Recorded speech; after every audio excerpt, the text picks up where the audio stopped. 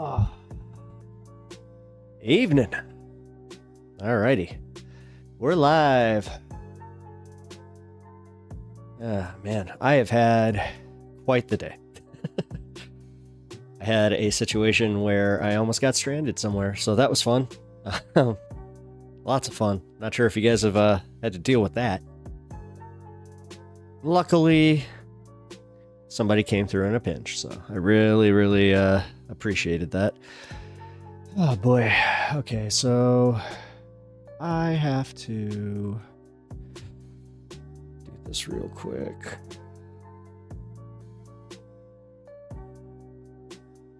There we go.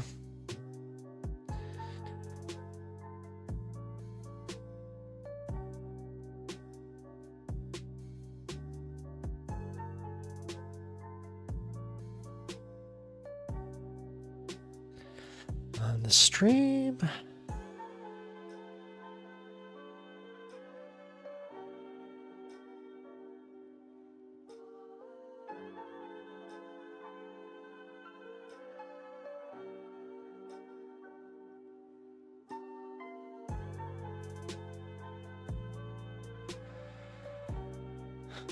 All right.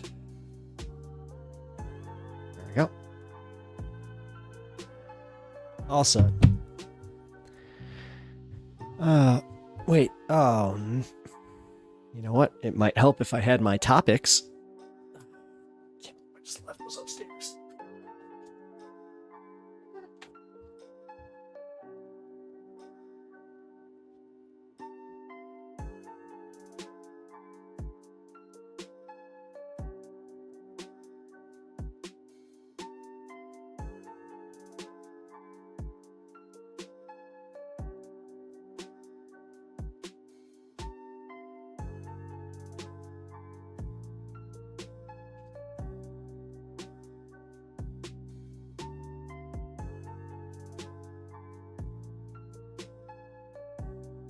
Okay. Oh. I got my topics. Totally left those upstairs. Yeah, that's exactly where they need to be. Alrighty. Well, let's cover the news real quick. And honestly, this one's kind of interesting. So, wow. That little trip upstairs was quite the workout for me at this point. All right, so we're gonna go right into this. This is important because I'm not sure if this has been on any Grim Trash Can. 3 viewers, really killing the podcast game right now, man. Well, thank you. I literally just started 4 minutes ago, so I averaged 10 here. You know what? I'm doing okay. Podcast game. This is a stream, mind you. Get with it, man. Damn. All right, but I was going into this. Charlotte airport workers on strike over low wages during busy Thanksgiving travel holiday. So if you guys are going to Charlotte, which I'm not sure how many of you, my viewers are, although, you know what?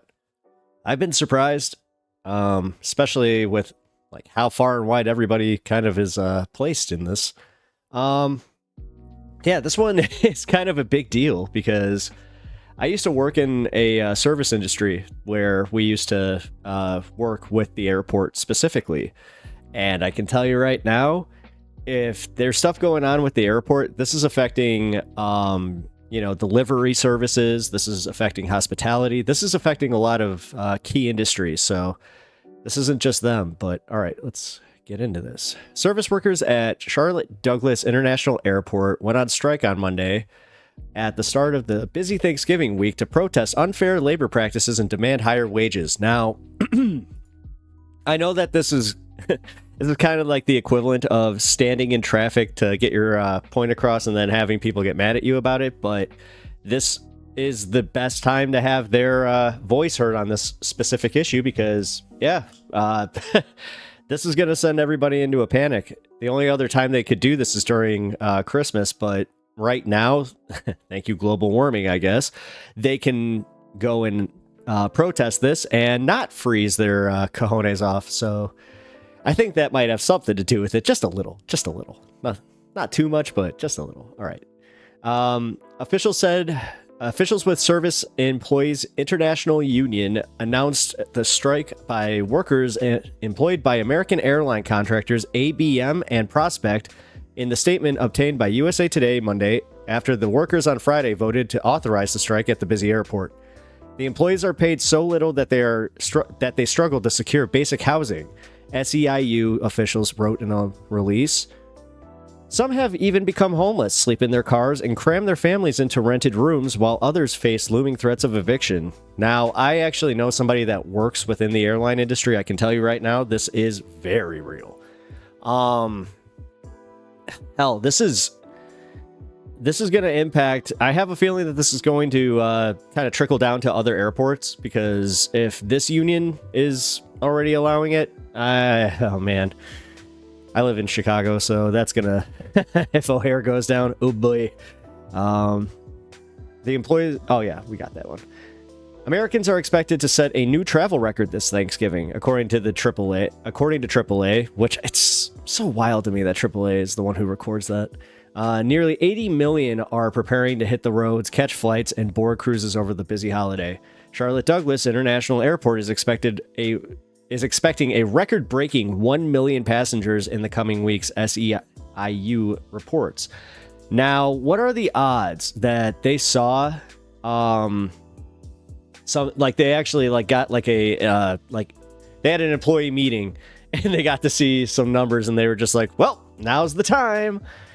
Mind you, I'm 120% behind the strikers on this one. I think that this is great. You know what? This is now, if it affects you, that sucks, but it is bringing a little bit more attention to this. Timothy Lowe, 49, a prospect wheelchair agent, told USA Today he's been living in a storage unit for months because he can't afford to rent a home. Man, that's... Before that, he said he used to spend his entire paycheck living in a hotel room. This is the best job I've had in a long time, and I am here for the service. You know what? I can't even finish this without going directly to my thought about, I hate to always bring it back to the election, but this is what it was.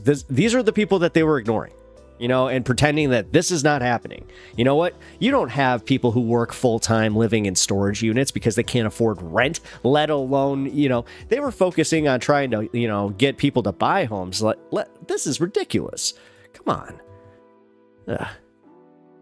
Yeah, because he's even saying, this is the best job I've had in a long time, and here I am, and I am here for the service, but I don't have enough to make it.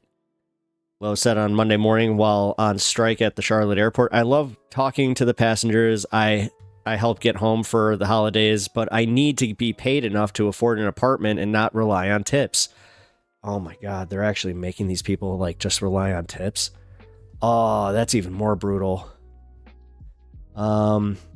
Mid-Monday morning, Prospect spokesperson Suzanne Mucklow released the statement saying, we recognize the seriousness of airport workers striking, particularly during the busy holiday travel season, and remain fully committed to addressing concerns and minimizing any disruptions to our operations during this critical time. Prospect Airport Services is proud to provide higher wages, experienced leadership and comprehensive benefits to all our employees, including the dedicated team working at Charlotte Douglas International Airport. It doesn't sound like they're trying to fix the problem as much as they're saying, hey, we already addressed this. They make plenty. I don't know what they're complaining about. Yeah, it seems kind of disingenuous. Prospect threatening to fire workers who strike. Oh, okay. And now with the upcoming administration, let's expect the unions to have more protections, right? According to a letter obtained by USA Today, Prospect is threatening to terminate workers who go on strike. It is Prospect's position to that a strike under these circumstances is illegal under what we believe is to be the applicable federal law. Oh my god. I hate union busting. I hate union busting. We expect all employees to work their assigned shifts, and employees that engage in illegal work stoppage will be the subject of disciplinary action up to and including termination. Well, maybe that guy can get a job at the storage unit place. Sorry, that was mean. But I mean, honestly, it sucks because, I mean, dude, if that's the best job you can get right now, this is... What are we doing? The company did not directly respond to questions about the November 24th letter, but in a statement wrote, it prioritizes transparent communication with its workers so they receive fair compensation and robust career advancement opportunities. As we navigate this matter, we remain steadfast in our commitment to maintaining the highest standards of service for our customers while supporting our team members. Yeah, what? My lord. Workers began walking off the job at 5 a.m. Workers began walking off the job with those assigned to 5 a.m. Eastern Standard shifts. The employees are slated to be joined by fellow service workers across the industries, including United Workers, the Union, Southern Service Workers, blah, blah, blah. Oh, really? Okay, that's interesting. So yeah, as I was saying, this could actually, like, start expanding. Laura Kelly, another wheelchair agent, said she received an eviction notice and is supposed to be out of her home by noon local time on Monday. I understand that passengers are worried that they may not be able to make it home for the holidays, but I have to worry that my family won't even have a home this Thanksgiving. Again, instead of Prospect threatening to fire us, they should be giving us what we deserve so we can keep a roof over our heads. You know, this goes back to the essential workers thing. Like, this is one thing that really bothered me about COVID that we never addressed, was the fact that the essential workers, we still somehow treat like absolute garbage. We take full advantage of them, you know, our grocery workers, we call them low-skilled positions, and somehow we use that to justify them making minimum wage, and these are the people that literally keep us alive, and, you know, they keep us, you know, fed. So, yeah, this is one of those things where I'm kind of starting to get a little angry about how we have been handling this, and this is just another extension to that, because if they rely on these people so much that this would cause major disruptions, then maybe, just maybe, they should actually capitulate. Maybe they should actually, you know, value these people. But the fact that they're in the situations that they are in, do you know how they view them? You want to take a wild guess? You know, those poors, those darn poors, just ruining. They're the ones ruining it for everybody. Didn't you know? Like, it's not the billionaires, it's the poors. What? How dare you? How dare you be so damn poor? Like, you're ruining it for the rest of us. Jesus Christ. Yeah, that's where we're at, guys. That's where we're at. So, all right. Well, we got some more news. Because here, check it out. We go from that story right to how TSA plans to handle record air travel. Notice how they're just kind of carefully omitting that whole part, you know, in this. Let's even see if they mention it. Doesn't look like it. Thanksgiving by the numbers, TSA. Airport strike. It's the fourth thing that they mention in this, so okay. Fair is fair. All right, AP. At least, you know, Associated Press is doing their thing. Ugh. If you guys are going anywhere, you know, shout out. I am staying home and going to the in-laws. It's gonna be fun. Actually, one of those rare people that actually really likes my in-laws. My mother-in-law's the shit. She's hilarious. She is a North Sider, you know.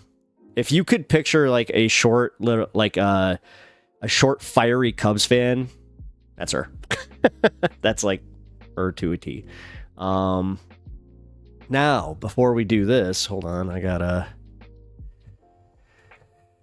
Let me take care of this. What the hell? Alright. Because we gotta take a quick little step into an update on what's going on with the Palestinian conflict, because there is actually a update, which I don't know if you guys... I don't know why I sounded so Midwestern. I don't know if you guys know this, but yeah. What is blocking ceasefire to Israel and Hezbollah? Anybody want to warn a guess? Could it be the Biden administration? Perhaps a guy named Anthony Blinken? Does he have anything to do with it?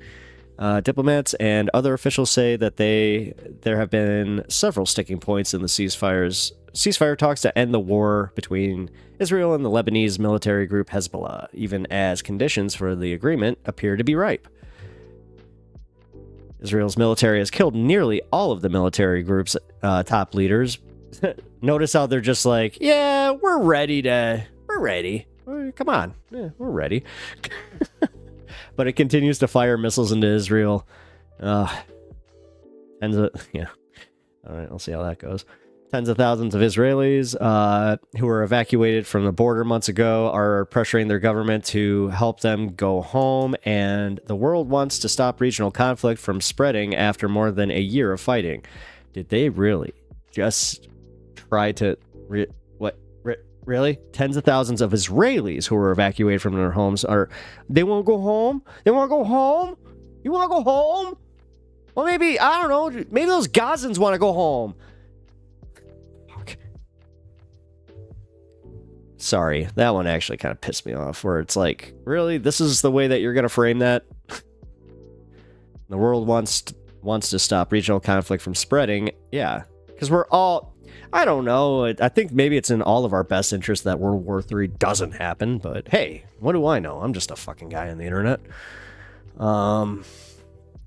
Following the latest visit to the region by a U.S. mediator, Israel hit central Beirut over the weekend, and Hezbollah responded with the biggest barrage in weeks as each applied pressure to reach a deal. See, that's kind of weird. It's like, oh, we're going to apply all this pressure to reach a deal for a ceasefire. Meanwhile, we're just going to barrage each other. The hell? Sorry, that's literally just me like making a broader commentary on peace talks, where it's just like, yeah, that's a great way to bring about peace talks, guys. It's just like, it's essentially doing this, where you're just like, all right, we're talking peace now. It's like, what the hell? You're gonna talk peace with me whether you like it or not. Israel and Hamas and Hezbollah have exchanged fire almost daily since the day after Hamas-led militants. Okay, no, I read Hamas first. On October 7th, we knew what happened then. Israel launched a widespread bombardment on Lebanon 2 months ago, then a ground invasion. More than 3,500 people in Lebanon have been killed, many of them civilians. No kidding. It's almost like, doing that blanket carpet bombing stuff. It doesn't result in, targeted strikes. Jeez. More than 70 have been killed in Israel. Over 40 of them civilians. Yet somehow that number is going to become equitable. Like, what? Jeez. Excuse me. That is, yeah. In addition, over 50 Israeli soldiers have been killed in the ground offensive. Here's a look at the proposal and the sticking points. Okay, this is the important part here, because honestly, I would like to know what they are trying to get done in these ceasefire talks. We always just hear about how they're not getting done, and people, oh, well, one side is not going to capitulate. Oh, the other side's not going to capitulate. Blah, blah, blah, blah, blah. Yeah, I mean, now it seems like it's like, okay, now that Israel really has no other, high level targets. They're just kind of like, all right, guys, we done here? We done? The proposal under discussion to end the fighting between Israel and Hezbollah calls for an initial 2-month ceasefire during which Israeli forces would withdraw from Lebanon and Hezbollah would end its armed presence along the southern border south of the Litani River. The withdrawals would be accompanied by an influx of thousands more Lebanese army troops who have been largely sidelined in the war to patrol the border along with an existing UN peacekeeping force. Okay, I was wondering where the UN came into this. The International Committee would be set up to monitor implementation of the ceasefire agreement and of UN Security Service Resolution 1701, which was passed in 2006 to end the month-long war between Israel and Hezbollah, but never fully implemented. Yeah, because this has been going on pretty much since then. Hezbollah never ended its presence in southern Lebanon, while Lebanon said Israel regularly violated its airspace and occupied small patches of its territory. Yeah, like they started doing settlements down in the south. It's not clear whether a new deal would be any more successfully implemented than the one in 2006. Michael Herzog, Israel's ambassador to Washington, told Israeli Army radio on Monday that the deal aimed to improve surveillance and enforcement of the previous resolution. While he said that there are still certain points that needed to be finalized, a deal was close and could be clinched within days. That'd be awesome. I mean, somebody that would like a ceasefire sooner than later. A U.S. official said negotiations continue to progress on Sunday, but the parties still need to work out some outstanding issues to close the deal. The official, who insisted on an anonymity to discuss the private talks, declined to detail the outstanding issues. Come on! That's kind of what we need to do. Yeah. Okay, well, at that point, like, what else are we going to learn when they're not going to let us know what they actually want? You know? Might be a thing. By the way, for that guy who is just like, 3 viewers really killing the podcast game right now. I got 8 now, so. Sup? 5 more than I started with there, dude. I love how people are just like, I'm gonna dunk on this guy, you know? I just saw him go live. What's up? What's up? I don't know why I keep doing that today. I've been playing too many video games. What's up? What's up?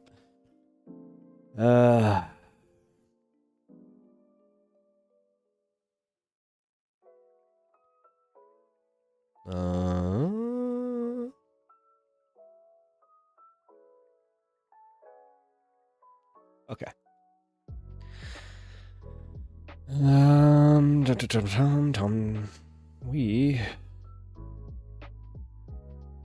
Why is it not working?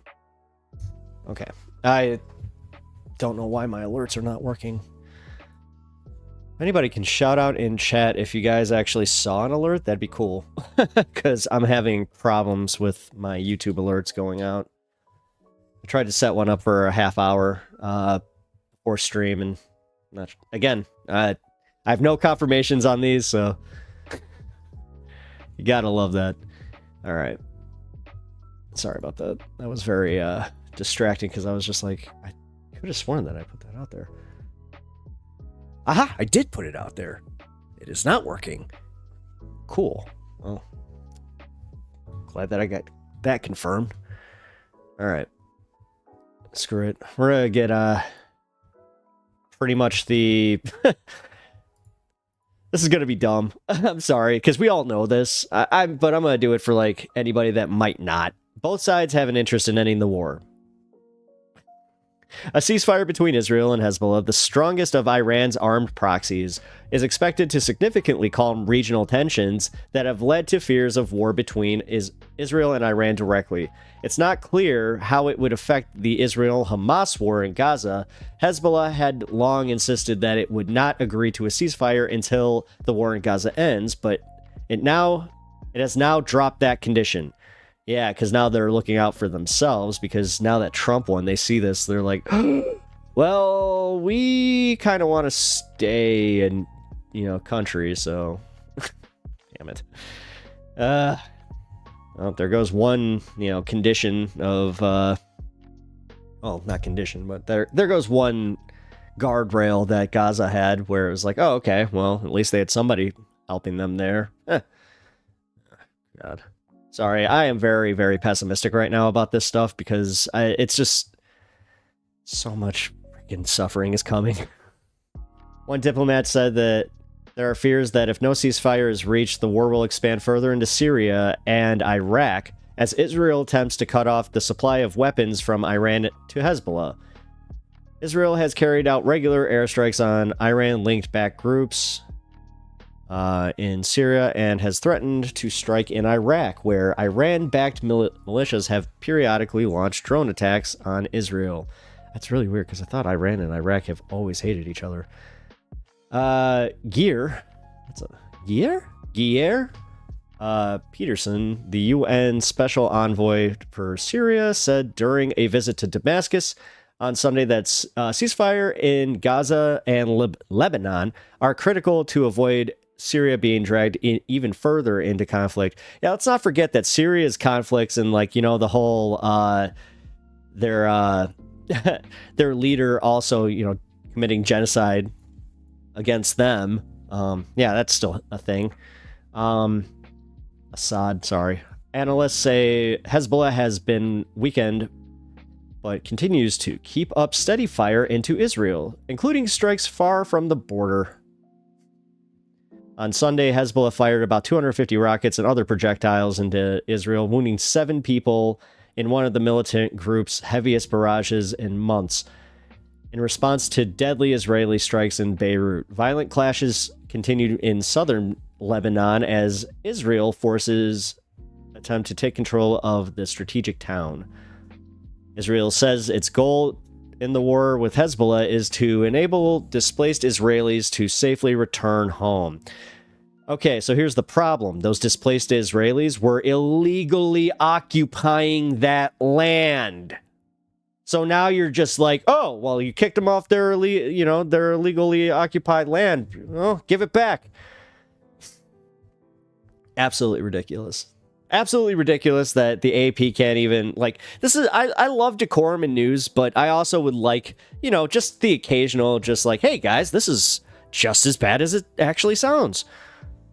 In Lebanon, a quarter of the population has been displaced, and parts of the country, particularly in South Lebanon and areas south of the capital, Beirut, have been destroyed. So you don't think they want to go home?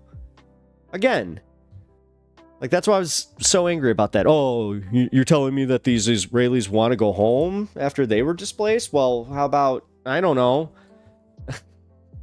That's almost like a karmatic thing. It's like, In Lebanon, where officials and residents are anxious to end the war, an initial rush of optimism dissipated after the Biden administration's point man on Israel and Lebanon, Amish Hochstein, left the region last week without a deal. Many now believe no agreement will be reached before President-elect Donald Trump takes office in January. And I'm going to just add this aside, to which then we don't know what the hell's going to happen. Yeah, that's going to be fun. Fun. All right, to chat. Duke, what's up, Duke? Firefist, what up? Americans, contacts? No. Yeah.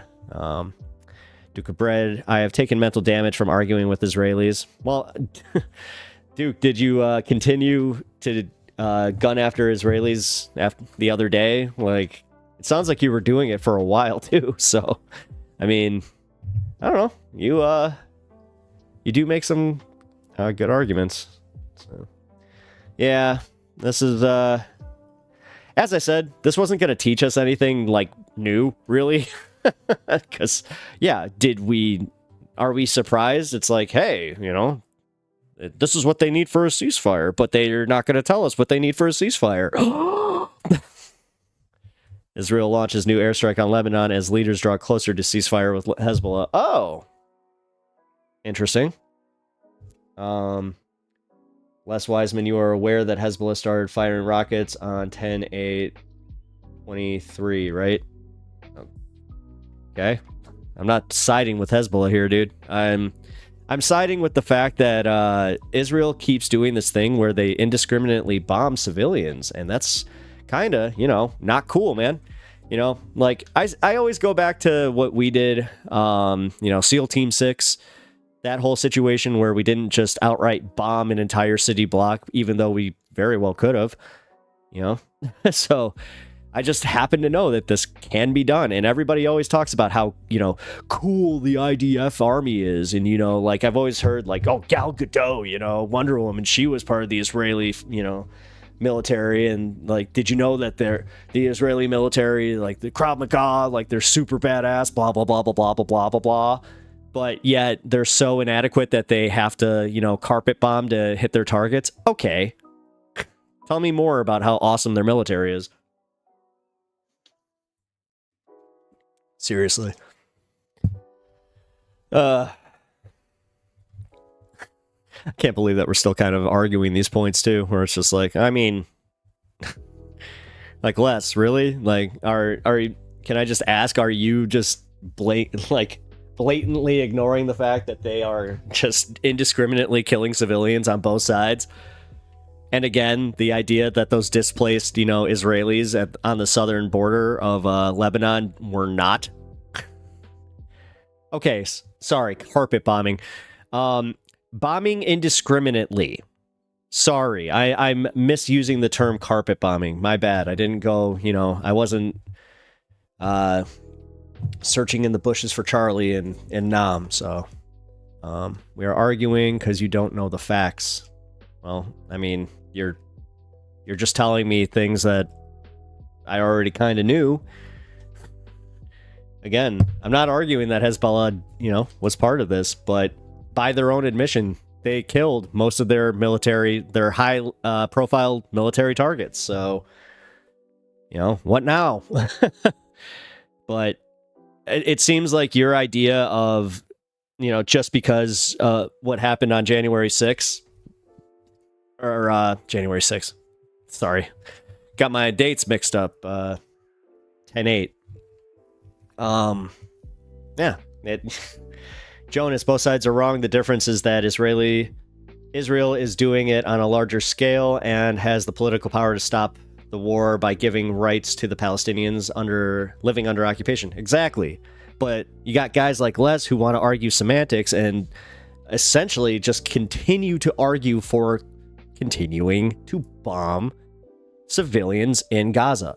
Like, it's kind of weird because, like, they will always do that mental gymnastics thing of, well, we have to go after Hamas, but no answers for, all the civilian death, which I know very little about the Jewish religion, but I do know enough to know that killing is not exactly seen as okay. Actually, when I was looking into different religions falling out of mine, I did kind of lean that way a little bit, where I was just like, oh, look, they have a degree of pacifism. But they didn't smoke weed, so Rastafarian is being a Rastafari was much better. Actually, I mean, it was weird. Just essentially taking my Christian beliefs and just being like, hey, it's essentially Christianity with weed. So, but then I had that pesky thing where I just, stopped. And whatever. But yeah, I agree with Jonas here. Both sides are wrong. The difference being is Israel is, just large-scale bombing. Sorry, I was misusing the term carpet bombing. My bad. I will own that. All right, so we've done that. We did the TSA. Do we? Yeah, we should, actually. Let's take a look at this real quick. Israel launches new airstrike on Lebanon as leaders draw closer to ceasefire with Hezbollah. Beirut. Israel's military launched airstrikes across Lebanon on Monday, unleashing explosions throughout the country, killing at least 31, while Israeli leaders appeared to be closing in on negotiated ceasefire with Hezbollah militant group. So, oddly enough, this is, with these two stories, I am actually gathering, like, okay, this ceasefire does seem to actually be in play. I got a little bit more hopium towards this one. All right. Duke of Bread at work for next few hours, so I would join this debate, lol. Or I would join this debate, lol. I try to get Israelis to admit their enemies are human. It is impossible. All of their rhetoric is dehumanizing and violent. When they go, yeah, when they're literally just making excuses for seeing them as anything but human beings just to justify, you know, their, whatever, the atrocities of the side that they agree with. Yeah, that's kind of not cool. Jim and Skittum. I don't know how to say your name. Sorry. Jim and Skittum? Skittum? Is it Skittum? Like, I don't know. You got no punctuation there, so. That's what I practice except for the Christianity part. Well. Yeah. I appreciate that. I mean, me too. I essentially, I don't know, like that was the whole thing. Their whole practice of seeing Jah as like Mother Earth and the actual like embodiment of nature. That was always cool to me. Zombie. I trust that Ukraine will try to negotiate soon, but I don't know about Israel. Yeah. Well, Ukraine, I don't know about that. We'll see. Because it really does kind of... It depends on whether or not Trump just unilaterally wants to take funding away. Like, it is kind of crazy. Like, we're at this weird point where we're just not sure what's going to happen there. And we have been invested in this for a long time. And I still don't understand how so many Americans are just anti-Ukraine. I don't understand that. It's so weird how many people are just like, you know... we actually had somebody in my chat named Putin's puppy, but yeah, they're Putin's puppies. You know, it's ridiculous. Duke, have you ever listened to the rhetoric of Hamas and Hezbollah? Duke of Bread, every Israeli I talk to uses the words barbarian, animal, terrorist, inhuman, filth. This is what ethno-nationalism does to you. It does. Absolutely. It's also just in general, like, how they're... I don't want to say this is how they cope with war, but this is very, very reminiscent of how we kind of coped with things during the Iraq War. So, Robin B. Hey, Robin B. Good to see you. Agree with Duke of Bread. Yeah, we always tend to. Duke does know what's up. Yeah, remember, always support Duke of Bread. Also, if you guys haven't already, pop in that Discord, because guess what? There's some fun stuff in there. So, definitely shout out to Wrecked Angel. She went above and beyond setting up that Discord page, and yeah, just overall, we had a lot of fun over the weekend. So you can go check out the memes page. That one was probably my favorite. And horticulture. Check out my horticulture page. It's very cool. Yeah, sorry, starting to lose viewers talking about these, but hey, we're gonna report the news because that's what's happening. Airstrikes kill at least 31. Massive explosion lit up Lebanon skies with flashing in orange, sending towering plumes of smoke into the air. See, now that's also part of it. Like, everybody likes to conflate, like, well, Hezbollah fired on Israel. Yeah, but they don't have an Iron Dome. I know that, and trust me, that's not me saying, like, oh, that means Hezbollah's right. I'm just saying, yeah. Fire Fist Ace, I'm smoking your horticulture tonight. Nice. Nice. Actually, you are. You're smoking the one that's in there. Yeah, that was the one pictured. Oh, Oh, actually, no, I didn't put the little one in there. Hold on. I actually got to update that. Sorry about that. But you know what? Really? So it just goes to this. I want an update on this ceasefire. I wanted to actually, like, this is just me going, like, with the full hopium, where I'm just like, I just wanted to say that they reached the ceasefire. Lebanese people are always taking crap. Lady man, oh, never mind. Spelling problems for me. Talking crap? I don't know. Landy problem. Blandy man. Blandy man's here. All right. Well, that was the news. We're gonna go into the segments now. We got a fun setup here. We got one of my favorite comedians just taking a piss out of fucking Theo Von, which I have been convinced that Theo Von is a very nice man. He's cool. Howdy, Blandy man. But I think that Theo Von is, what's the nicest way I can say that he's just a certifiable idiot? Like, he's just very dumb. Like, the way that he just goes, huh? What? No way. It's still weird to me that everybody forgets that he was on Road Rules. That's where I knew Theo Von from the first time. It was actually where I also knew The Miz from WWE. He was also on Road Rules. Theo has to be 10 times the IQ that he puts out. I mean, maybe, if he is playing stupid, but I don't know. Like, he genuinely... Because one thing I appreciate about Theo is he doesn't really do the, like, the mental block, you know, or the mental editing, so I don't know. His genuine curiosity or his genuine, like, shock of knowledge does sometimes come across as, like, genuine ignorance.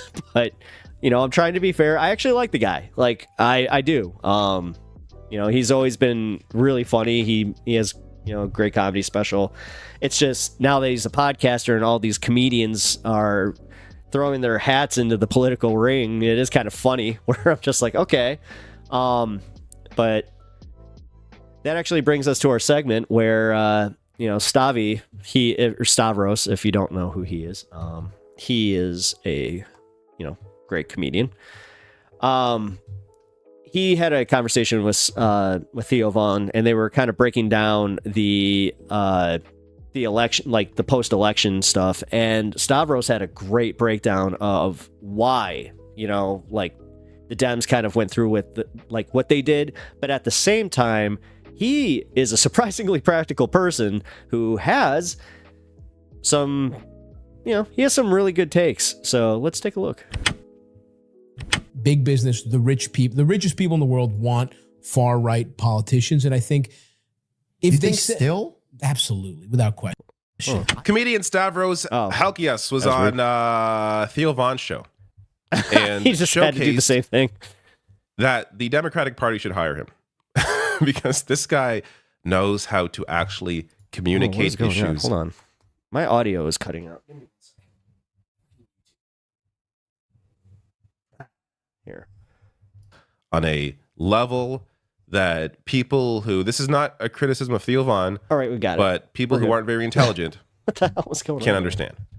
So Theo Von, you know.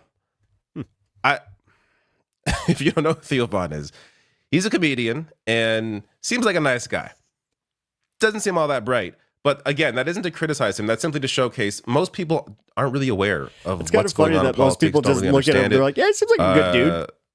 Stavros here, though, I think does such a good job of communicating a couple of different issues. One, the first one we'll get to here, and then he also discusses JD Vance, which is hilarious. So they're both great. Theo but did let me have start JD with on. Sorry. This clip here. And I'm going to, against my better judgment, I'm also going to contrast this with someone who, at least recently, I don't think has been doing a very good job at communicating with the right as much as he is trying to.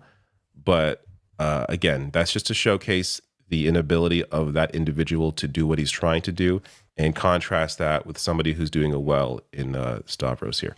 So let me start with this clip. I think you can really see stuff that we take for granted as progress.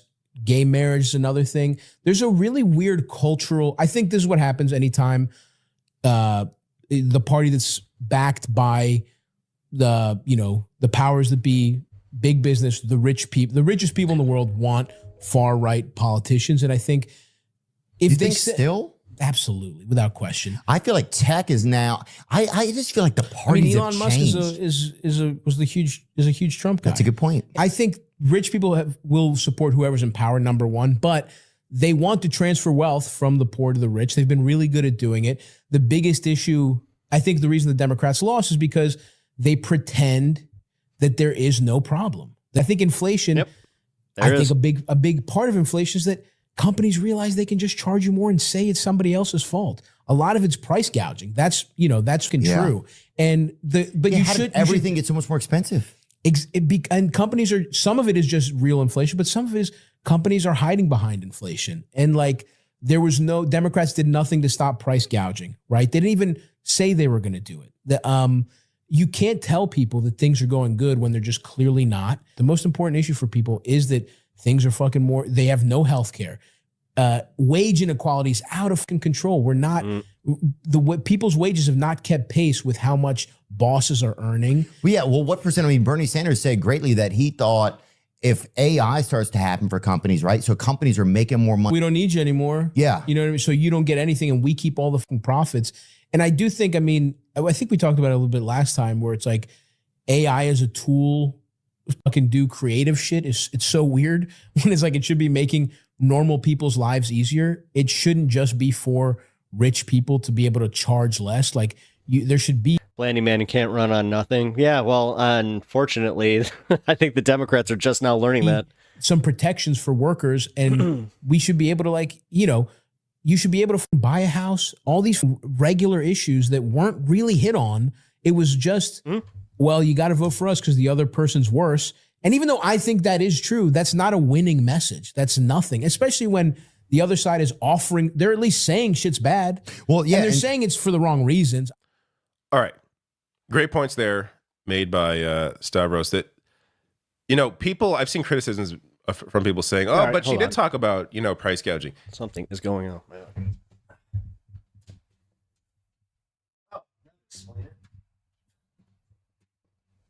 Ah, Yeah. the hell? Okay, or not.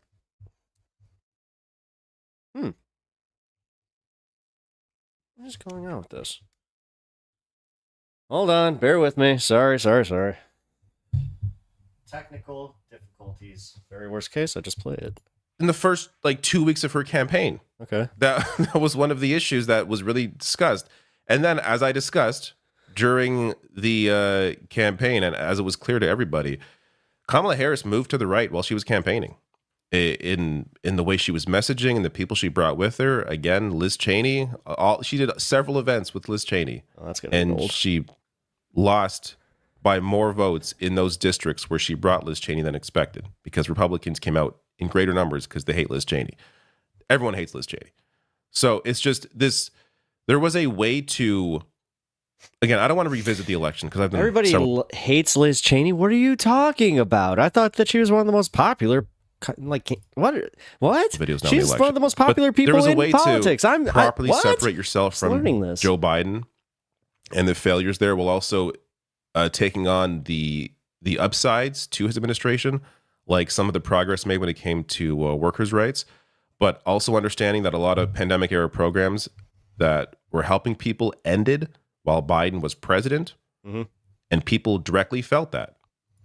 That led to people thinking, when Kamala Harris is on The View saying, there's nothing I do differently than Joe Biden, then she just appears like a continuation of that, as opposed to someone who's actually going to take on, for example, the price gouging that she initially brought up in the campaign. So, contrast that with, let's be clear, the Republicans, of course, much worse on all those issues, but they Blandy use man. immigration as the Liz excuse, Cheney being right? ripped by Which is not a new one not by the reason Eminem for back in the anything. day was hilarious. But, Yep. but they at least pinpoint something and fool enough people into thinking that they have the both the problem and the solutions down, whereas Democrats try to soft land that there are any problems at all. Now, let me share this as well. Actually, you know what? I'll end on this. This is more just a fun watch where Stavros is talking about JD Vance. I want to get to contrasting that with Cenk Uygur. All right, now again, There we go. I'm not taking shots here. This By is the just way, I this want is to be going to clear. take us into our next segment. is- So, Cenk has been on fire the last few days as far as just pivoting right, man. If you guys know what Cenk's giving is with Hassan, definitely be prepared to have some clips ready for that one. A failure in communication here. So on one hand, you have Stavros, who's talking with the conservative, understands how to discuss these issues in a way that I think lands. On the other hand, you have Cenk here appearing to prop up Don Jr., who I know he knows is full of shit. But again, tweeting out, while the left is yelling at me to not work with MAGA, here's Don Jr. saying we should limit generals from working for defense contractors. That's a policy we've been pushing for and got nowhere with Democrats on. Who cares who does it as long as it gets done?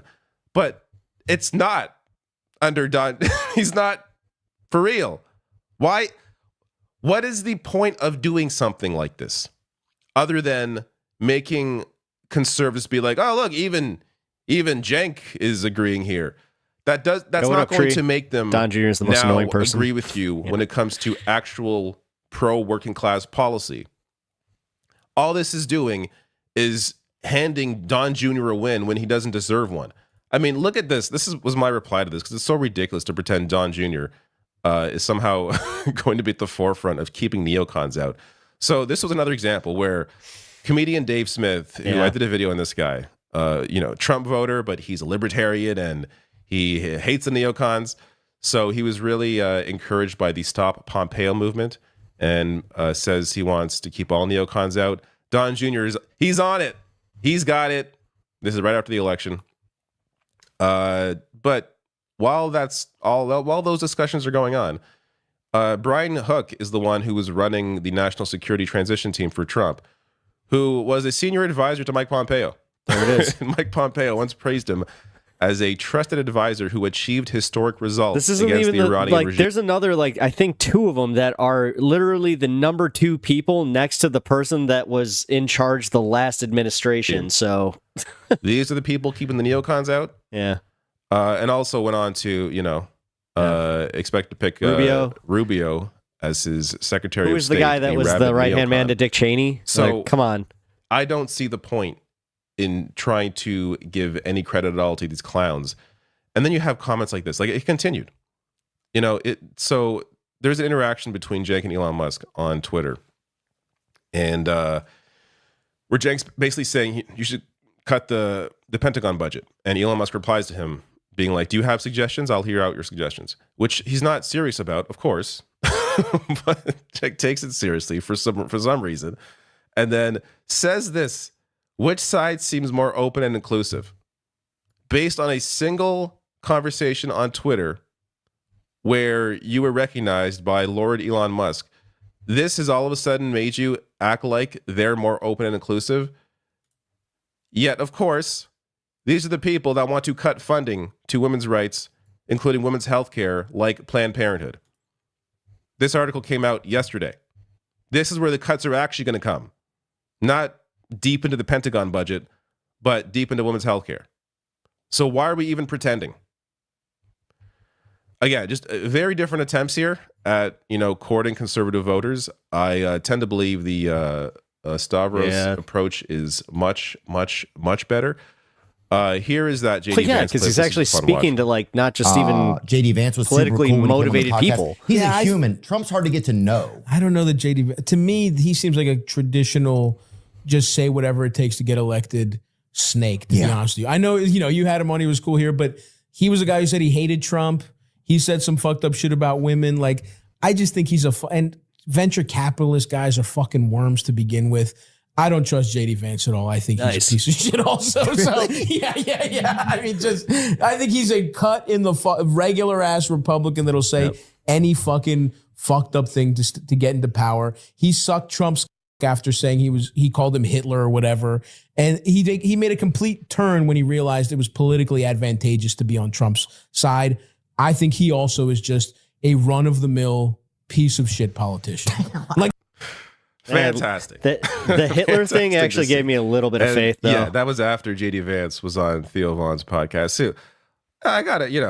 Theo Von, I think he's got a heart of gold. I think he means well. I really do. I just think he doesn't know what the fuck is going on. Yep, that's pretty much it. It's good to have someone like, Stavros on there and really set him straight. Bernie Sanders was on Theo Von's podcast a few weeks ago. So he'll talk to anybody. Again, it's less about the host. It's less about Theo Von. It's the fact that Theo Von has a big podcast. He's, up there with Joe Rogan now. Oh, man, he's one of the lucky ones that got the anniversary edition PS5 controller. In terms of popularity. Lucky. So it's important to have voices like Bernie Sanders, Stavros, whoever it is, on there preaching a proper message, an educated message to a more conservative or apolitical audience. Yeah, no, this is what needs to be focused on over the next few years here, honestly. For as much as they were harping on Kamala Harris not going on Rogan, that's kind of where a lot of that, think about it. Because it wasn't just the brosphere. It was a lot of people just being like, well, we want her to speak to the normies. I keep reiterating this, man, but that was realistically what lost them the election, was the fact that they lost the, working class, the poors, is, we're called. Can't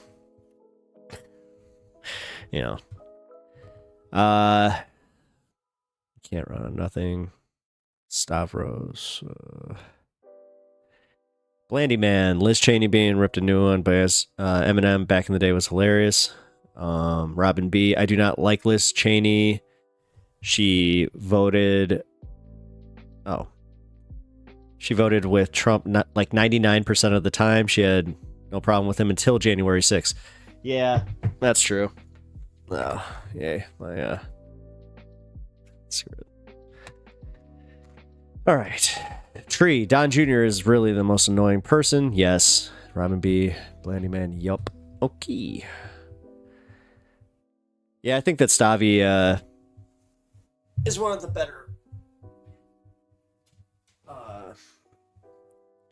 better comedians to listen to as far as his political takes, because he's as close to a leftist comedian as we're gonna get right now. I hate to say that, man.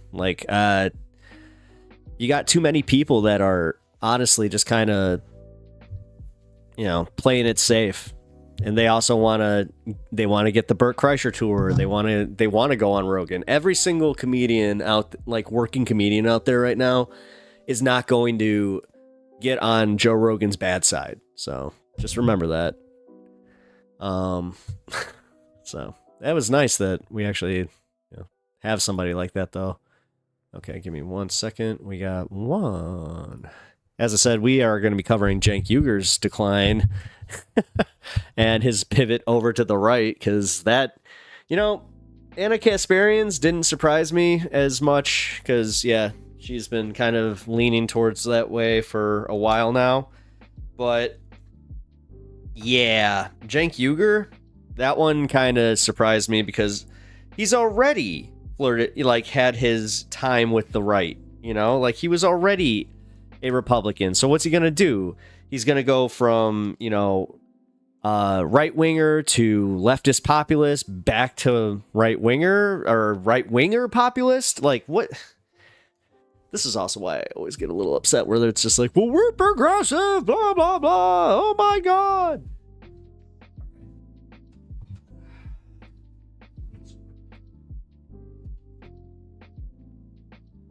We're in business. I had to stop. I actually had one of my earphones go out because I have had these for a long time and I don't want to give them up. But yeah, they have individual plugs. All right, so Jonas, I don't remember how long ago it was, but Joe Rogan did have Stavros on his show. Yeah, it's one of my favorite episodes, especially because it was like right before the election, and he he was actually the closest I think that Rogan came to changing his mind on some of this stuff, where he was just like, yeah, okay, I could see that. I think that Stavros might have been the one to suggest that he do an interview with Kamala Harris the first time. So yeah, there's that.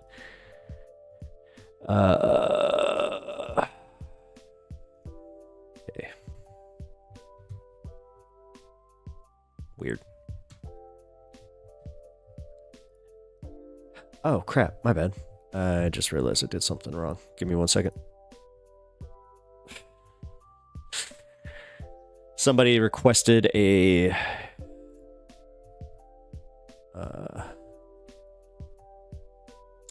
link of the stream, so I gotta send that out.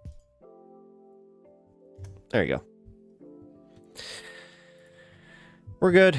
You got it. But I think that having guys like Theo Vaughn out there, though, it's not as bad as people are making it out to be, because people were like, oh, him having Trump on him. What was he supposed to do? Not? You know, is he supposed to not have Trump on? I mean, come on. Andrew Schultz was the funniest one, where they just got high and they were making fun of him to his face. Duke of Bread, headphones died back. Oh, I'm sorry to hear that, man. Yeah, mine are Soul Republics that I've had for, God, going on at least 10 years. I love these headphones. They have been very good to me.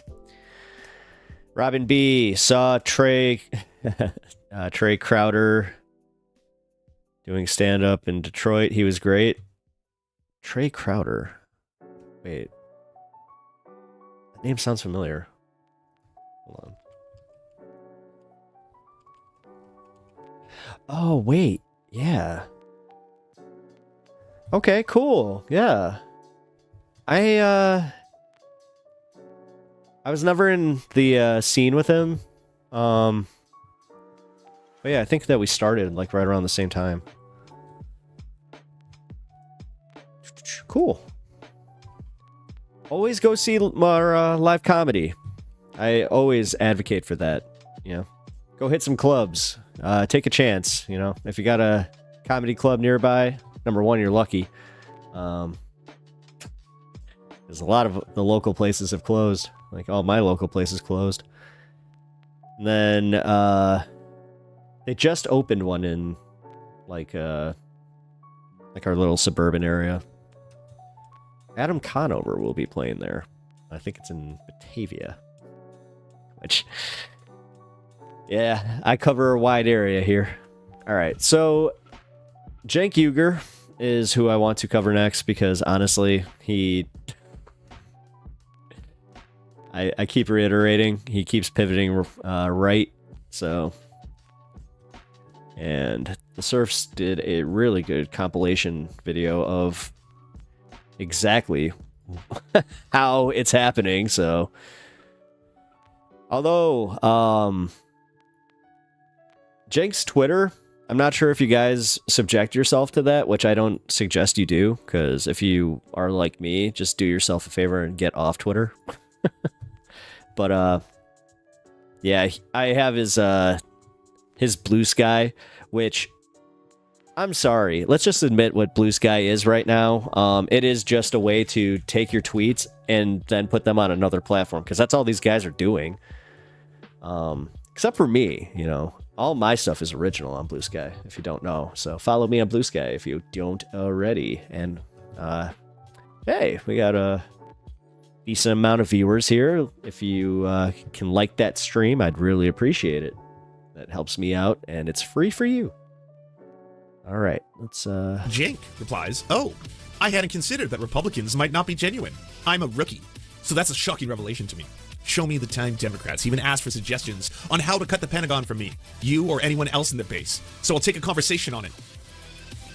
Are you saying out loud that you want to be placated to? Because that's even sadder. Tree, I never went on Twitter in the first place. Congratulations. Are you serious? Your mental health. You know what? Kind of jarring. I kind of know this. My mental health definitely is better than a lot of people that I would say that use Twitter like regularly. Right now, So- there is a But yeah, blue changing of skies the guard chill. in the United States. The Republicans are going to be taking over, I think, all of the branches of government: the presidency, the House, the Senate. They've already got the Supreme Court, so got that as well. They're What's happening? doing pretty well in terms of having complete and total power.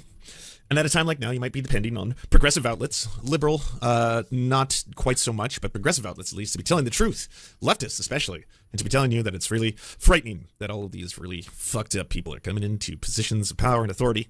But that's not what we're getting right now from Cenk of TYT, who apparently was in a battle with a lot of the left yesterday. But it does seem recently that his social media has been doing very successful on X, the Everything app. He used to get like, I See? used to follow Cenk on Twitter. We'd follow each other actually, and I saw the posts he would make and the things that he would post, and he would oftentimes get ratioed. No, I thought a lot of it had to do with the fact that like Republicans or right wingers just hated him, and that's why they were being like really intense online. Or he would just get under 1,000 likes on something, and then get a lot of quote tweets. And then ratioing essentially means that you get more people replying to you than you do getting likes for your posts. Hey, but now they're blowing into I've the been ratioed. stratosphere, and I think he's found something. I don't know if this is. There's a lot of reasons why people are going to say could be the feedback loop that you get from positive reinforcement in social media. So going from getting 1,000 likes or 2,000 likes to 66,000 likes on your post might make you think, oh, the people like this. Now, it also has to do with the fact that X is effectively most of the people who are liberal to left adjacent are either using the platform less, jumping ship, going over the blue sky, not participating, and also the amplification that comes from having Elon Musk basically turned it into a right-wing MAGA chetosphere. But he did write, when I became a Democrat, That's it was exactly the what more it tolerant is. party. Republicans were run by religious nutjobs and corporate robots. Now the Democrats are in a lot of ways the less tolerant party. The least tolerant part is actually the establishment wing of the party that says anyone opposing their anointed leaders is committing heresy. If you try and give constructive criticism of the party to improve it, they drive you from the party while screaming, he's not a real Democrat. They hate populists. They become the corporate robots I couldn't stand. They hate the base. They insult our intelligence by pretending to be, or say that the donors are not in charge. They think we should be controlled and learn how to follow orders. And they have no idea how elitist they sound. Wait, where's he wrong in that? Predictably, their unironic reaction to this post will be heretic. Wait, I got it wrong with calling out the Democrats. Yeah. I'm a Canadian, so I can't vote Democrat even if I wanted to. But I call out the libs in Canada, the liberals all the time, and I call out the Democrats all I'm confused. Where the so time too. I think the majority of the Democrats are corporate Democrats who suck. But the idea that this is actually about the fact that MAGA and the right and Republicans or conservatives in Canada are actually the party of wanting to listen. Oh. They are the party of populism. Okay. AKA, because we're hearing this word a lot, by the way. Cenk is saying that I'm a populist, identifies as a populist. Trump is a populist, by the way, and it seems like they are willing to listen to regular, everyday people, the general population. And there's a lot of really bad people in history, Mussolini, Hitler, for example, that are people who will appeal to the general voting demographic before they are in dictatorial power, by the way, because a lot of times it's that their party needs to be voted into a certain amount of power to be able to have more voice in council or parliament or whatever it is. And so they will have what are called populist policies that appeal to a lot of people. In the case of Mussolini, for example, he would like to say that he was actually going to effectively make the trains start to run on time. And there's a certain percentage of the voter demographic who are going to be like, oh, neat. Okay, well, I'm not totally down with this whole fascistic policies, but the fact that he's going to make the trains run on time sounds lovely. It's about time we had that. Or in the case of Hitler's Germany, the Autobahn, we're going to improve a lot of public Les Wiseman, but I don't believe Cenk ever actually changed. He is just a Trojan horse. I can actually kind of side with you on that one, where I don't think he never really left the conservative space from his point of view. Stuff like that kind of. I don't know. The populist policies. He was a the reason leftist that of they are convenience. labeled as faux populists is that they do I not don't know. believe. No, that's not ultimately fair. in I don't improving wanna the call 'em out lives like of that. the general population, of improving the lives of the lower to middle classes. They believe in concentrating power into the very, very wealthy, the very, very rich, the very, very elite, to eventually, if it is the form of fascism, utilizing an event, a cataclysmic event, say like a fire, the Reichstag fire, for example, and stating that they will have to assume total power and then merge the corporation and the state. This is happening simultaneously in the case of World War II events with a complete economic collapse. And if you have something like the Great Depression, you have massive inflation in Germany, then they will use that as an opportunity to blame the economic downturns, not on capitalism, because fascism is hypercapitalism. It is far-right ideology that seeks to preserve capitalism by, Parallels, anybody? again, the merging of the corporation and the state, and they will other and blame a group. In the case of Hitler, he blamed the Jews. He said that it was Jewish bankers and banking institutions that were actually responsible for the economic collapse and downturn that everyone was experiencing. And that was one of the precursors for them persecuting the Jews domestically in order to, again, this is not true. The majority of the 4 major banks in Germany were not controlled by Jewish people. This was a lie, an anti-Semitic lie, part of an anti-Semitic conspiracy spread by an anti-Semite. And that's one of the most horrifying dangers of the rise of fascist or fascist policies. Oftentimes, the fascists themselves are not outright going to be continuously telling you the worst aspects initially of some of their campaign, although in the case of Germany and with Hitler, he was certainly an avowed anti-Semite who was often speaking about Jewish conspiracies and targeting Roma people, people with disabilities, homosexuals, targeting LGBTQ plus folk, all that. Similar to what you're seeing someone like Donald Trump, for example, doing. And Cenk, along with a lot of other people, had been pointing this out for a while. Cenk, obviously, he ran for president under the idea that he was going to try and prevent Trump from coming to power, from rising as a fascist. He used that term frequently. Donald Trump is a fascist. Donald Trump is a fascist. He's a horrifying man. He's a fascist. But that's changed a lot more recently. And then we're seeing posts now by Cenk talking about how we're going to see whether or not he happens to be a real populist or a faux populist. If he's going to be a man of the people, if he's going to follow through in his policies, well, you know what he's going to do, because we've seen it already. He's been the president before. He's not a man of the people. He's going to continue to do what he's always done, which is to continue to concentrate wealth into the hands of the elites. That's what Donald Trump does. You don't have to worry about whether or not that's something we can discover. And so he also reached out to Elon Musk to ask if he could give some input. And Elon Musk replied, and it turns out that reply really got Cenk excited. I asked Elon Musk to put me in charge of cutting the Pentagon. And he said, what are your suggestions? I run the largest left-wing network online, and a Democratic leader has never asked me that question. The idea that they would take advice from a populist is disdainful to them. I get it. Okay, so yeah, he's all excited that Elon gave him attention. So now he's just like, look, I never got this question asked by the Democratic establishment. Which side seems more open and inclusive? I can see the criticism. Which side seems more welcoming? And which side tries really hard to drive you away if you disagree even a little with orthodoxy? Which side is asking for suggestions? And which one is demanding compliance and obedience? Going back, of course, to the idea that it's not necessarily wrong about that second part. Consistently trying to get you to follow the code of woke. If you break or go astray, if you aren't the pure, I think that's that's not what he's saying. He's talking about the corporate Democrats. Come on, man. Those who actually know the code and follow its rules and regulations at all times. We have to obviously wait until they're passed down. Lance is wrong on that. Other councils, the trans ideology has to be passed down. We have to find out what they want us to say, and then we also have to listen to the Black Lives Matter movement and the Land Back movement, and then together they form the Black Lives Matter movement. The leader of Black Lives Matter voted for Trump. Trifecta of woke. Just a fact. Makes us all know what we have to say and do. And if we fuck up at any given time, well, then the cancel culture comes for us and we're destroyed. But it seems like not MAGA or the right or the Republicans. No. In this case, Elon Musk, someone who's not currently in any form of power and is going to be getting a ceremonial position in a made-up department that can give recommendations but doesn't actually get to form policy. Yeah. Ultimately, just to promote a cryptocurrency. And I know they know this, by the way. This is not secretive, but the narrative here is one that's quite clear, right? They're pretty happy about it. For years, he's been saying so much stuff, but the Democrats never listened to him. They never listened to a YouTuber, which seems odd, I know, but they never listened to suggestions even, but Elon Musk did. He replied and said, we are taking suggestions. And then Donald Trump Jr. replied too, and things got even more exciting. So obviously, the left got really upset by this, and they made a lot of comments, and there was a lot of other commentators. He ended up replying to Emma Vigeland. Emma Vigeland says, why does your assessment of politics change based on who pays attention to you, specifically a billionaire?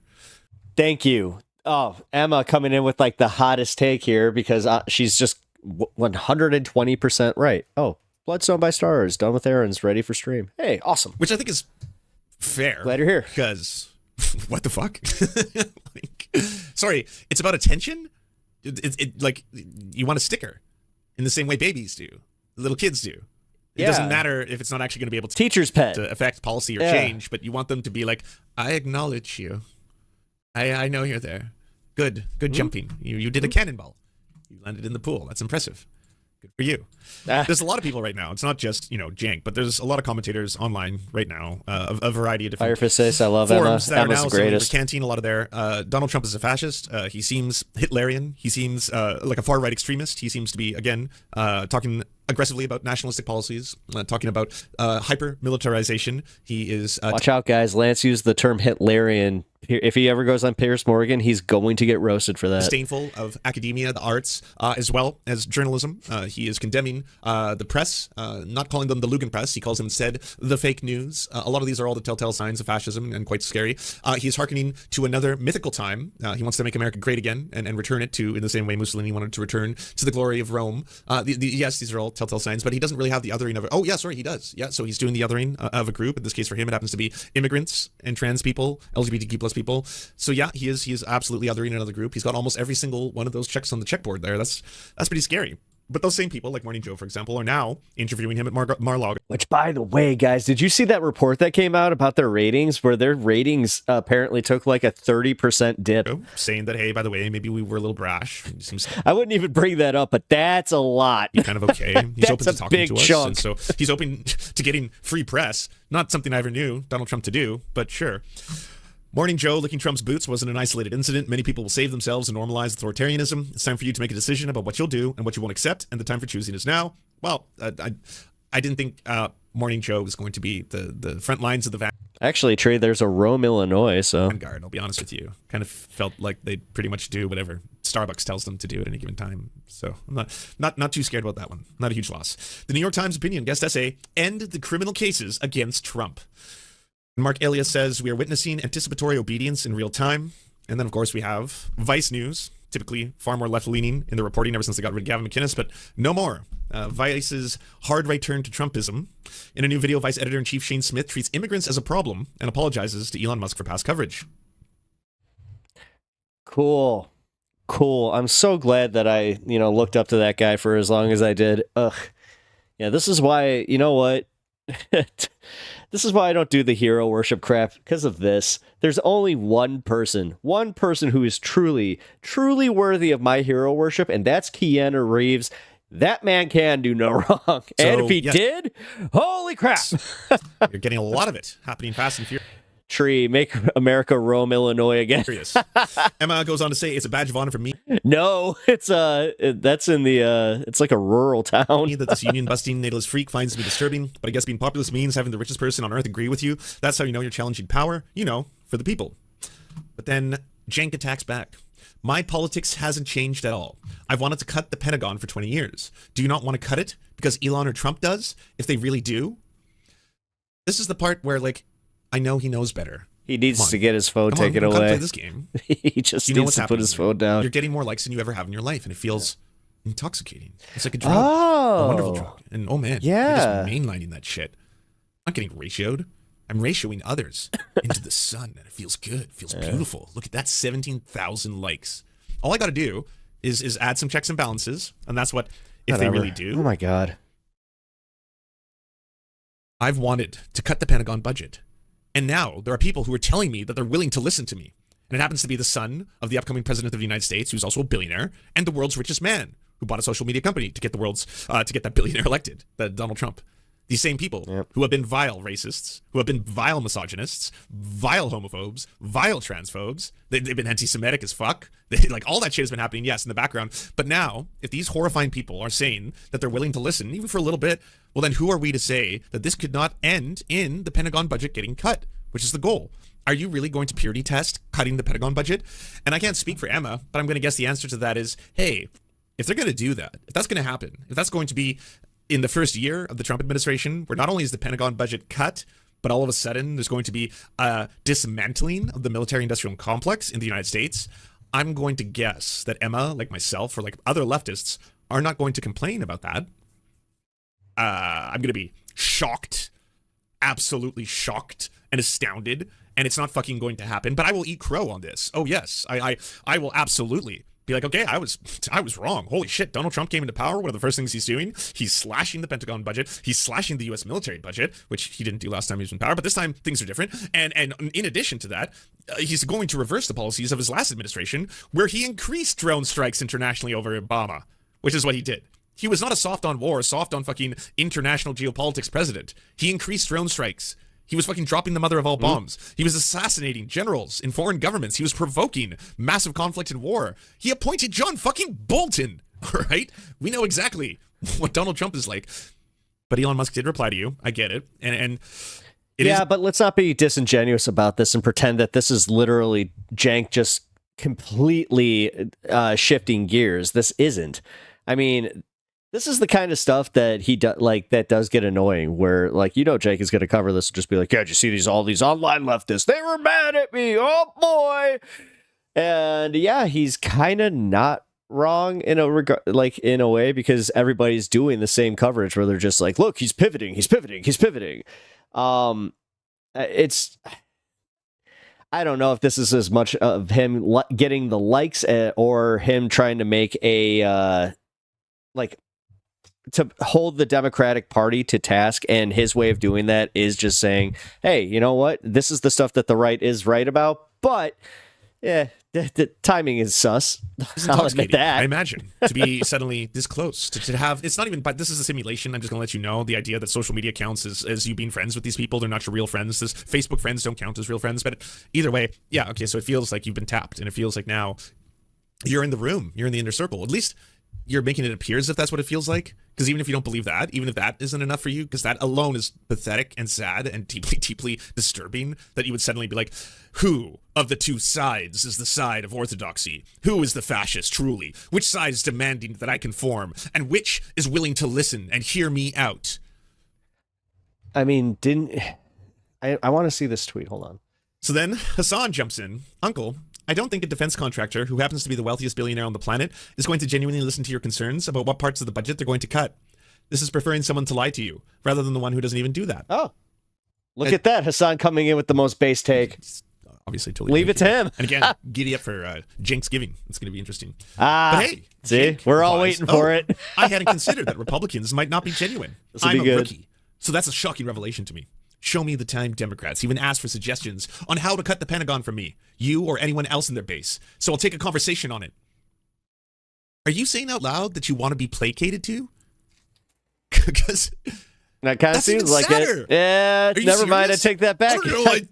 I know. Never mind. He came out and just said it. I totally take back what I said before. That they might not do the things they say they're going to do. No. I know. Cenk, you they're suck. liars. And I know. You might just be saying shit. No, I get it.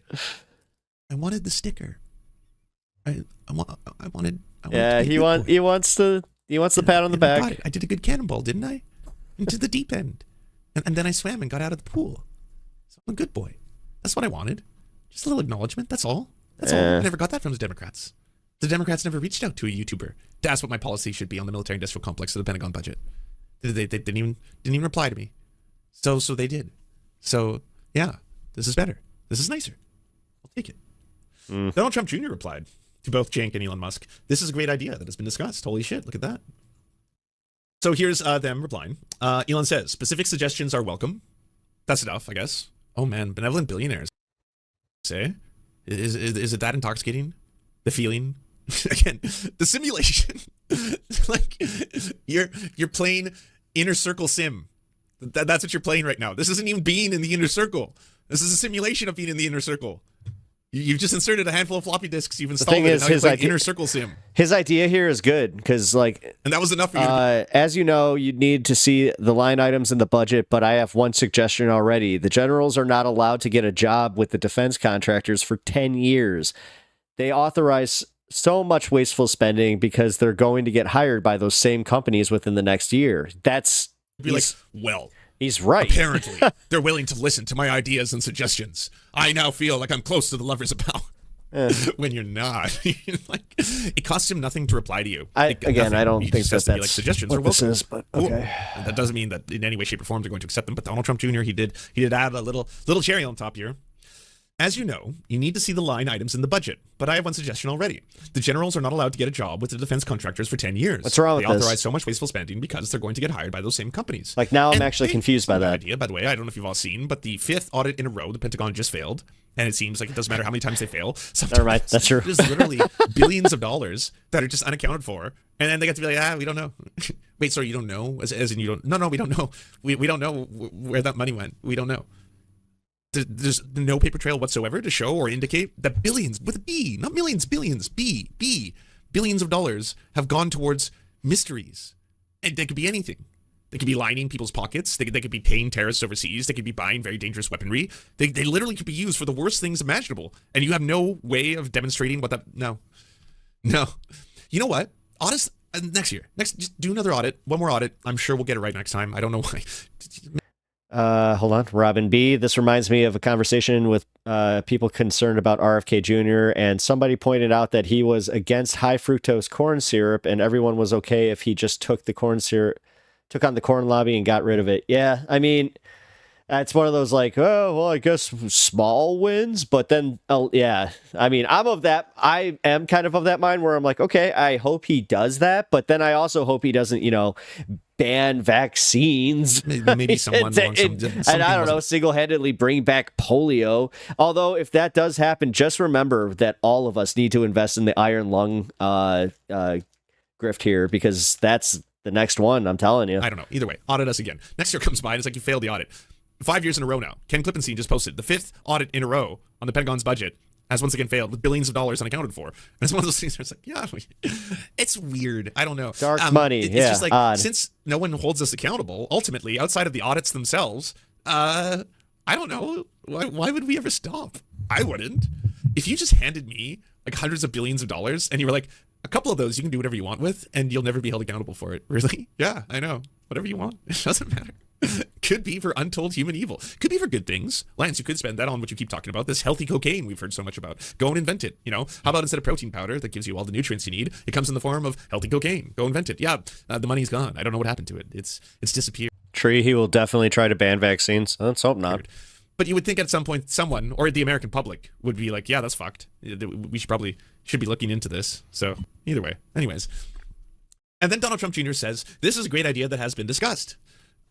So I guess Cenk was wrong when he said that Donald Trump is a fascist. Cenk was wrong when he said that Donald Trump is going to be an authoritarian. Cenk was wrong when he suggested that he's actually going to perpetuate forever wars and maybe start wars with new countries or potentially destabilize global security, that kind of stuff. And now he's come to the light. He's seen the reality that maybe all of us are wrong, myself included. Again, I'm willing to take the biggest, fattest L here in the world ever. That maybe the far right and all these people who have been overtly, again, dehumanizing towards so many groups and categories, and in the past when they were in power in the administration, they were increasing the ferocity of the U.S. empire and its very, very damaging effects overseas. Maybe now they've changed their ways and they're going to become the good guys. They're going to slash the Pentagon budget. They're going to disassemble or dismantle the military-industrial complex. They're going to stop the conflict of interest that is occurring between these two institutions. Let's just say this. What if they do that? Then we all kind of just have to go, shucks. Maybe this is happening, everybody. This is maybe the happiest moment ever. Maybe things aren't so bad. Maybe we won. We being people who want to see the end of this endless militarization and global destruction and all the devastating effects that it can have. Not just the loss of human life that is occurring at the hands of all of this, but again, destabilizing other countries, trying to, do coups in Venezuela like Donald Trump did previously, that kind of stuff. That maybe those days are over. The U.S. is going to chill. They're going to tone it down and just going to concentrate on making lives better for everyone domestically. Populism, the word we keep hearing. So maybe we were all wrong. All of us on the left. So it's not bad news. It's good news. Somebody did posit that theory to me where they're like, yeah, but what if he did end the war in Gaza and he actually got Netanyahu to, give concessions even? I was like, I never really thought of it that way. It's great news.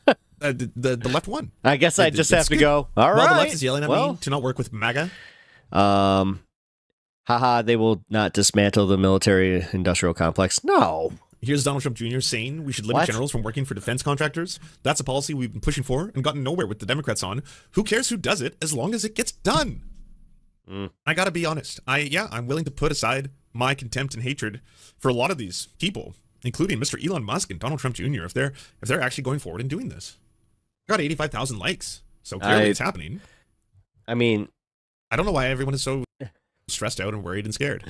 We should definitely still be worried and scared, but I'm just going to say, hey, good idea is a good idea. To pass. So this is good. It's good news. Good times. Happy times. Elon Musk to put me in charge of cutting the Pentagon. And he said, what are your suggestions? I run the largest left-wing network online and a Democratic leader has never asked me the question. The idea that they would take advice from a populist is disdainful to them. Now, which side seems more open and inclusive? Which side seems more welcoming and which side tries really hard to drive you away if you disagree even a little with orthodoxy? Which side is asking for suggestions and which one is demanding compliance and obedience? One thing is for certain, there is no stopping them. The ants will soon be here. And I, for one, welcome our new insect overlords. Like to remind them that as a trusted TV personality, I can be helpful. That's pretty funny. All right. Well, I don't think that was exactly what I thought it was going to be as far as like Cenk making his pivot to the right, but it's it was also being a little unfair. I got to be honest. I think that the way that Lance was characterizing a lot of that stuff was not fair. Like his last two tweets specifically, where it's kind of like, yeah, but in the context of what he was answering, we do want that, like, I don't know. Whatever. Yes, it sucks that Elon was the one to get that conversation going. Yes, it sucks even harder that Donald Trump Jr. was another one to facilitate it, but let's be real, when Cenk kind of asked who else is facilitating this kind of discussion, specifically with like the opposition party and just the farther left in general, got a point. So that sucks to say. Whatever. I'm not even gonna try and pretend that like I didn't like the Young Turks and that I didn't watch Cenk for a long time, but yeah. It does suck that I still think that I'm more disheartened by Anna Kasparian's whole turn to the right, even though technically I think she's more center, but whatever. We're gonna try and be fair to her too. That's what I do here. I try to be fair. Okay, so yeah, that was Cenk. Well, we'll see what happens. We'll see. Like, this is going to be a long 4 years, and we just started the new, cycle of Donald Trump coverage. So, yeah, we'll see what happens. But I, for once, actually do kind of feel like the Young Turks could totally just pivot to a right-wing network. So that's kind of scary to think about. All right, so we have an interesting video here that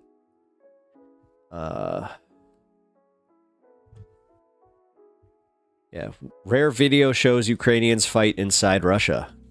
Yeah, I've actually have been waiting to watch this one, so I'm very much looking forward to this.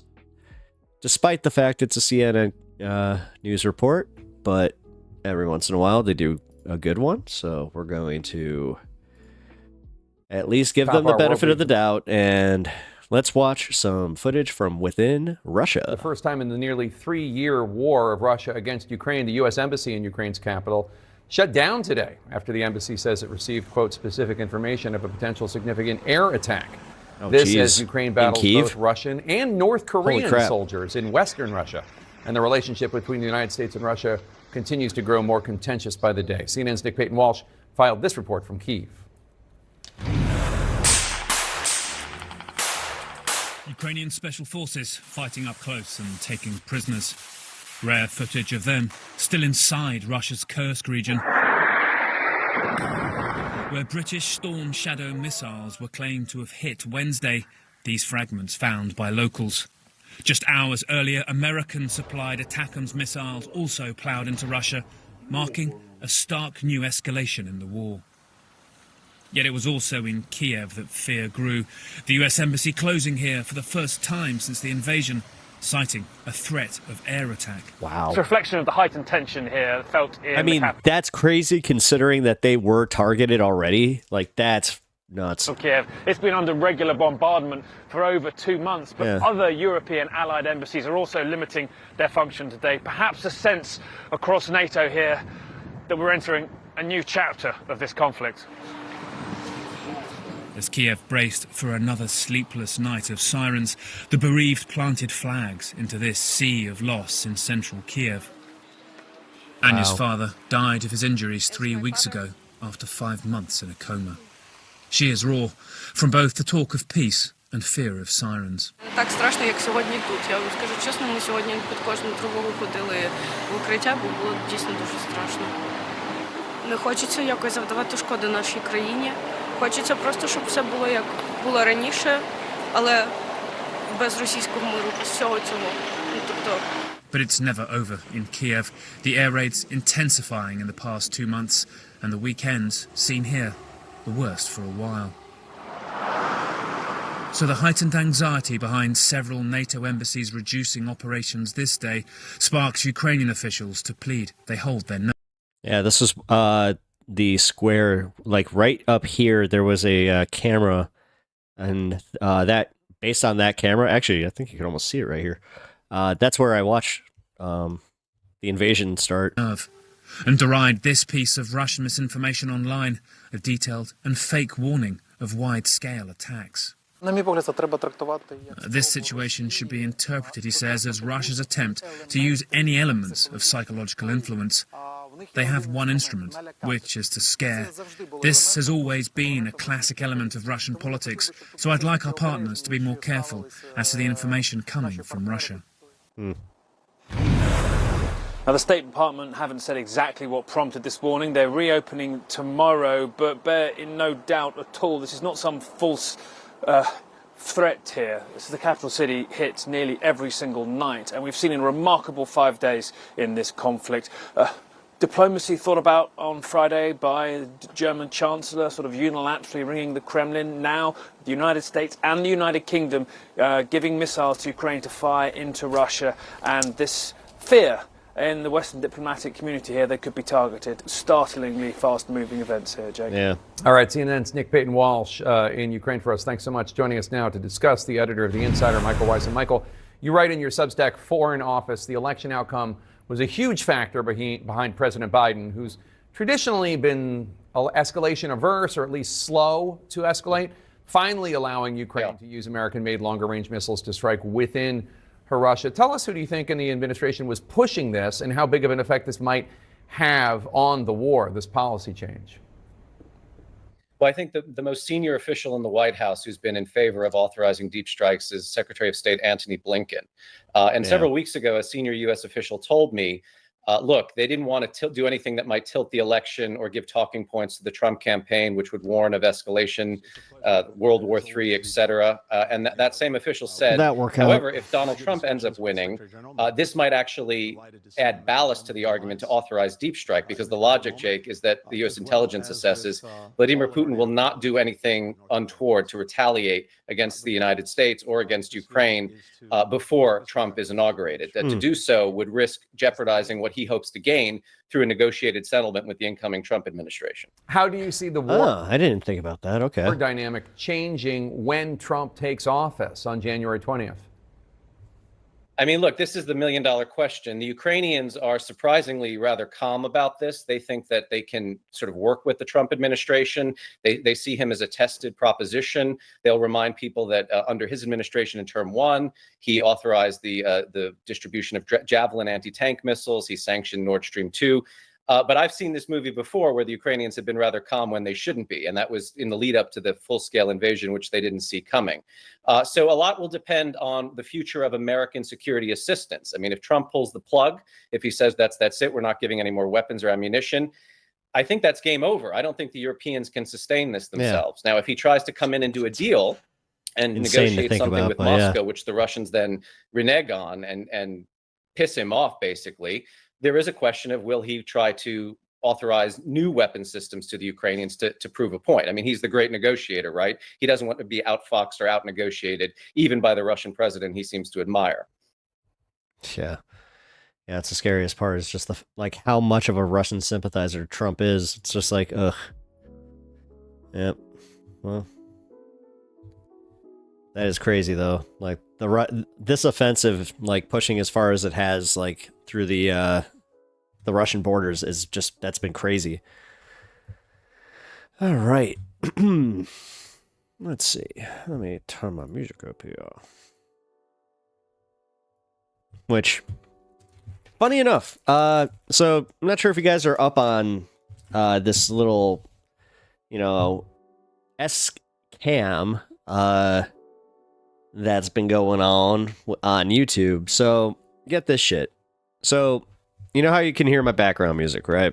I got a curated playlist from, it's for streamers. It is a non-copyright channel. But what this there's a few YouTube channels out there. What they're doing is they'll take like 5 seconds of like compilations from that song, and then they'll, or like the playlist, and they'll go through that entire playlist and they'll just try and include every song that they can. So you'll get flagged for a copyright hit, and then when that copyright hit takes takes effect, then they can actually take my monetization from like this stream. So say you guys were to donate to me, they'd be able to take that.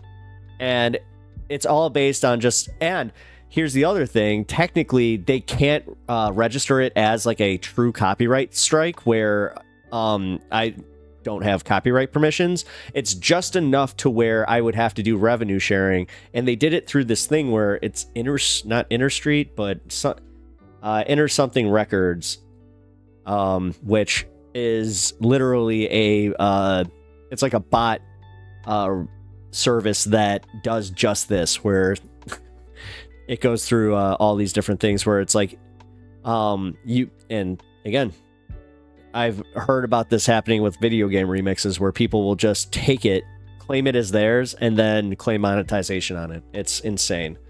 It's dirty. It's very, very dirty. All right. Duke of Bread. Yes, Russia will take portions of Ukraine. Yeah. Yeah, unfortunately, I think that the Donbass region is pretty much as good as theirs at this point, and that's what sucks. Like, and that's assuming that he doesn't just say, you know what, this went on too long. Ukraine was always part of Russia. We're gonna just give it back. That's what scares the crap out of me, you know. And it's scary. It's absolutely terrifying how many people I know in my own personal life that talk so much shit about Ukraine, and they don't know a thing about it. Not a thing. They're just like, well, why should we waste our taxpayer money? They're literally acting like they can't afford whatever the hell they can't afford because Ukraine is getting service. And that shit makes me just... We just covered this, like, literally, at the top of the hour here, where, guess what? That black budget, that Pentagon budget, they got audited. They failed again. Surprise, surprise. Look at that. We don't know where any of this money went, but... What are we supposed to do? Keep track of that? Are we actually supposed to, like, get receipts? What? No. And yet, here we have to be afraid of accidentally claiming something that we, that wasn't a tax write-off or something like that. Duke of Bread, thanks. Now I will do exactly that scam on you. Well, I mean, have fun. It is easily disputed because they can actually, like, especially like the way I've been doing it, where I dispute it, but then I also send the hyperlink to from the actual Spotify list. So I'm just like, here is the actual file. Try and prove me wrong. Duke of Bread, doubt they will take all of Ukraine, but Russia will get a sweet seal that guarantees their ability to trade. Our sweet deal. Just realized I mistyped that. But yeah, no, I agree. I think that, unfortunately, this is not going to go well. This is kind of one of those things where I'm like, oh shit. Like, as much as I was worried about, the Hamas, or, the Gaza situation, I was kind of like, yeah, Ukraine's probably going to be the one to bear the brunt of Donald Trump getting elected. So let's just take that for what it is, shall we? All right. God. Let's see. Somebody just sent me this. Okay. I mean, this is the second time that I've been sent this. I was kind of thinking about covering it anyway, so I guess we'll just do it. Apparently, Joe Rogan blew up about Donald Trump getting hornswoggled by Vladimir Putin. What? Okay, let's take a look. All right, this clip of Joe Rogan just pissed me off, but the onus is now on us to thoroughly debunk this. So we can put Joe Rogan on the list of people who have sold out our country for Donald Trump, right below Elon Musk and right above Tim Pool, who took $500,000 a month from Russia, was exposed by the DOJ, and then said this in a clip. This is psychotic. Ukraine is the enemy of this country. Ukraine is our enemy, being funded by the Democrats. I will stress this again. One of the greatest enemies of our nation right now is Ukraine. Gee, it's almost like, it's like this plays into what we were just saying. Friend of the show, Brett Micella says, and I ask, does this sound like somebody being paid by Russia to you? It absolutely does. And this brings us over to Joe Rogan, who is not only eating up Russian propaganda, lapping it up, but then spewing it to his millions and millions of impressionable followers. He's acting like he knows something, but he reveals in this clip that he doesn't even read past the headlines. He doesn't even read the full headlines. He literally just repeats the last piece of Russian propaganda that he heard. And I want you to keep in mind before I play this. Everything he says strips Ukraine of its sovereignty and strips Russia of any blame. So before I play this first clip, Russia was the one who unilaterally invaded Ukraine in 2022. Vladimir Putin has repeatedly shown imperial ambitions. In 2008, this plays into exactly what I was just talking about. How, like, most people, they're just like, yeah, well, I almost feel like, you know, we made a mistake by backing Ukraine. It's like, wait, what?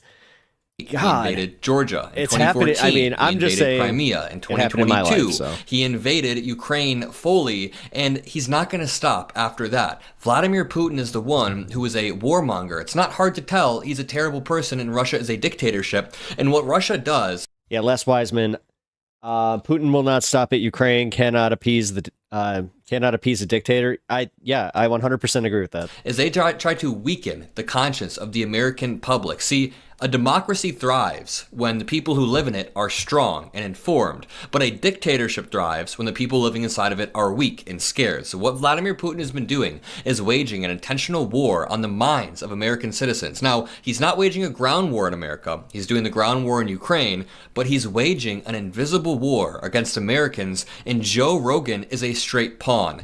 Elon Musk is a straight pawn. America is currently losing the second Cold War that isn't official, but it is a Cold War right now of disinformation. I think that Russia is winning, and this clip proves it. I'd like to play this clip, and I'd like to thoroughly debunk everything that he says. Make sure you drop a like. Make sure you subscribe. I'll quit yapping, but just remember, Ukraine is a sovereign nation, and Joe Rogan keeps stripping that Sorry, I had to quit yapping too. Sovereignty away.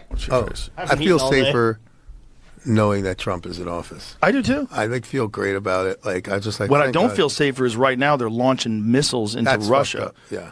How are you allowed to do that when you're on the way out? Like, the people don't want you to be there anymore. There should be like some sort of a pause for like significant actions that could potentially start World War III. Maybe that would be a good thing that we would like to avoid from a dying former president. Okay, we are trying to avoid World War III. That is exactly why we provide Ukraine with weaponry. So Joe Rogan says, quote, they're launching missiles at Russia. How are you allowed to do that? There's a lot wrong here. First of all, Ukraine is not recklessly launching missiles. They are targeting military infrastructure, and this is the first time they've actually had the ability to do that with American equipment. Russia is the one that has been unilaterally bombing the shit out of Ukraine for years. Bomb after bomb after bomb in Ukraine, but then Ukraine fires back one time.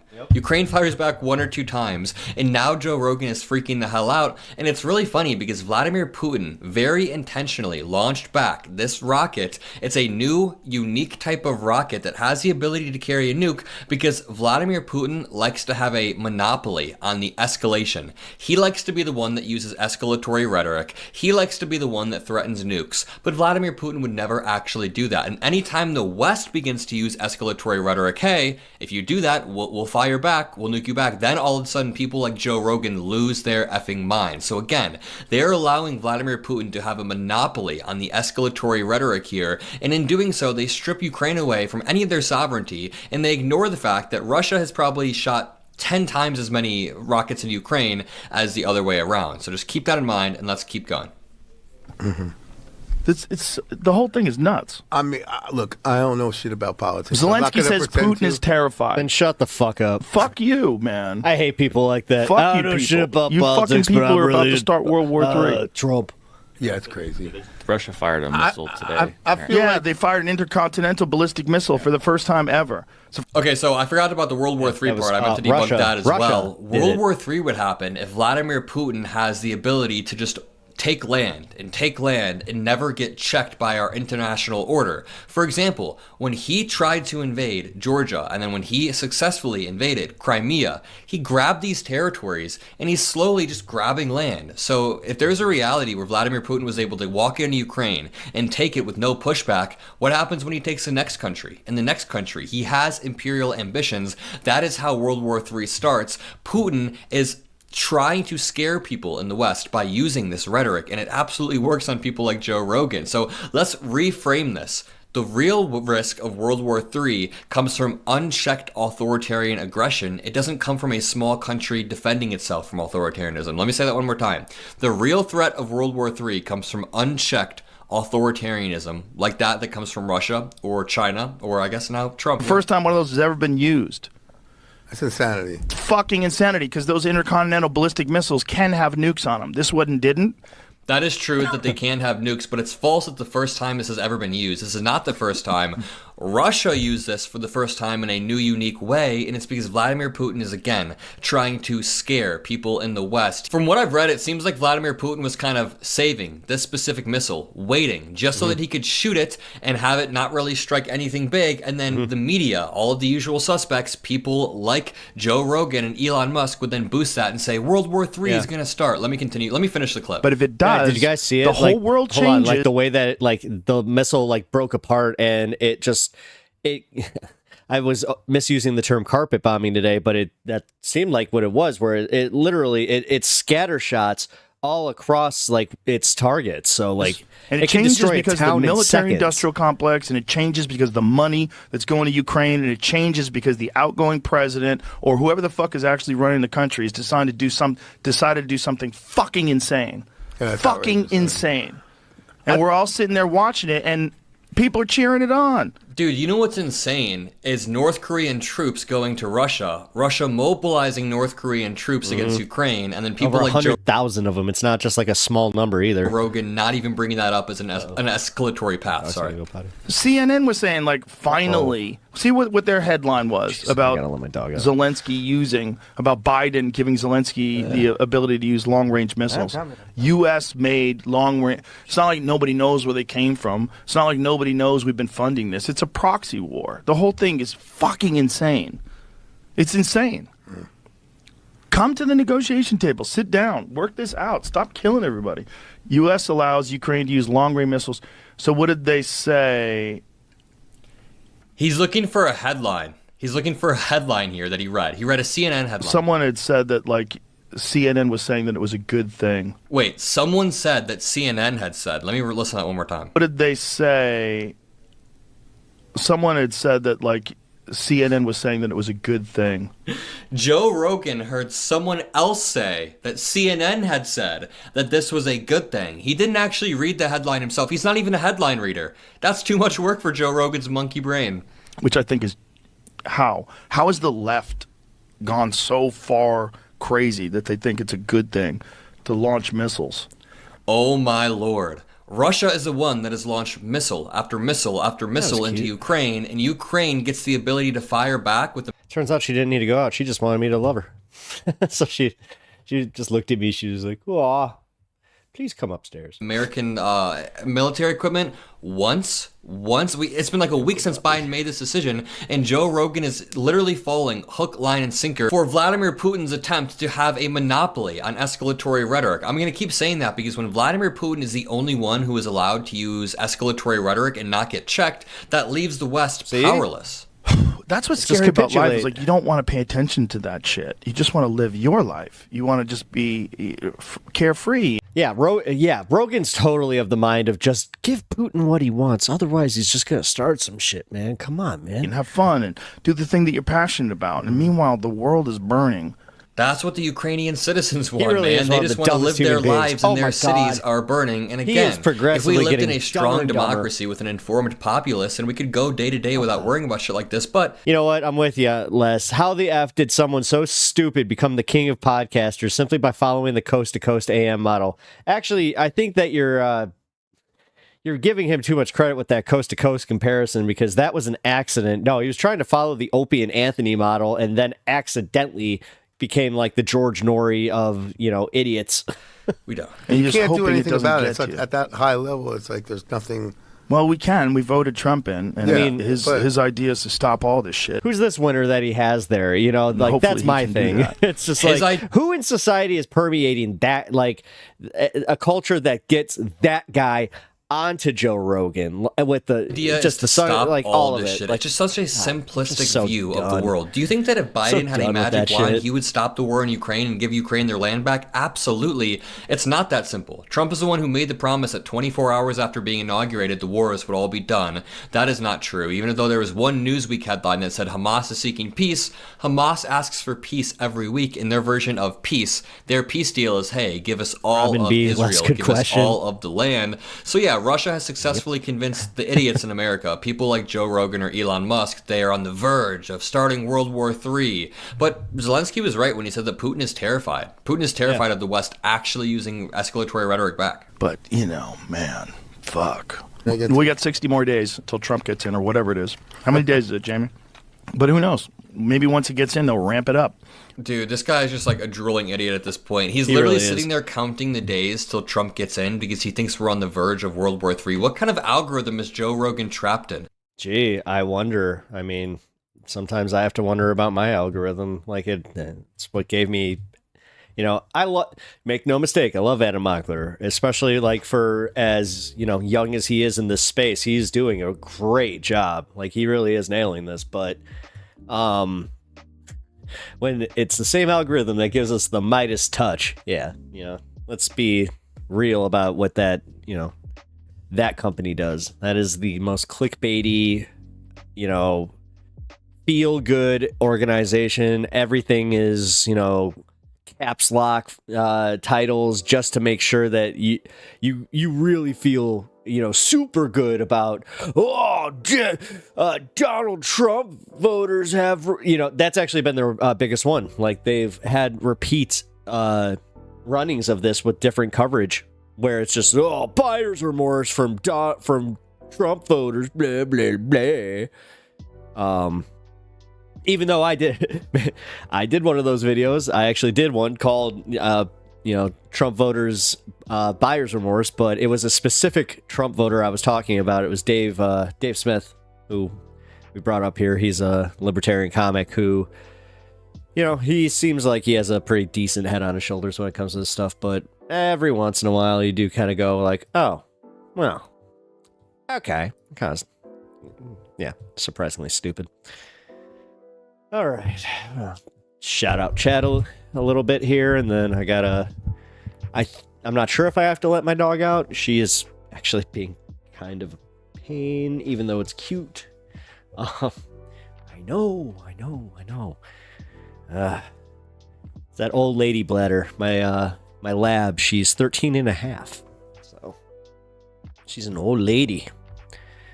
But she's a good old lady. And she gets frequent urinary tract infections. So if you ever have to wonder why anytime I hear her bark, I just run upstairs. That's why. Trying to save my self some money on that one because UTIs, to get those treated, because they actually have to run it and to get the lab and all that stuff done, it costs close to $600. All said and done. So let's just say that that's why I'm not exactly pushing that, which means, all right, so before I start my next segment here, just give me one moment, okay? I'm gonna do something, because I do have to take care of her. Where are you? There we go.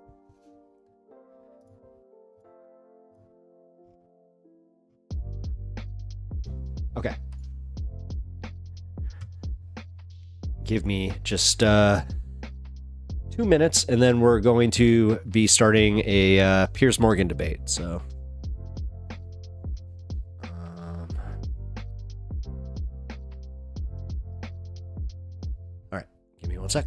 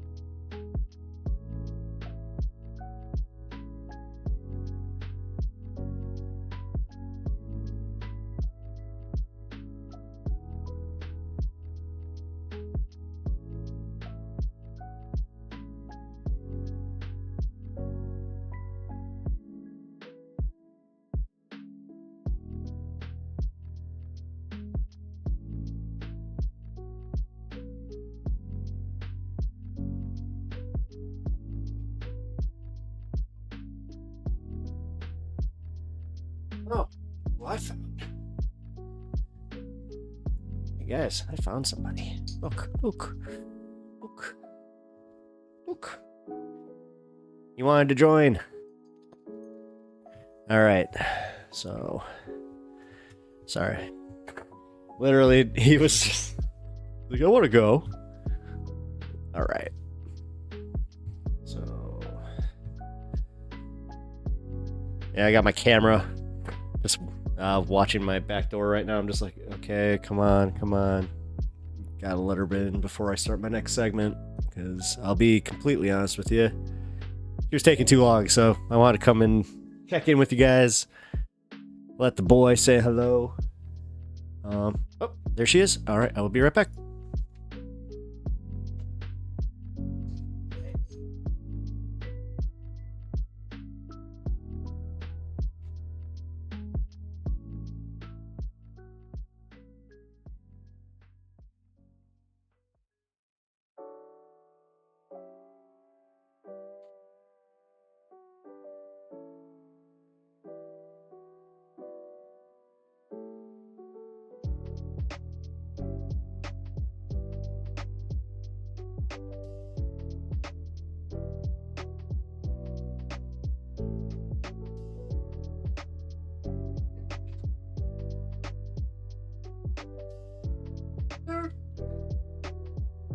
Come on. All right. There he is.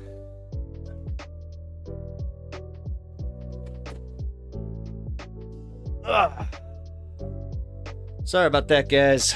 That is pretty much the only interruption we will have for the night. Because made sure to feed her, give her water, let her out. She is all good. And then, yeah, he wanted to be here. Which, he's a good boy. He's a pretty boy, too. Look at him. Look at him. Look at him. Okay. All right, guys. You know what to do for Gondor. We're going to be starting the next segment here. So, oh, actually, hold on real quick. Just wanted to make sure that everybody is up to date. And if you haven't checked out the Discord since joining, especially you, Duke, you need to check it out, man. It has become quite the place to be.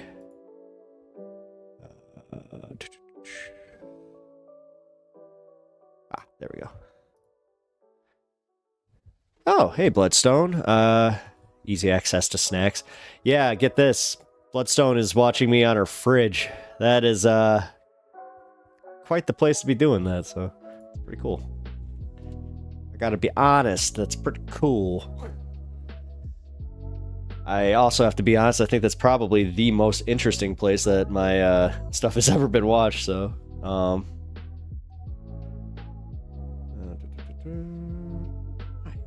why can't this ever work? Here.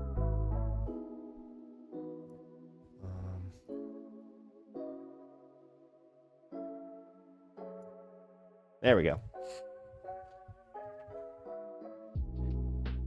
Paste. Yeah, I noticed that. Bloodstone by Stars, I even installed dark mode on it. Yeah, it looks good. I'm actually kind of jealous, I'm not gonna lie. I'm in the market for a new fridge, so you kind of just gave me the reason to have it.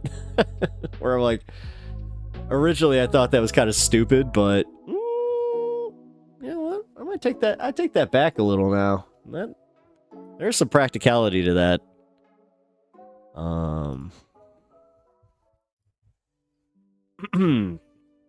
Bloodstone by Stars. I still need to figure out how to get live chat on it. Yeah, I do know that sometimes live chat actually won't pop up on certain devices. So that would be cool though. And also, it seems like it'd be kind of a bitch to type on, but you know what? Eh, more power to you. By the way, so not sure if you guys got. Oh yeah, you guys. All right. So the Discord link is now on the in the chat here. As I said, just shout out to Wrecked Angel for number one being a kick-ass mod, but on top of that, also just going above and beyond for this channel and putting a nice little communal space together for us. I got to be honest, the horticulture, the pets, and the memes are kind of my favorite. So, Bloodstone by Stars, it does seem stupid, but then my family just got one with their new house, and now I can't get enough of it. LOL. Yeah, you know what? That's pretty cool. I thought they were stupid too. Although, you know what? Let me know what you think here. Would you guys... So, if you had the choice, would you go with, like, the one that had, like, the door where it's got, like, the little window that you can see all, like, your, fresh produce and your snacks and all that stuff? Or do you go with the screen where it gives you, like... Because I've also seen that where it's, like, the live look inside your fridge. I'm like, that seems stupid. But at the same time, if it does that with its screen... Huh. But also, how many times am I actually going to use, you know what? The more and more I think about it, I'm like, huh, I actually might. Especially for recipes. That's like the one thing that I do. What's then again, like, you got this. Ooh, like, you just pop it. But I don't know. Whatever. Call me Mr. Practical.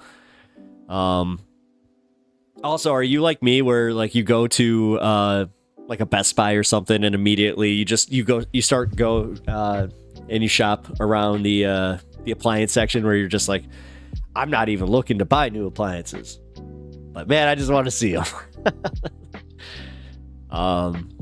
Even though I hate to say it, I am in the market for a new oven because my oven is starting to take a little bit of a crap. So, Bloodstone by Stars, mine has it, but it's easy to open the fridge to see inside. Ah, okay.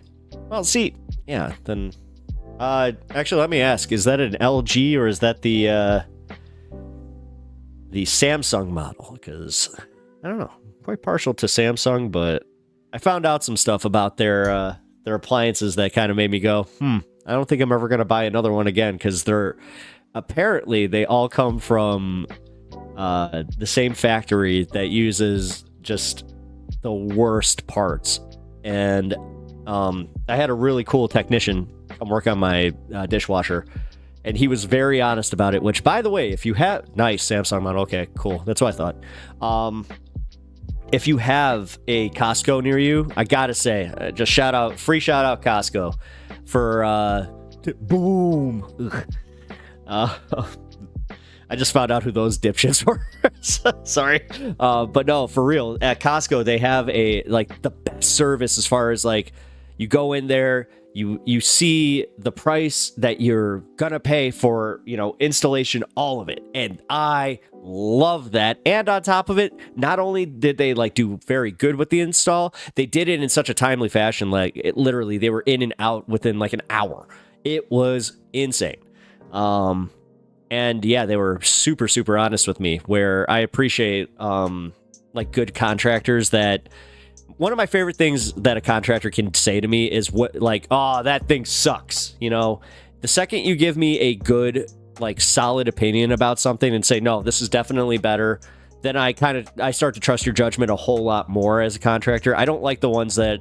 I actually just had a painter recently where he didn't mind. Like, he was like, all the paint's the same. I'm like, no, it's not. And that should have been the red flag. Because I did get a little bit burned by that one. So, yeah. Just heads up, don't go hiring painters that you find from, a Home Depot parking lot. Sorry. Specifically, it was one of those, what do you call them, the signs that was just like, I paint decks. I'm like, cool. Yeah, well, there's a reason that he was much cheaper than the rest. So, that's all I'll say on that one.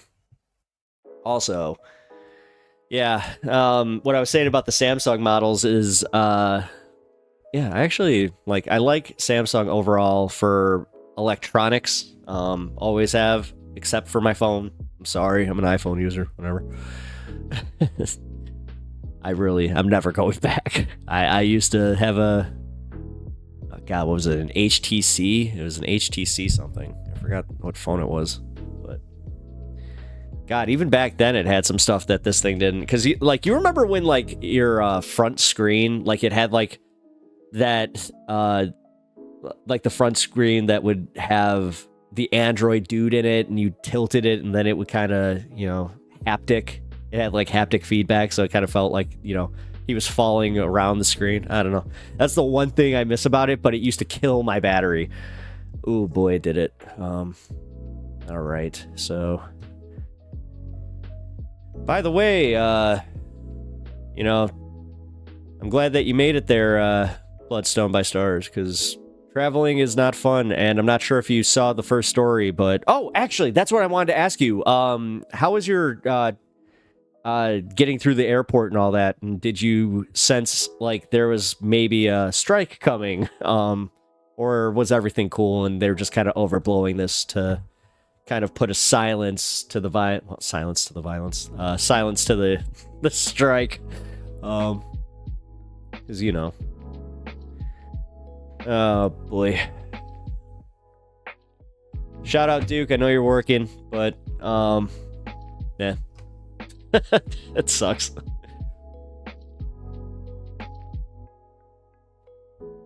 That's the only reason I'm shouting out. Delayed twice, but seems okay. Cool. Oh, that's right. That's how you were able to watch me for a little bit the other night. I remember now. Well, that's cool. Yeah, I dread when I have to freaking go to the airport. That's anxiety on a different level. I hate it. I absolutely hate it. And I used to have to fly all the time. Oh God, it was the fucking worst. Although, you know what? If you ever are doing like hotel rewards, Hilton hotel rewards, they never expire. So just a little heads up on that. I found that out in a very cool way where I recently had to do something. I was just like, you're like, do you have this? I'm like, do I? Turned out I did. So, all right. Good job, buddy. You ready for this next segment? You can tell he's thrilled. He just literally, I'm not sure if you guys heard that. He just let out one of those like, that was cute. Bloodstone by Stars, but I have 3 more flights this week coming up, so I'll let you know how crazy it is on the inside. Yeah, definitely keep me posted on that. I am interested to know just how hectic this week's going to be, especially if you're anywhere on the East Coast, because that's supposed to be freaking nuts. So, all right, well, I'm going to call for Gondor, and we're going into the segment, so let's do it. Oh, wait. You know what? No.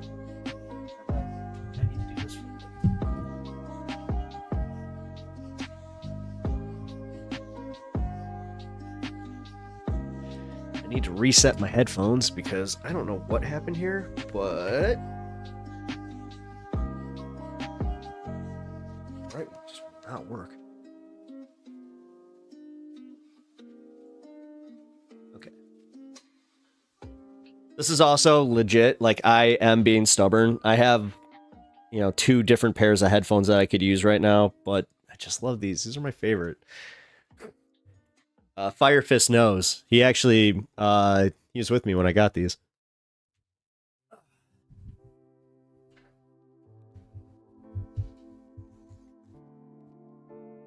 Nope. Yep, my left headphone's out. That sucks. Oh, alright. That will...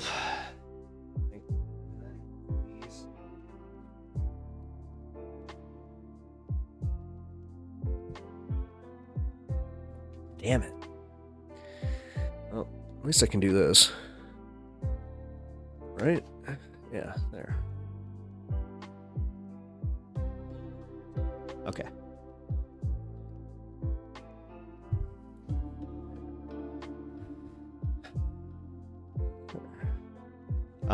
Just so you know, chat is rebooting. So let me set that, and then we're good to go.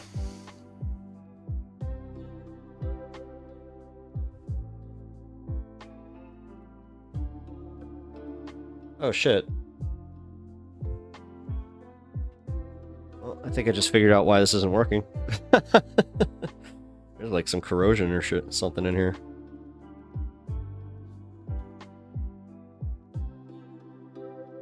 Let's try it.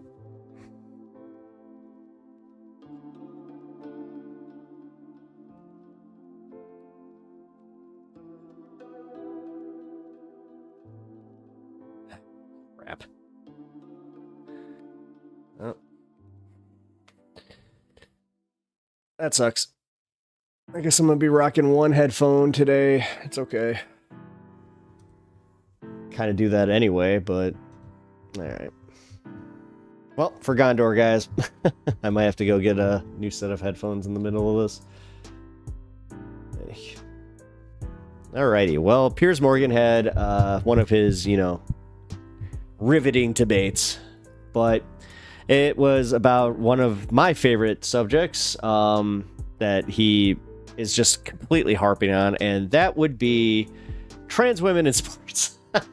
Sorry, I was being facetious. I mean, if you don't know my channel, if you're new here, I think that this is one of the more ridiculous things to harp on. I think that's completely bad faith when people bring it up because they don't give a shit. They really don't. This is just another way to make, trans people feel inadequate and feel othered. So, yeah, anytime that somebody brings this up immediately, I kind of just check out. And I hate to say that I might do the thing where I'm like, oh, well, this person's transphobic. So I just kind of gear myself up for like the arguments that are going to follow it. Or I also get super defensive. I hate to admit that there have been a few times where I jump down people's throats where I'm just like, what, are you transphobic? And they're like, no. I don't think that trans people should be playing in sports. I'm just like, ugh. God, again, just co-ed it all and just be done with it. I guess. I don't know. I'll be honest, I have absolutely no answers for this outside of, Kirk, hey, what's up, homie? Glad that you could join the stream. But yeah, so let's take a look at Piers Morgan being a disingenuous twat about trans rights and bringing on some pretty reprehensible people to give their takes on the situation. But he also invited on one of my favorites, Brian Tyler Cohen, who is one of the more, I would say, nuanced guys. I'll just say this. He's kind of like a puppy as far as like he is good intentioned. He is he's just a very well-intentioned person. I just don't think that he dips his toe into the well of like, leftism. I think that he is a very centrist, reporter, but let's take a look at how. Oh God, I forgot about that too. Nancy Mace. I should probably mention that. Trigger warning to anybody.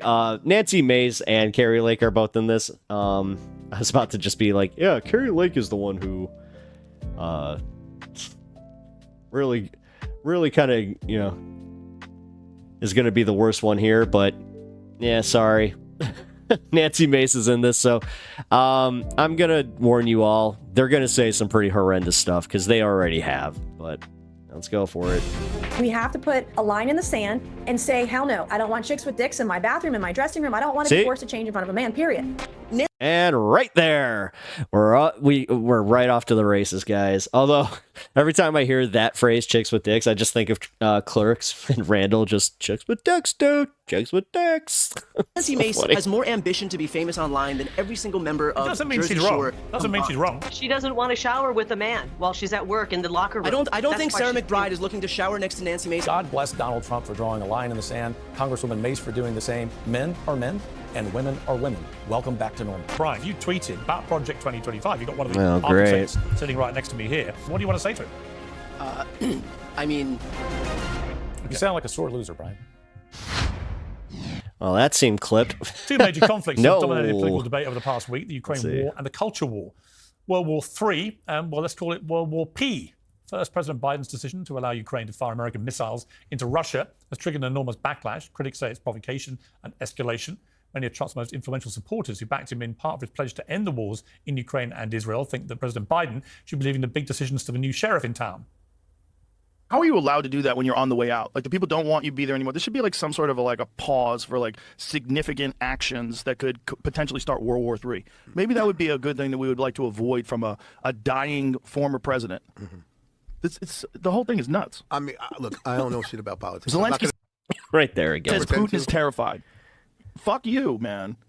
Fuck you people. You fucking people are about to start World War III.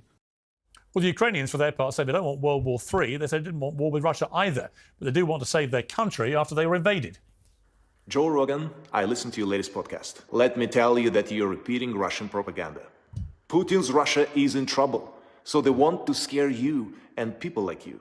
His war was supposed to last 3 days. Yep. It has lasted 3 years, thanks to the heroism and sacrifice of us Ukrainians. So you're using the only weapon that Putin really intends to use, propaganda. Well, on that propaganda point, Amen. Trump has a delicate balance to strike. No doubt he wants to end the war and stop the killing, and I wouldn't bet against him being able to pull those things off. But how does he do it without handing Putin a propaganda win and a victory parade through Moscow? There's no way he wants to begin his presidency with that. It's a very complex debate and one that deserves our utmost attention. Unfortunately, Trump's critics appear to be hung up on a different fight, the fight for the right of transgender women to use female restrooms. Trans women used bathrooms in the Capitol. You're the ones who you're the ones making this a thing. Like, do they not see it? Do they not see that they just keep doing the ridiculous arguments, and then they're literally just like, these leftists, they're pushing us towards making these arguments instead of just admitting that you're harping on it. You could just, choose not to give this any, weight and then focus on the Ukrainian war. But no, here we are. He knows what gets clicks. He knows what gets rage clicks. This is literally Piers Morgan being a disingenuous prick.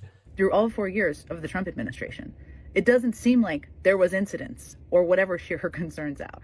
But much bigger than that, why is this the thing that you're so focused on right now? It's weird. Republican Congresswoman Nancy Mace has already begun They're talking about possibly, literally, they're focusing on, Biden might be starting World War III, but these trans and sports bullying.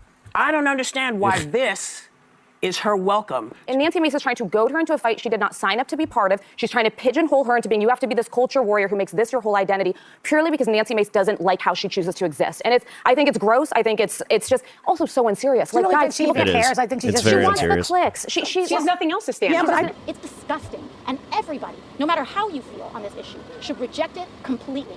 What are they doing? They're doing this so that Nancy Mace can make a buck and send a text and fundraise off an email. They're not doing this to protect people. They're endangering women. They're endangering girls of all kinds. Remember that she wore the scarlet letter, guys. The letter A. Well, there's one thing we can all surely agree on. Only AOC. She totally reads books. Men from women's toilets is putting women in danger. In a moment, we'll debate the latest with Carrie Lake and an all-star panel. But first, here to answer the charge herself is Representative Nancy Mace. Well, welcome to you, Nancy Mace. You're one of the most famous people in America this week. I've got to say, I'm behind you on this. One of the most punchable faces in America. I just feel like just gonna say the most telling part of the election race to me was that the most effective ad of the whole campaign was the one that Donald Trump did directly about this whole issue, saying Kamala's for they, them, Trump is for you, and it was remarkably effective. Not that I advocate for people, hitting women, but a lot of people, including me, including you, we feel very strongly that this issue of trans athletes in women's sport, trans women in women's spaces and so on, has just got completely out of control and is Let's just say that I wouldn't feel bad if she, per se, were in the Olympics and took that same punch, that started this whole controversy. Fair, unequal, or even indeed now potentially harmful. Tell me why you feel so exercised about this. Well, I am deeply passionate about women's rights. I'm the first woman to graduate from the Citadel, the Military College of South Carolina. I'm also the very first Republican woman elected to Congress from my home state of South Carolina. And, this issue is hitting us right in our faces right now. And it's something that I will take a stand on. This is a hill I'm willing to die on to protect women and girls. And the other thing I've been saying too, is that I'm a survivor of rape. I was raped at the age of 16. And about a year ago, I had a deeply traumatic experience. And I was diagnosed with PTSD, or post-traumatic stress disorder, from abuse that I suffered at the hands of a man. And I've lost 30 pounds over the course of the last 12 months. This weekend, in fact, I moved for the 4th time in a year. And so I have suffered the consequences of abuse. And I know firsthand how women's private spaces should be just for women. Rape victims like myself, or any woman for that matter, should not be forced to undress in front of men. And that's what the insanity of the left, that's what their policies are causing, not just on Capitol Hill, but all across the country, in schools, in locker rooms, dressing rooms, bathrooms. This is happening. Okay, literally, this is solved by just having, are you on HRT? Yes. And do you have paperwork to prove that you're on HRT? Yes, because guess who's not going to just start taking HRT to go into ladies' bathrooms? I'm going to give you one guess. Everywhere. And we have to put a line in the sand, big, fat, bold, red line, and say, hell no, no more. Like, I am going to fight like hell for this. I don't want chicks with dicks in my bathroom, in my dressing room. I don't want to be forced to change in front of a man, period. Chicks with dicks, dude. And it's a trigger for me. And I absolutely am going to go to the mat for women and girls everywhere and put a stop to it. Your critics say when you use phrases like chicks with dicks, you're being deliberately inflammatory, and you're fueling transphobia, that you have essentially a hatred of trans people. What would you say to them? I would say they're completely off the rails. They're worried about feelings and not facts. And the facts are, Piers, I voted for gay. What, that you're just an asshole? Oh, wow. Wow. So now we're playing that game too, where it's just like, oh, they're not even going to own the fact that they're just fucking assholes now? Marriage, not guys. wives. but twice. What the I hell? have co-sponsored legislation to Do not let this gaslighting like actually happen in your real life or in any way in your life. Like, no, if someone's this hateful, if someone is this obsessed with somebody else's life in general, don't care what it is, guess what? Those people are really fucked up people. protect the rights of those in the LGBTQ community. But I draw a line, the Yeah, right. insanity of the left that thinks it's okay for a man and his penis to be in our private spaces. And look, Piers, I was receiving hundreds of death threats a day last week. I got over 1,000 death threats. I've had to increase my security. Some guy tried to rush the stage last week trying to get at me. I've had multiple people in front of Capitol Police that were guarding me come up to me and try to verbally or physically accost me over the last couple of days. The fact that you're willing to kill a woman over her right to privacy it's insanity. And I feel like the more that they come after me, the harder I'm going to fight back, the harder I'm going to push back. It's rabid insanity is what it is. You know what's fascinating is that you're obviously a conservative, but J.K. Rowling, who's had exactly the same experience that you have for raising exactly the same concerns, she's very much to the left. So they're pretty, non-discriminatory in the abuse and threats that they dish out, the trans lobby over this. And again, I've always said, all I want for trans people is the same rights to fairness and equality that I enjoy and that you enjoy and everybody else enjoys. But what it can't do, and I felt strongly about this for years, it cannot erode women's rights to fairness, equality, and safety. And that's really what the nub of this debate is. When you see people like AOC, for example, screeching away about you, what do you feel? Because I always feel with her, on the one hand, she's all for we've got to protect women's rights for abortion, for example. But she doesn't give a damn about 6'5" biological males dominating women's sport or getting into boxing rings in women's boxing at the Olympics and winning gold medals by beating up actual women when they have male chromosomes. So it's a complete double standard. And I think it's partly one of the reasons they got such a thumping in the election. Because I think most people are like, you know what? This stuff's nuts. Totally. And you saw Kamala Harris. She won women at a lesser margin than Joe Biden did. When he won in 2020, he won women by plus 13 points. Kamala won women by 8 points. And so women are trending away from the Democrat Party. And in fact, just a few minutes ago before we got on to tape this interview, I heard from yet another Democrat woman who is sick and tired of being marginalized by the left. And I've heard from lesbians, I've heard from gays, and, they're like, we understand you want to protect our rights and this goes too far. We get it. We support you. And so I appreciate I'm grateful for everyone of every political stripe, every orientation who said, we're with you, because this is going to take an army to push back against 1/2% of the population. And literally they're putting my life in danger. I've been called an extremist, a right winger, and I am conservative, but what they're doing, the violent rhetoric they're using is putting the life of my life and my kids' lives in danger. And it's not okay. And I'm just going to fight back. I'm going to fight back harder. Well, it is absolutely shocking that you've been receiving all these death threats. It's shocking.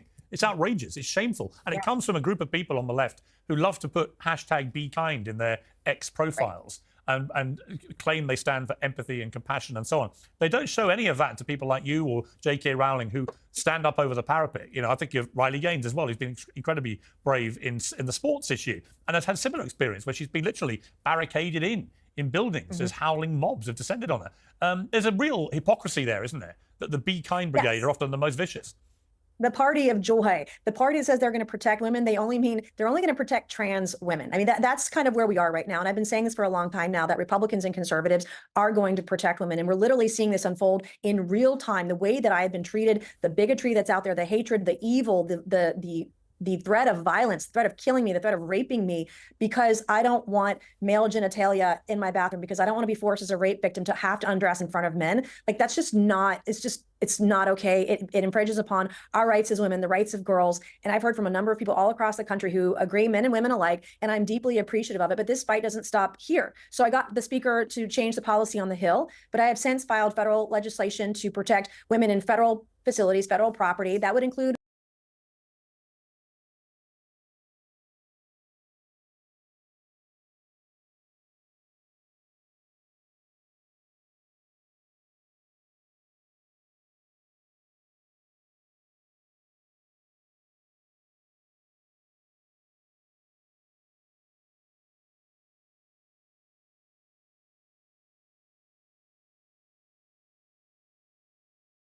federal prisons. I mean, there are men who identify as women who are rapists sitting in federal prison in women's units, continuing to violate women. It's completely outrageous. In fact, the first minister of Scotland, Nicola Sturgeon, one of the reasons she lost her job was because she allowed a male rapist to basically stick his hand up, claim to be a woman, and then be transferred to a woman's prison, where he was then surrounded by potential new prey. I mean, it was almost beyond parody. And it's happening here in our country. And I'm going to file a third bill when we go back in session December for any facility or property that receives any federal funding anywhere in the country. It's going to stop there too. And then I'll have a very specific prison bill to protect women in prison. I've done prison reform in the past for women, and it looks like we got to do it again as well as a standalone.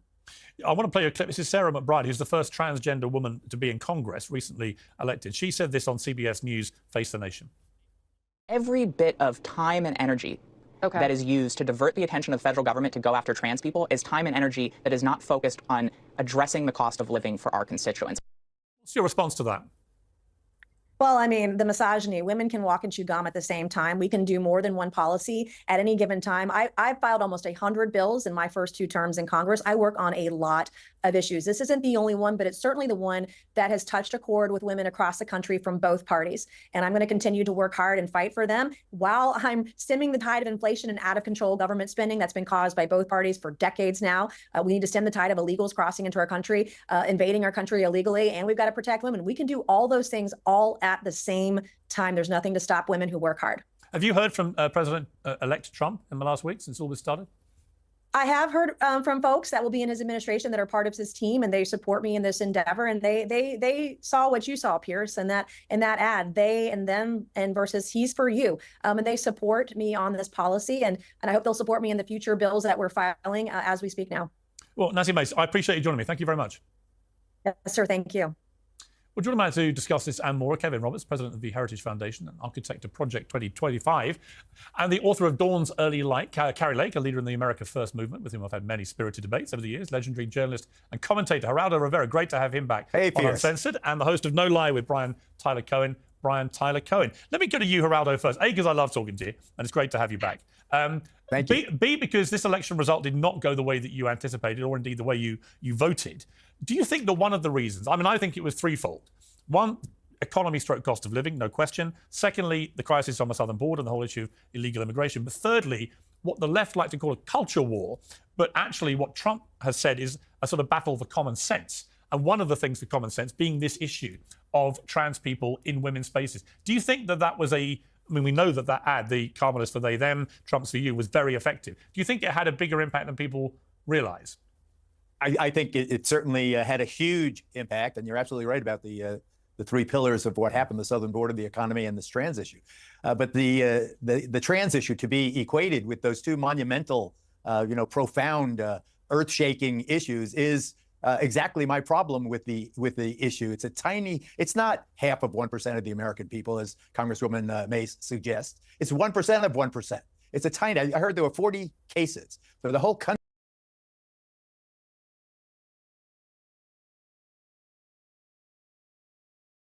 to be obsessed with this issue is extremely distressing. Geraldo, you're a big sports fan like me. There was a United Nations report that came out 2 weeks ago, and it said that 900 medals had gone to trans athletes around the world, thus depriving actual biological women athletes from winning medals. That's not a small, insignificant thing. And what you're beginning to see are more and more cases of trans athletes beginning to dominate in women's sport. And it led, inevitably, I felt, to the farce at the Paris Olympics, where Iman Khalif won the gold medal in a women's boxing competition after one of the women who fought against Iman Khalif had to quit after 40 seconds because she'd never been hit that hard in her life. And Iman Khalif has been widely reported now and was banned from the World Championships earlier than the Olympics because of this, for having male chromosomes. In other words, is for all intents and purposes, a biological male. With your sports hat on, knowing how important the integrity of sport relies on fairness and equality, you can't be happy about that. I am not happy about it at all. And I believe that your biological identity is pretty easily determined, or should be, in terms of what is appropriate for athletic competition or which bathroom you use.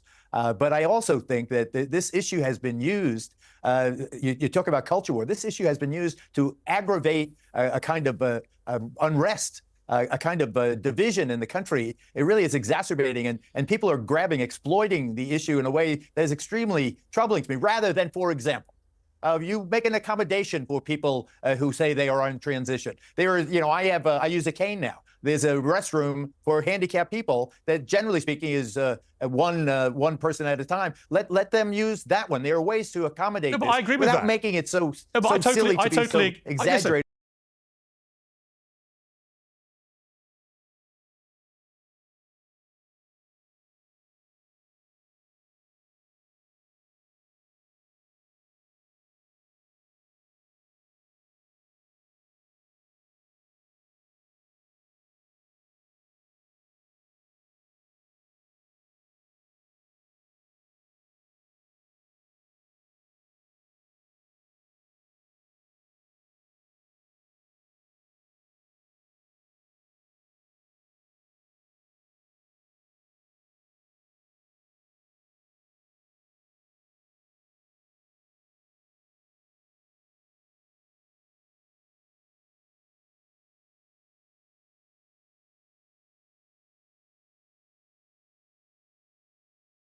As Gerardo, I could not agree more.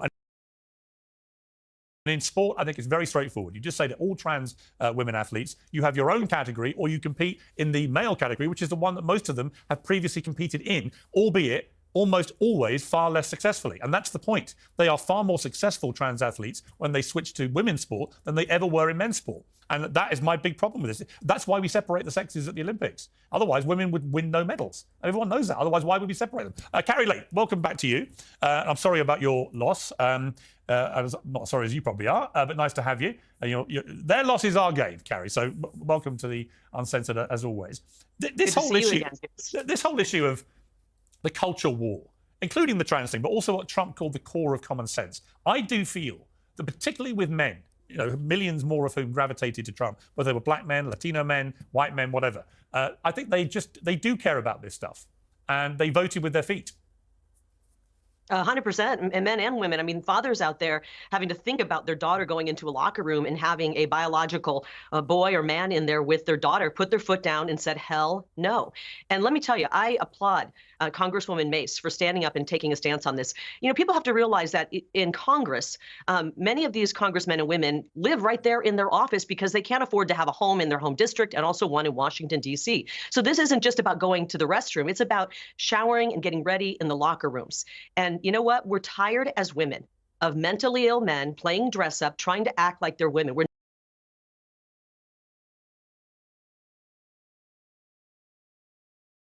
not going to surrender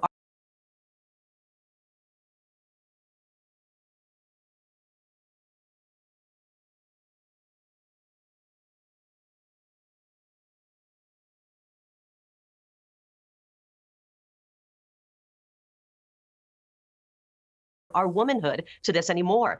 And as a country, we need to stand up. Thank you, Jonas. I was muted. Enough. Enough is enough. We've had great strides as women, and we're not going to hand over those strides and be disappeared by this transgender movement. All because I was playing with a box. Ah! And we've got to stop pushing it in our schools on our children. When I was growing up many years ago, I grew up and went to a rural school. And sorry, I was saying that Carrie Lake is disingenuous in her argument, and she sucks. There were no transgender kids. Nobody even knew what that term was. And now, hey, I crossed another threshold here. I totally muted myself and talked for at least like a minute or two. Today, in that same rural school, I'm told there are 12 Shout out Jonas again. kids Thank in you. the junior high who believe they're transgender. This is being pushed on our children. It's very dangerous. And we just saw this story today, and it brings a tear to my eye because I've gotten a chance to meet the father, Jeff, who just lost custody of his 12-year-old son. The courts in California have taken away his custody because he wants to protect his son from being sterilized by this crazy movement that is out to get our children. And we got to stop sometime. This is not normal. It's not the new. Yeah, it's because I actually read up on this case. It's because he doesn't have actual custody of his kid, and his mom, their mom signed off on this, and now the dad is like, oh, I don't want my son to become transgender. We will never accept it. Yeah, I agree. Brian, you and we've debated this quite a lot, actually. I want to play you a clip, because you might be surprised where I go with this, but I want to play you a clip. This is from an interview I did with President Trump in his first term in office about the issue of transgenders in the military, which is rumored overnight that he wants to ban all transgender women from the military. Let's take a look. The cost of the medication is minuscule compared to the overall budget, right? You accept that. The US military spends a lot more money, for example, on giving Viagra to service men and women, or service men, I didn't know they did than it does actually on medical bills for transgender people. And so it just seems to me an unnecessary thing for a guy who wants to be supportive of LGBT rights and the community around the world, that you've taken this action. Well, it is what it is. Look, massive amounts. And also people were going in and then asking for the operation. And the operation is $200,000, $250,000. And getting the operation, the recovery period is long, and they have to take large amounts of drugs after that, for whatever reason, but large amounts. And that's not the way it is. I mean, you can't do that. So Brian, this all got very analysed at the time, and there's no doubt you are allowed to take a lot of pharmaceutical substances if you're in the military. So that point was corrected. I think he had a point about the surgery.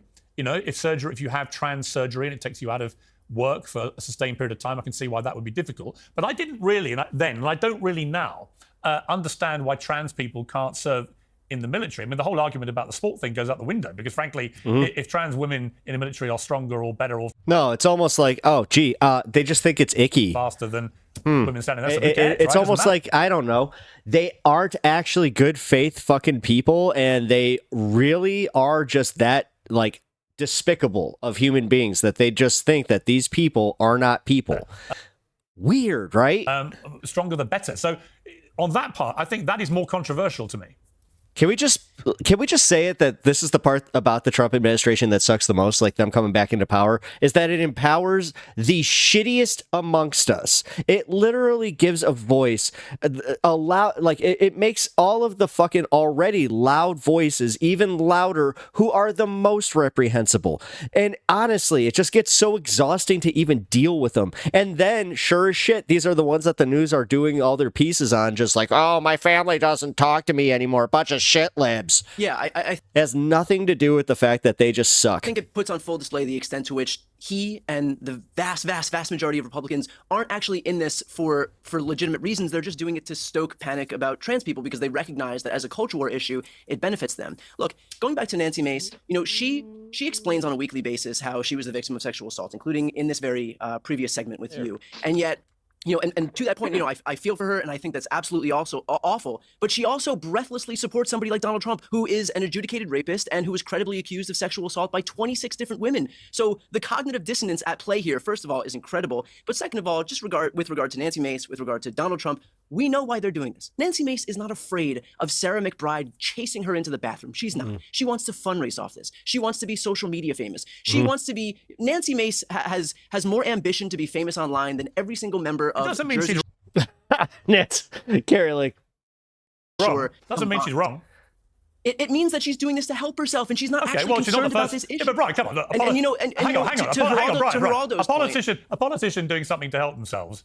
If that was a criteria for why we shouldn't listen to them, we'd never have anybody to interview, right? So of course, I get it, but that doesn't mean we can't call. That doesn't mean we can't call them. No, it out doesn't mean I can't call you out on the fact that self-concerned. I don't think it makes her wrong. So it may be she has other vested interests, but it doesn't necessarily make her wrong.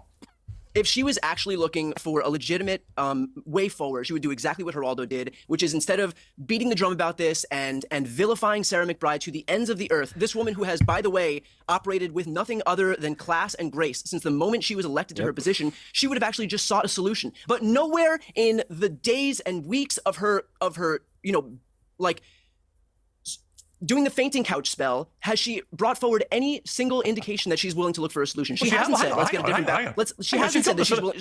She has the solution. You ban it. I mean, just bang. That's it. Calling for this one woman to not be able to use bathrooms is not the same as her saying. It would be any. It's not one woman. It would be any transgender people who are in Congress. This is an attack. This is an attack.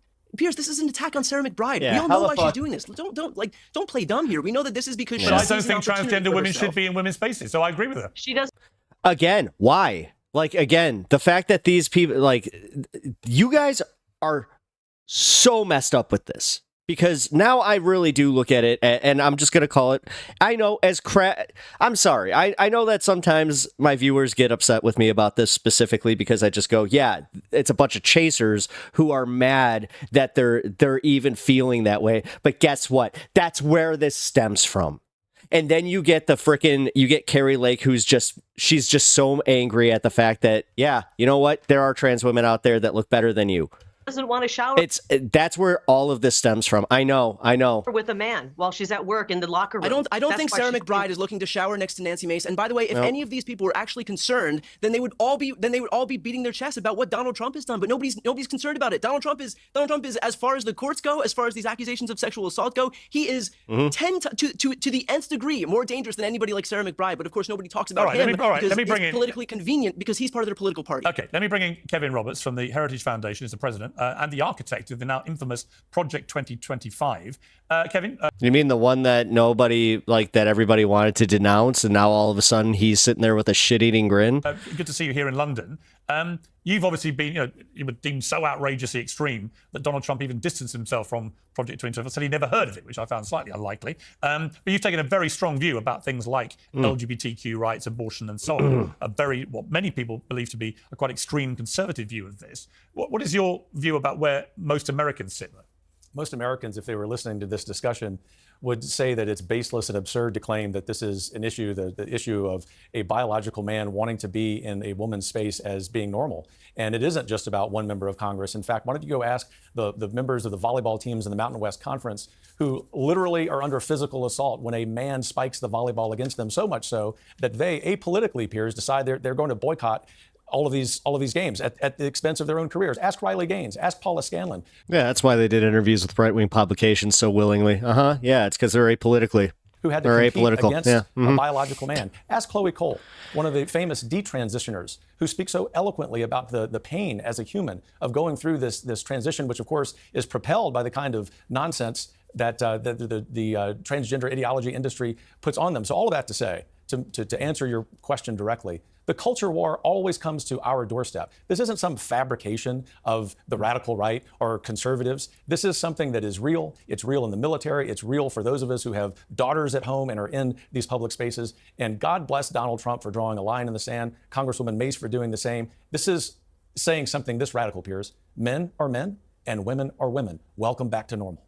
Yeah, I mean, Geraldo, the point, I guess, is that President Trump, with the thumping scale of his win, when you win the popular vote, the Electoral College, the Senate, the House of Representatives, the White House, when you have a clean sweep, you get to do what you want, and you get to do what you said you were going to do. Are you just turn to that election result for a minute, because you had, like me, we had our ups and downs with Trump over the years, but as in the run-up to the election, you were very clear you could not vote for this guy. And were you surprised that he won in such an emphatic way? I was shocked by the depth and breadth of his victory. I also was somewhat chagrined looking in the mirror at how ineffective I was in terms of communicating how important it was that he violated our Constitution on January 6th when he encouraged, incited, and unleashed the invasion of our Capitol. But I have to say that on the trans issue, which he brilliantly exploited, generally speaking, America is a pretty reasonable place. Common sense is a pretty much an American trait, British as well. But I feel that this issue, if people were keen on solving it, first of all, if it seems wrong, then it is wrong. If it seems wrong for 6'6" trans men to play volleyball against the 5'9" women, then it is wrong. If it feels wrong, it is wrong. So people. You notice how they just keep misgendering, though? Like, they're not even trying to be fucking, I hate using this fucking term, good faith about it, but they're not. They aren't. They keep bringing up the fact that, it's a 6'6" dude who's just pretending to be a woman. They're not talking about HRT. Again, if they were coming at this with any sort of good faith, they would actually talk about like what HRT does to the bones, what HRT does to the like your body structure. Also, they would talk about like fairness, like the actual fairness in sports, like the fact that yes, you do have to like go through all these drug tests, you have to go through all of these arduous things just to make sure that you are performing at a fair level. But no, here we are arguing these little semantical points without even bringing out like, because somebody said it about then do we start banning, the 7 foot, the guy that's 7 foot from basketball because it's not fair. It takes away the fairness. Or do the guy that takes steroids? Do we allow him to continue to play? Because apparently we've done that. Wrestling they're right back to the steroid thing. So do we just go right back to just being like, where do you draw the fucking lines on this shit? Seek to fix to fix it. And the way to fix it is the American way, is by compromise. The way to fix it is... Actually, my position, goaltending. You know what? Goaltending has changed so much since even just like the mid-90s, where goaltenders were about, on average, 5'11". Let that sink in. 5'11" in the NHL. Now your average goaltender is 6'6". And you want to tell me about fairness? You don't play men in transition against women because it is fundamentally. Well, the thing is, Gerardo, they're on. Look, I don't want to keep talking about this one issue, but the point is there is no actual compromise to be had. You either allow it or you don't. You either recognize the separation of the sexes or you don't. And you either create a third wave, as you suggested, a third wave. Well, no, the third wave is not a compromise. What that is just explaining there can just be a different category. But what it can't be is competing against women or using women's places. Because it's not fair, and that makes sense. Yeah, that's what I think. But Gerardo, he's filled his cabinet pretty much completely now. Again, also notice how they don't have any compromise on that one, where it's just like, okay, so certain physical sports like boxing or whatever the hell they want to focus on, like, again, hyper fixating on like UFC, boxing, like, because that's most of these people are coming from Joe Rogan's, oh, it's the bone structure. Look, the knuckles, the bone structure, different, monkey man. And honestly, that's where it's literally as deep as they're coming from. Deep as they're coming. I'm hearing from my sources on the Hill that it's pretty likely that, notwithstanding Matt Gaetz obviously stepping down very quickly, that almost all of the others, if not all of them, are likely to be confirmed. And if you put them all together, you have an extraordinary collection of people with all different political views. They're joined at the hip by the MAGA umbrella, but they all have very different views about so many issues. I'm quite excited by it. And you look at someone like Elon Musk, there are many key issues that Elon Musk would otherwise be described as a liberal. You know, he's really a Democrat in Republican wolf's clothing. Is it interesting to you? You could say the same about Donald Trump with his old voting record. Come on. It is to me that people like Joe Rogan, Elon Musk, Robert Kennedy Jr., all these guys, Tulsi Gabbard, they all used to be basically Democrats. And they felt forced to move to the Republicans because they just think this woke mind virus that Musk, I think, quite accurately calls it, has made the left too bonkers for it. Yes, it has nothing to do with like they actually saw like where their money was coming from certain, I don't know, backdoor entities. I agree with everything you said, but I think you left out one key component. That is that many people in this proposed cabinet are like us, you and I, Piers, veterans of Fox News. And I think that President Trump has had a wonderful relationship over the decades with Fox News, first with Roger Ailes and then with the subsequent management. And they have graduated and they are communicators and they are charismatic. And Pete Hegseth, a wonderful host on Fox and Friends Weekend Edition. I sat on the couch with him many a time. Mike Huckabee, the designated ambassador to Israel, also on Fox News. Sean Duffy, his wife, Rachel Campos Duffy, a weekend host on Fox News. I am delighted that with these Pam Bondi, the Attorney General of Florida, yes, but also a veteran of Fox News, and Hannity, and countless times on my Geraldo at Large. All right. You know what? I haven't taken Geraldo seriously since I'm not sure if you guys are old enough to remember Al Capone's vault, but oh man, that was one of my first news stories that I remember my dad like getting me really excited for. He was like, oh yeah, this is going to be something. This is going to be something. If you don't know what happened, please look that up. It is one of the funniest fucking things that's ever happened on live television. Program. I think that he went for pragmatic communicators. I think they'll do a fine job. Whatever you think of their underlying politics, that doesn't interest me. And in this regard, I care that Major Pete Hegseth can, although he faces a steep learning curve, be an excellent defense secretary. He gets it. He's also a wonderful, eloquent, and effective veterans advocate. Right. And a alleged rapist. Pete gets it. Yeah. I think that Pam and Pete are two excellent examples. Oz, Dr. Oz. Yeah. Well, they're I think the point is that they're all quite different, I think, to the normal kind of appointee. Yeah, you know what? They're all idiots. Brian, that's also what's scary. The New York Post about The View, the ABC mid-morning show, because it seemed to me utterly farcical that you have a major networks show mid-morning aimed at America in its entirety, and it's a very popular show, where all 6 hosts, come election day, voted for Kamala Harris.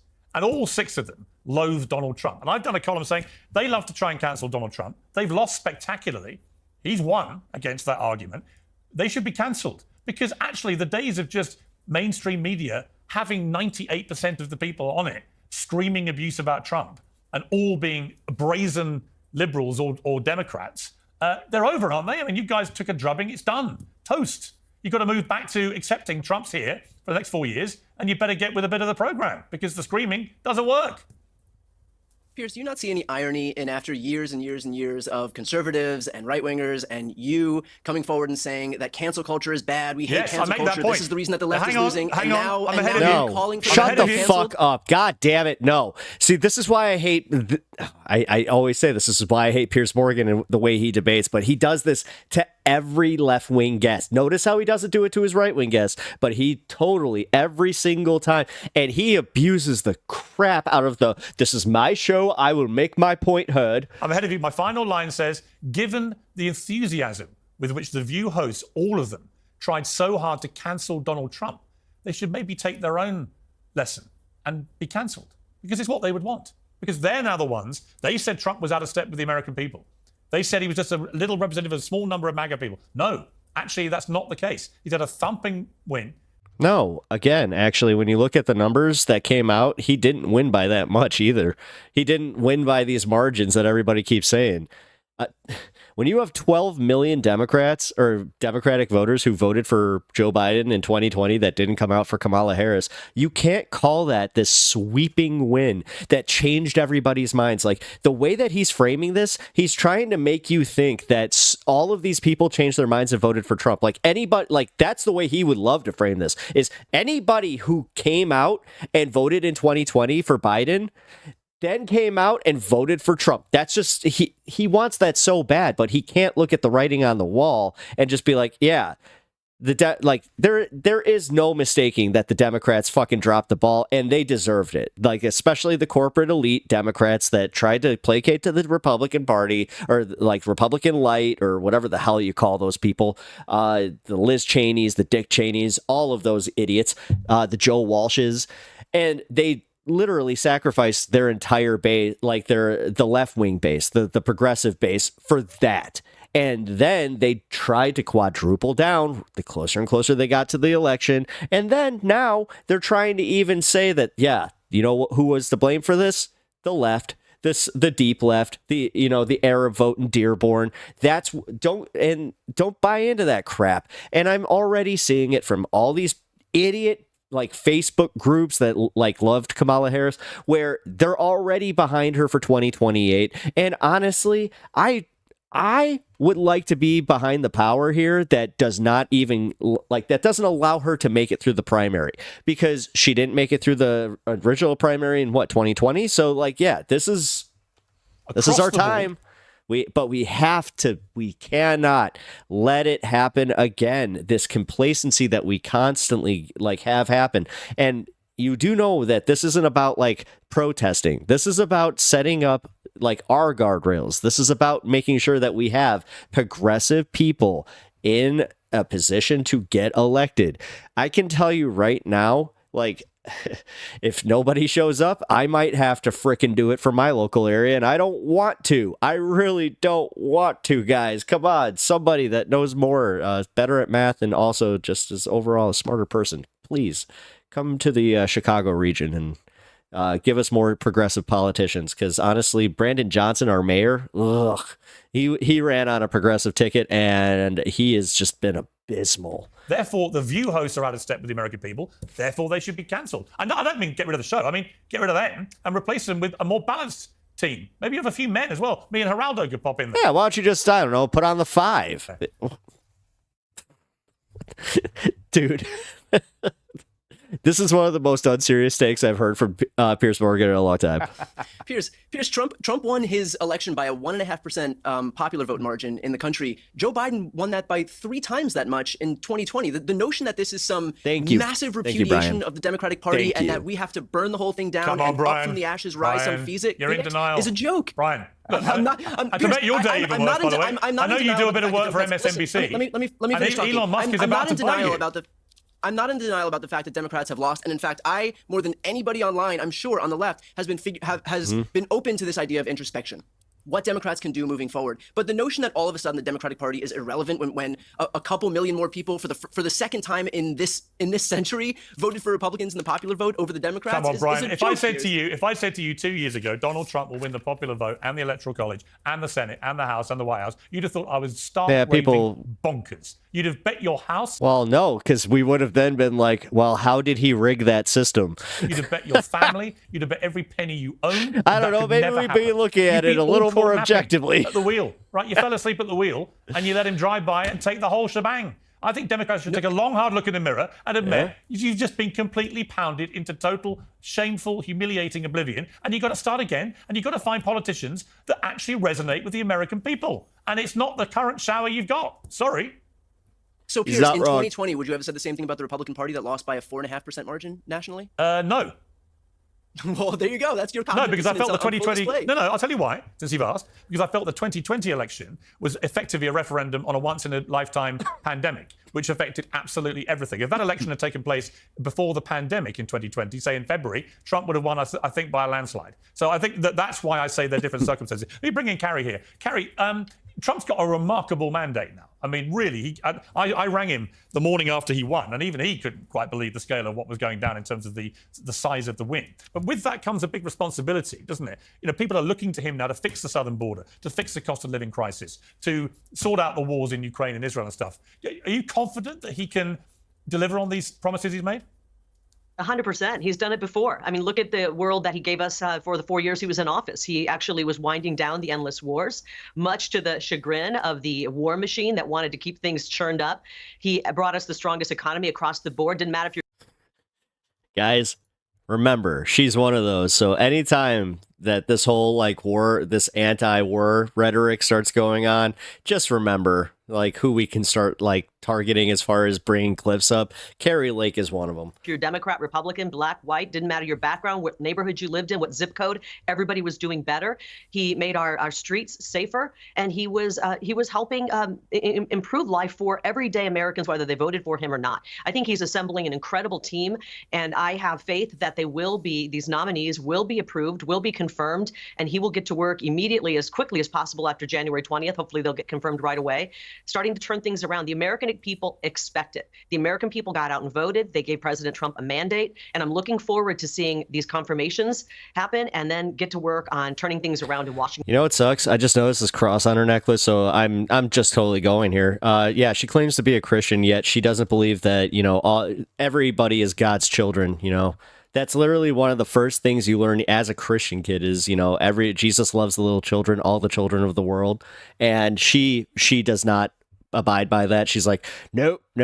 Jesus would be a trans-hating capitalist. Washington, D.C., because God knows we've got to turn things around. The bureaucrats have been in control for far too long, and this is a government of the people, by and she will hear when she enters the gates, I do not know you. The people and for the people, and I'm glad that he's bringing citizens in to help in some of these positions. And you mentioned a few of them. I think Pam Bondi is great. I think we've got some powerful women that have been nominated, and I'm sure that Mark Cuban is curled up in a fetal position right now, seeing all these strong, intelligent women. Well, you know what, Carrie? You know what? There's two things that made me chuckle. Oh, yes. One is the sheer yes, volume because of he's so women in afraid of women. The only people afraid of women are you.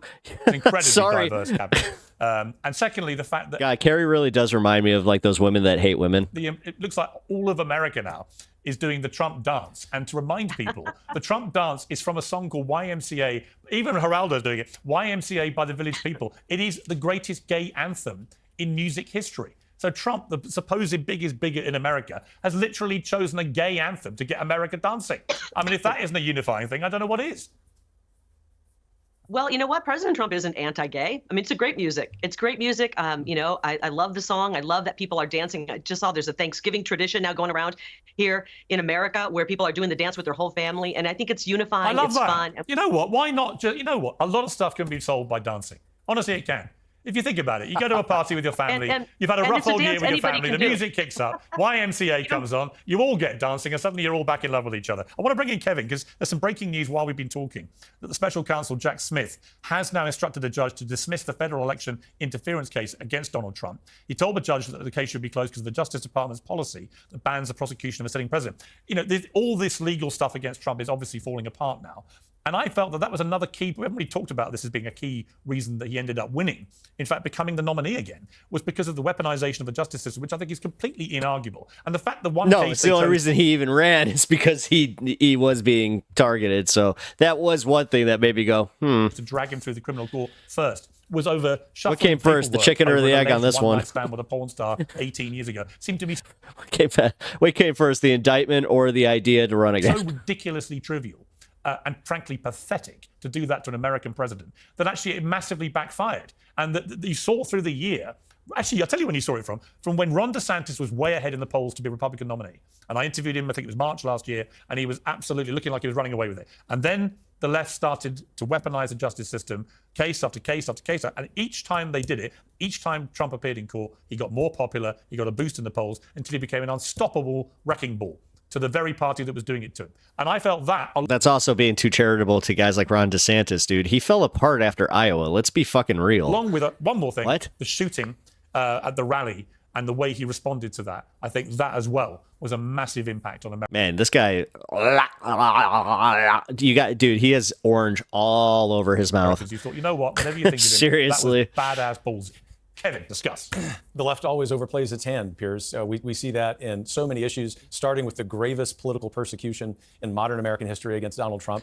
That would be really tragic against any American sucks when citizen, he's right, particularly against a former president. You see it as they've done it with the transgender ideology, which we were talking about earlier. That's not the reason, lawlessness though. at the southern border, the lawlessness in American cities, the fact that in our public schools, we're not just teaching wokeness and DEI, but educational attainment has decreased among every demographic group during the 45 years. You guys can't even define wokeness, so how the fuck is it being taught? The U.S. Department of Education has been around. It's all of those reasons and those that you mentioned. Oh, you mean, oh my God, guys, they're doing that thing. They're teaching inclusivity and kindness. Oh my God. The majority of Americans have said that Donald Trump is given a mandate for disruption. I think that's what this is. And it is a mandate. If you look at the people he's appointing to his cabinet, they reflect the entire center right, probably 65% of the electorate. I think that it is the beginning of a golden era in American history, Piers. Not just the next 4 years under President-elect Trump and Vice President-elect Vance, but I think if they succeed in returning the country to normal, this realignment, which is historic in American history, is going to be around for half a century. I think our friends on the left are shaking in their boots.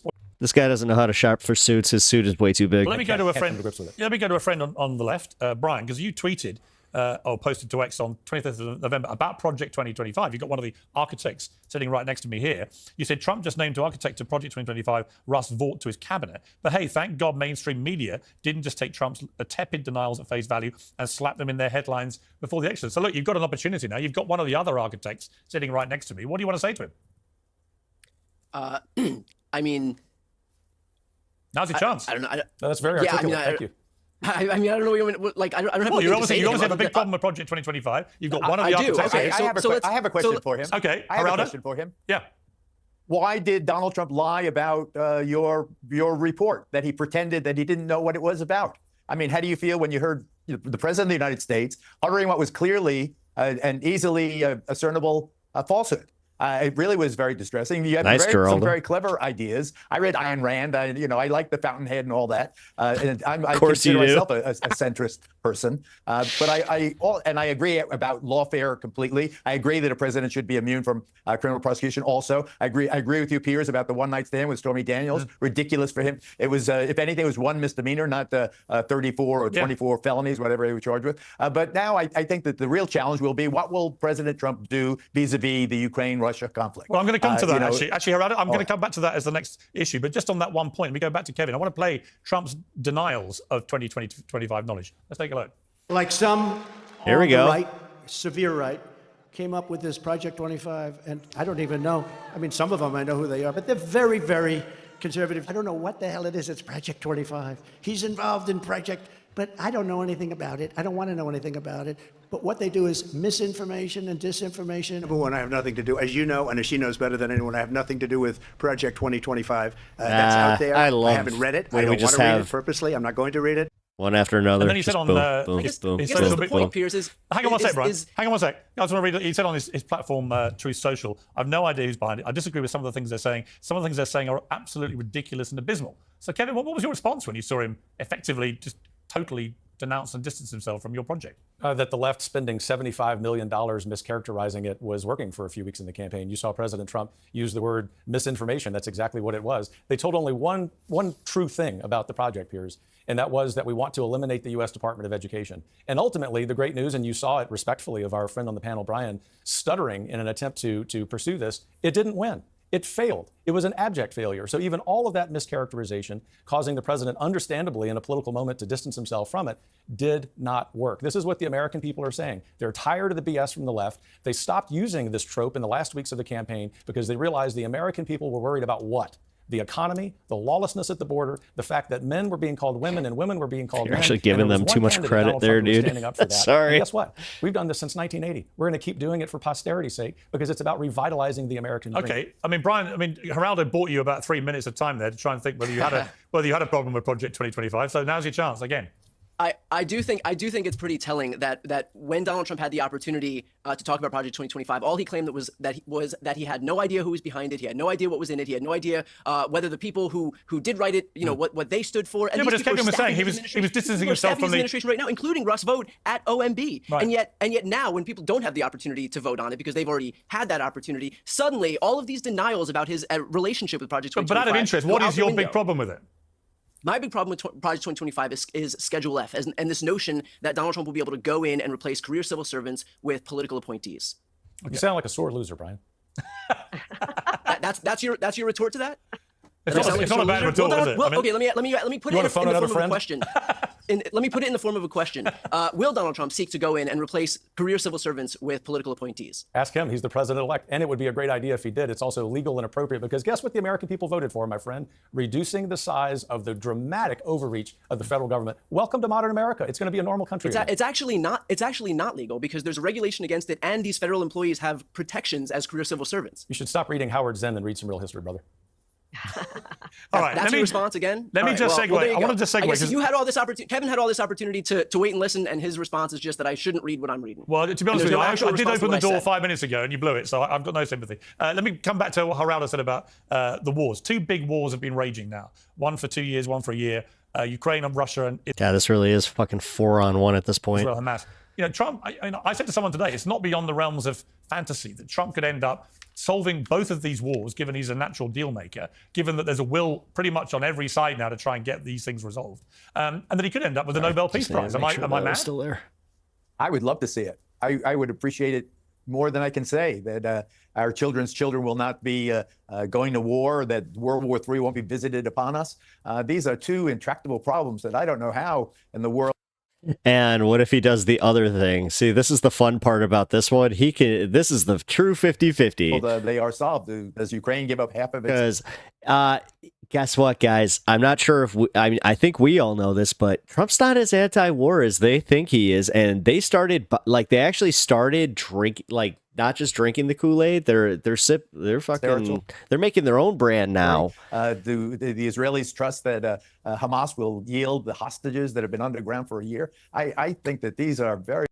Those hostages that are very much alive. Things, social issues, cultural issues. But when it's life and death, and now with the launch of the intercontinental ballistic missile, of course, it didn't go intercontinentally, but it was ballistic missile. It was gravity driven, and it impacted 400 miles away. And I understand that yesterday's news was that the red phone was employed by Russia to counsel our Defense Department that they were not launching an ICBM strike on the United States. I mean, that's bone chilling to me. It is, but I still think it is bone chilling. But that's exactly what Putin wants us all to feel, bone chilled. And he's been rattling the nuclear weapons card against us now for 2.5 years. And you know what? Every time a red line's been crossed, he doesn't actually use them. I think he's full of shit. Piers, though, can you even imagine if this were happening on Donald Trump's watch and we were being marched straight into World War III and he was meandering through a Brazilian rainforest and J.D. Vance was on vacation in Hawaii? No, I don't disagree with that. I think that is a very valid point. No, I think that's a very valid point. But I would say to you, Carrie, though, I would say what I said to a lot of Republicans is if you go back 30 years, the idea that any Republicans would be remotely interested in saying that America shouldn't help a sovereign democratic European country repel an invading Russian dictator. Finally. Would have been unthinkable. Yep. And yet here we are. We've You've all given done a complete volte-face. $260 billion of our treasure to this country to help. The war was lost when they lost the spring offensive. We should have gone to the negotiating table and brought in our best negotiators to bring peace. This is not a Democrat. They did. Republican issue. What? This is about bringing peace to the world. You don't and think instead, we've got what? a guy who can't even find his way off a stage, allowing this to continue. Okay, we get it. Joe's an old man, but honestly, you're like, how? What? Your way of solving this is literally just, well, we got to do what they already did. Oh, you're telling me that failed? You're telling me that, oh, I'm just being kind of a prick? If he cares one iota about America, he would get on the phone with Donald Trump and ask him to come in right now and help negotiate peace. I think it can happen. I trust that President Trump can make that happen, but I don't trust that Joe Biden loves this country enough to make that happen. Yeah, but I think we should also remember who the really bad guys here are, and it's Vladimir Putin.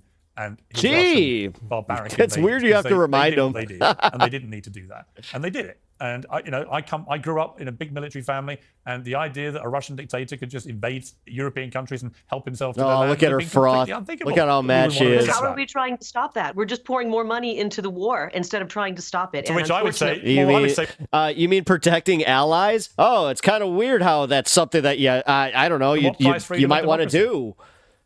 Well, $260 billion, and now we're hearing that as much as half of that may have been laundered through Ukrainian officials, and some of it, much of it, coming back into Democrat politics. Once she starts talking about the Pentagon report that just came out again about the billions that were just, that just disappeared, then I might take her seriously. But until that happens, shut the fuck up, Carrie. Politicians. But what would you have said? All right, but Carrie, what would you have said in 1939 when Hitler invaded Poland? Or what would you? How come he doesn't know that? Like, how come Piers doesn't know that? How come he doesn't know about the Pentagon report that just came out? And literally, we're missing something like $360 trillion or like $36 trillion or something like that. Sorry. No, I'm talking about this war right now. Well, I'm saying it's a similar thing. You got a total nutcase in charge of invading hordes, invading a sovereign European democratic country. Here's America is bearing the brunt of the funding of this, and I don't see Europe clamoring to throw their treasure in. Britain like has America. actually given more than any other European country, but I take your point. I do think not more than America. Well, I do. No, of course, and I do think America always has to get the lion's share. Brian, just quickly, these two wars. Trump says he can fix them. They're very complicated, both of them, in terms of not just what's happened in the last year or two, but also historically, the history of these conflicts. Do you think he can pull off peace? I think that Donald Trump has shown through his own rhetoric and even his cabinet appointments, including somebody like Tulsi Gabbard as DNI, I think he's shown whose side he's on. I mean, the fact that Carrie Lake can't even come forward and say that a warmongering totalitarian dictator seeking to take the territory of a sovereign country is bad and just waving her hands around about money, and that's more important than protecting the sovereignty of a free country, especially one, by the way, who is aligned with China, and they've got territorial ambitions as well, including Taiwan, and we have a vested interest in terms of our economy of having Taiwan be a free state. The fact that all of these people can't take a clear-eyed view of this because they're so aligned with, I don't know, whether it's Putin and that axis of evil, whether it's just focusing on making the U.S. more like the illiberal state that Russia is. I'm not sure which one it is. I get why they see a lot of Putin in Donald Trump, and so they're putting on full display which side they're on. You can sit there nodding all you want, dude. They're going to seek peace for in deference to democracy in the world. No, I think that Donald Trump's already shown. That's where liberals go wrong when they compare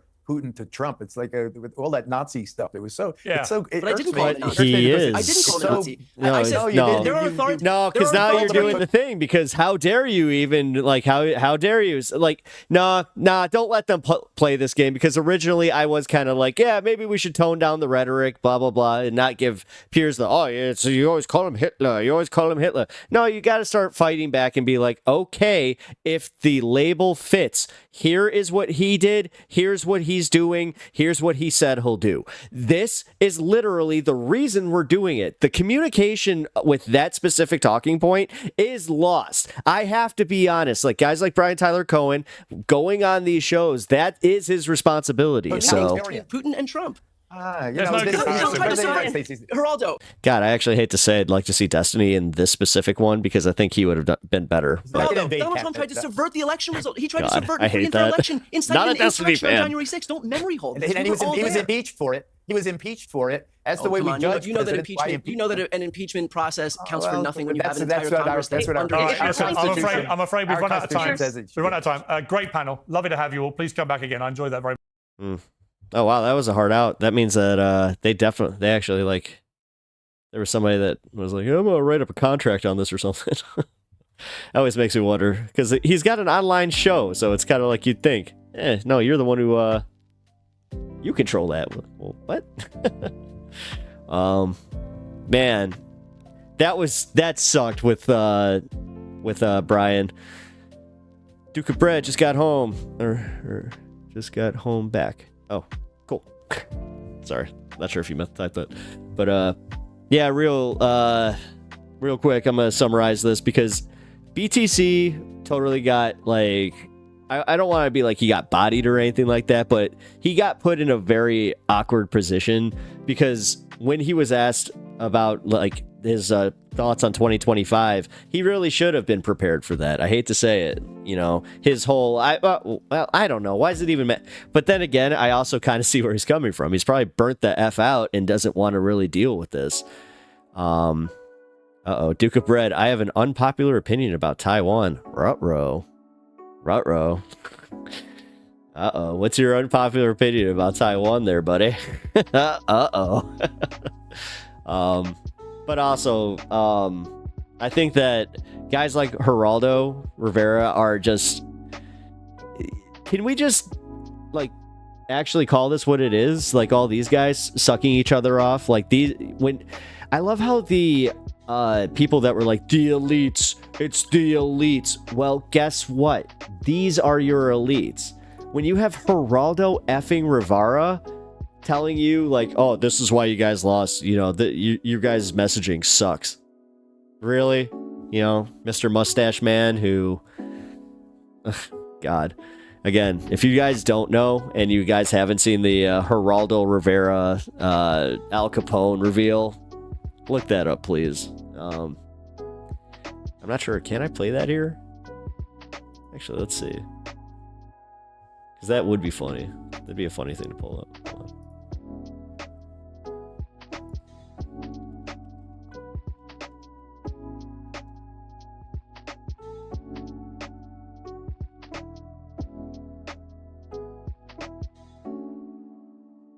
No. Actually, I have it. Here, check it out.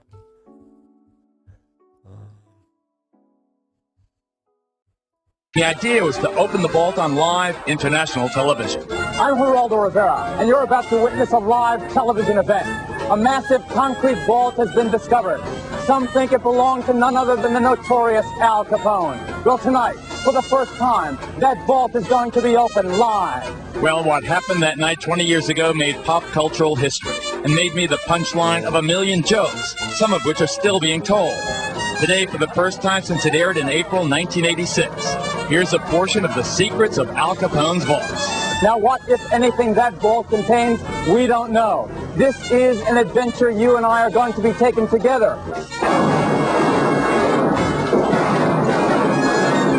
But when all was said and done, all I'd found was an old stop sign and a couple of empty gin bottles. It seems, at least up to now that we've struck out with the vault, I'm disappointed about that, as I'm sure you are. Then I swallowed my pride and kept my word. I promised all the critics that if we didn't find anything, I'd sing a song. So, Chicago, that Hovland town. All right, I'm going. I'll see you. I was... I'm so glad that happened here. Geraldo. Chicago does not love you. Okay. Yeah, if you guys enjoyed that one, I honestly, I think that one was a little bit harder to watch, specifically because it was like I felt like at times it was a 4-on-1, and Brian was just there to get like dogpiled and made fun of. Like, it really sucks that Piers Morgan joins in and he can't be an objective observer. He can't be, you know, just an actual moderator, you know, a host, if you will. He's actually bad at his job because he can't not be the center of attention or not be like the one to give his opinion. Like, he really is the worst with that. So, but yeah, if you enjoyed the segment, leave a like, comment, and subscribe. Trying to get to 1,000, so if you're not already sub, please do. And yeah, also leave a like on the stream if you're here live. I really appreciate that too. Helps me out greatly. It really does. It pushes me in the algorithm, so I really appreciate when you do that. So, but yeah, I will see you in the next one. All right, so that is the end of that segment. That one was a little long. All right.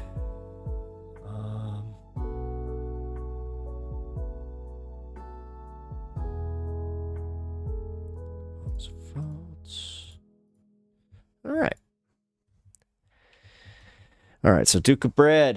Let's have a talk. Duke, I think China's position is understandable. The Civil War never ended formally, and the U.S. is hostile. I don't think we should go to war with China over it. Correct me if I'm wrong, but isn't it, like, an independent nation, kind of like in the vein of Ukraine, though? And also,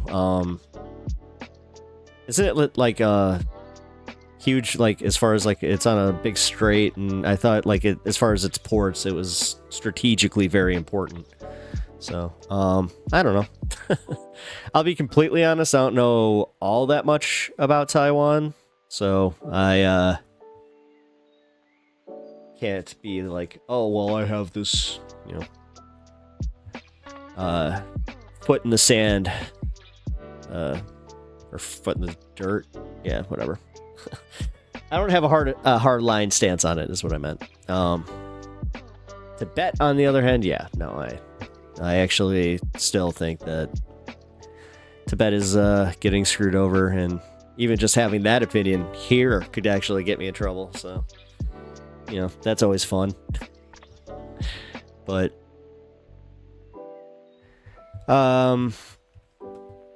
do you think that,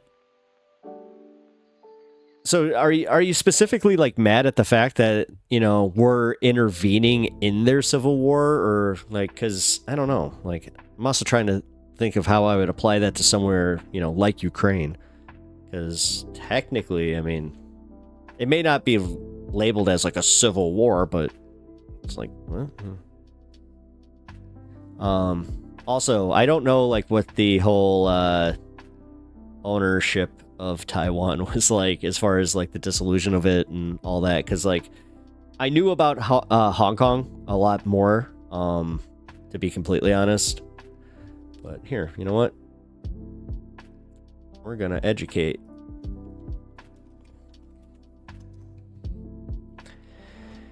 All right, Taiwan.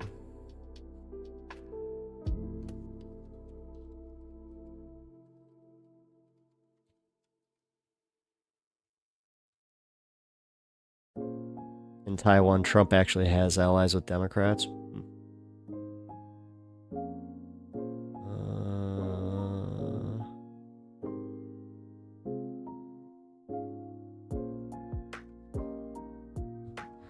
All right, so what we have here is a interesting little why.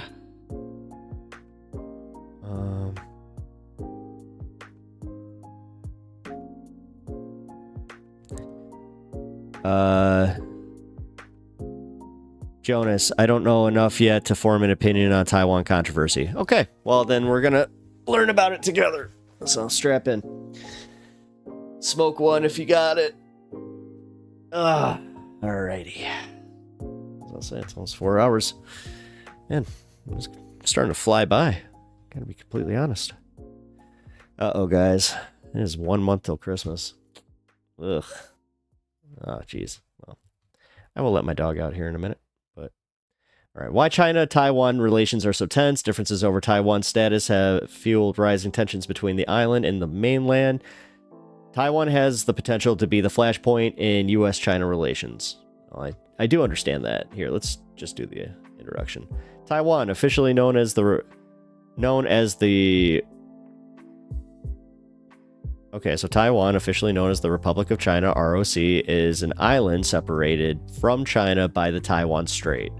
It has been governed independently from mainland China, officially the People's Republic of China, PRC, since 1949. The PRC views the island as a renegade province and vows to eventually unify Taiwan with the mainland. Okay, I kind of understand that. It's a little bit like the old Japanese conflict. With Okinawa.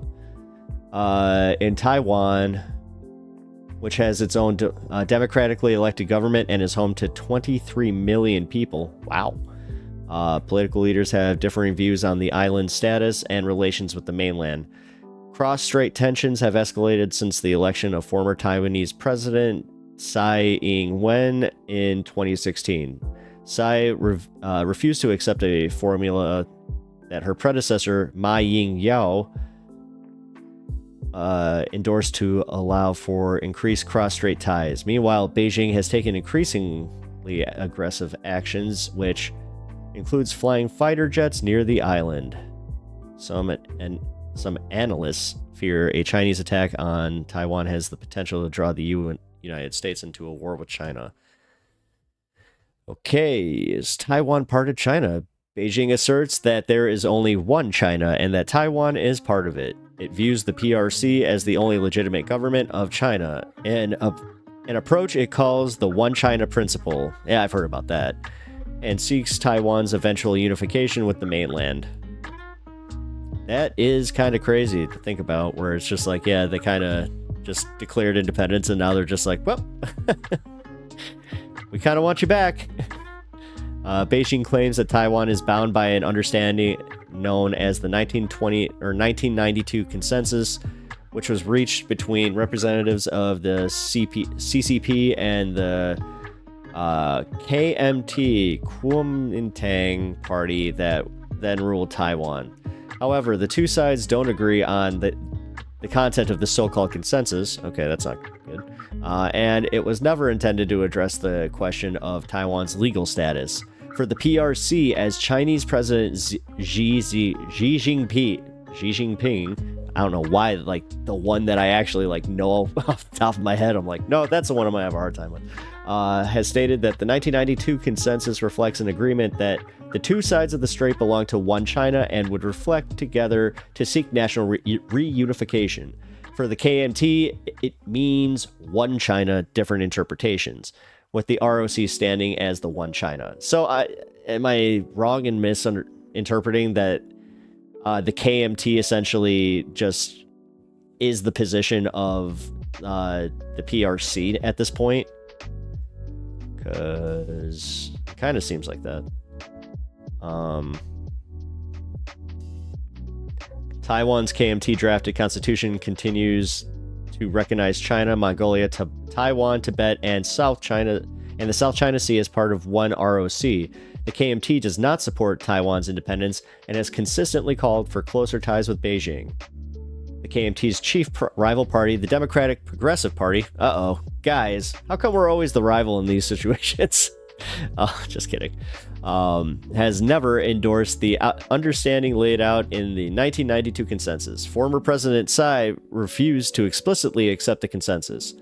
Instead, she has attempted to find another formulation that would be acceptable to Beijing. In Tsai's 2016 inaugural address, she noted she was elected president in accordance with the Constitution of the Republic of China, which is a one China document, and she would safeguard the sovereignty and territory of the Republic of China. However, Beijing rejected this formulation and cut off official contacts with Taiwan. Tsai's successor, current DDP leader and Taiwanese Vice President Lai Ching-te, called for reopening dialogue with China to replace confrontation. During his 2024 presidential election victory speech, and pledged to maintain the cross-strait status quo aligned with his party. But experts are skeptical that China will be willing to engage in cross-strait dialogue. In a 2019 speech, Xi reiterated China's long-standing proposal for Taiwan, that it be incorporated into the mainland under the formula of one country, two systems. Yeah, we've seen how well that works, though. Like, look at what you did to Hong Kong. Like, they might have a reason to be a little skeptical. This is the same formula used for Hong Kong, which was guaranteed the ability to preserve its political and economic systems and granted a high degree of autonomy. Such a framework is deeply unpopular among the Taiwanese public. I can imagine. I can imagine that they, at this point, think of themselves as an independent entity, but pointing to Beijing's recent crackdown on Hong Kong's freedoms, even the KMT have rejected the one country, two systems framework. Yeah, okay. So, Okay, Duke of Bread, am I doing okay here? Number one, in my assessment of this, because I don't want to go through all of this, but is Taiwan a member of the United Nations? No. China rejects Taiwan's participation at the UN. What is the United States' relationship with China? 1979, United States established formal diplomatic relations with the PRC. At the same time, it severed its diplomatic ties and abrogated its mutual defense treaty with the ROC, but the United States maintains a robust unofficial relationship with the island and continues to sell defense equipment to the military. Beijing has repeatedly urged Washington to stop selling. Okay. I think that's kind of playing into what Duke was saying here. Because, yeah, Duke of Bread, I think China's position is understandable. The Civil War was never formally ended, and U.S. is hostile. I don't think that we should go to war. Okay, you know what? That's actually a... after reading this, I think that that's actually pretty fair. I still think that the Taiwanese people, from my understanding, would like to have sovereignty over, you know, their like own country at this point. But it, yeah, I get it. I kind of get where you're coming from with this. The U.S. approach is governed by the One China Policy, PDF. It is based on several documents, such as the 3 U.S.-China communiques reached in 1972, 78, blah, blah, blah, blah. Okay. How have recent U.S. administrations approached Taiwan? Oh. So this graph here, data is as of March 2023 and includes sales of defense equipment and $14 million or more defense articles. Holy crap. Okay, so yeah, Trump is way better at defending Taiwan than Biden is. Look at this. Look at this. Holy crap. Yeah, okay.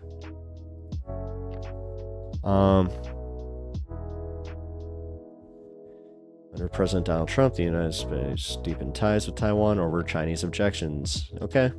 The Biden administration has taken a similar approach, continuing arms sales and reaffirming Trump administration's decision to allow U.S. officials to meet more freely with Taiwanese officials. Okay. Well, never mind. Hold on. But just, yeah, that's an insane drop. 11 billion, 6 billion. How come, you know, real quick, how come Republicans don't have a problem with this? Look at this. This was to Taiwan. Like, seriously, and they want to sit here and, you know, pinch pennies over you know, this whole idea of, oh, Biden's spending too much money in Ukraine. Whatever. Dude, it's ridiculous. Could war erupt over Taiwan? A top concern among U.S. analysts is that China's growing military modernization and assertiveness, as well as the deterioration of the cross-strait relations, could spark a conflict. Such a conflict has the potential to lead to a U.S.-China confrontation.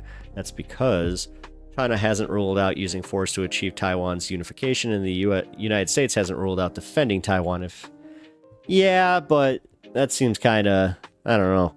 Duke of Bread, I'm not tanky, I swear. I would be happy for Taiwan if they got independence, but U.S. is not an honest actor here. It is not our job to decide these things. Yeah, I could, again, I don't view you as a tanky here, although it is funny, I haven't even thought of the word tanky for a while. Like, you a fan of Jackson Hinkle there, bud?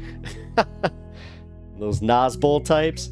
Oh my lord. Okay, my dog is going completely nuts. So, I'm going to put up my bumper screen for a second and let her out and just... I would like to continue this, so... but she has literally been barking for the past, like, 5 minutes here, so I have to let her out.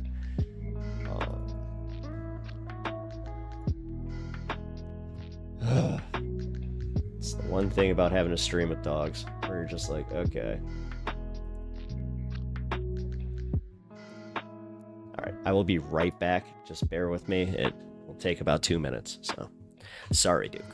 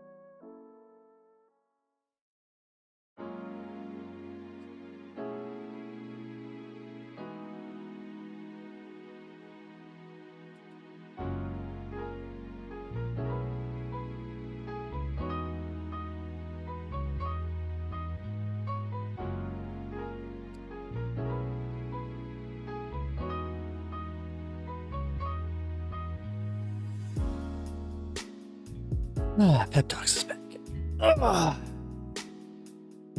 Okay.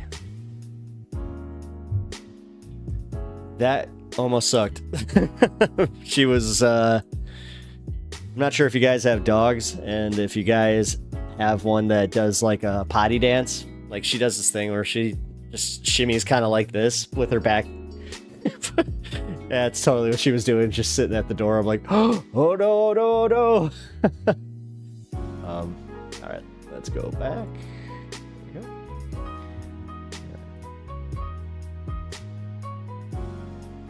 Appreciate you guys hanging in there with me. I really do. Also, leave a like on the stream and sub to the channel if you have not already. Okay, so I am no reformist, but I would be a tanky 100 years ago. You know what? That actually might be a fun game to play down the line here, like where our politics would put us, you know, like 100 years ago, and like, oh, you know what? We could do it by like decade, where like we move up by the decades. That'd be kind of cool. Because yeah, it like even with like the 10-year changes, it definitely changes. All right, so this is what I was very interested in, was how war could potentially erupt over this. A top concern among U.S. analysts is that China's growing military modernization and assertiveness, as well as the deterioration of the cross-strait relations, could spark a conflict. Such a conflict has the potential to lead to a U.S.-China confrontation. We've already kind of established that. That's because China hasn't ruled out... Okay, so we did go through that. However, experts disagree that the likeliness and time... See, this is what I thought. And timing of the timing of a Chinese invasion. Tongue twister. The top U.S. military commander in the Indo-Pacific warned in 2021 that China could try to invade Taiwan within the next decade. I kind of remember that. I remember that, like, that's when I started having, like, this, like, on my radar a little bit.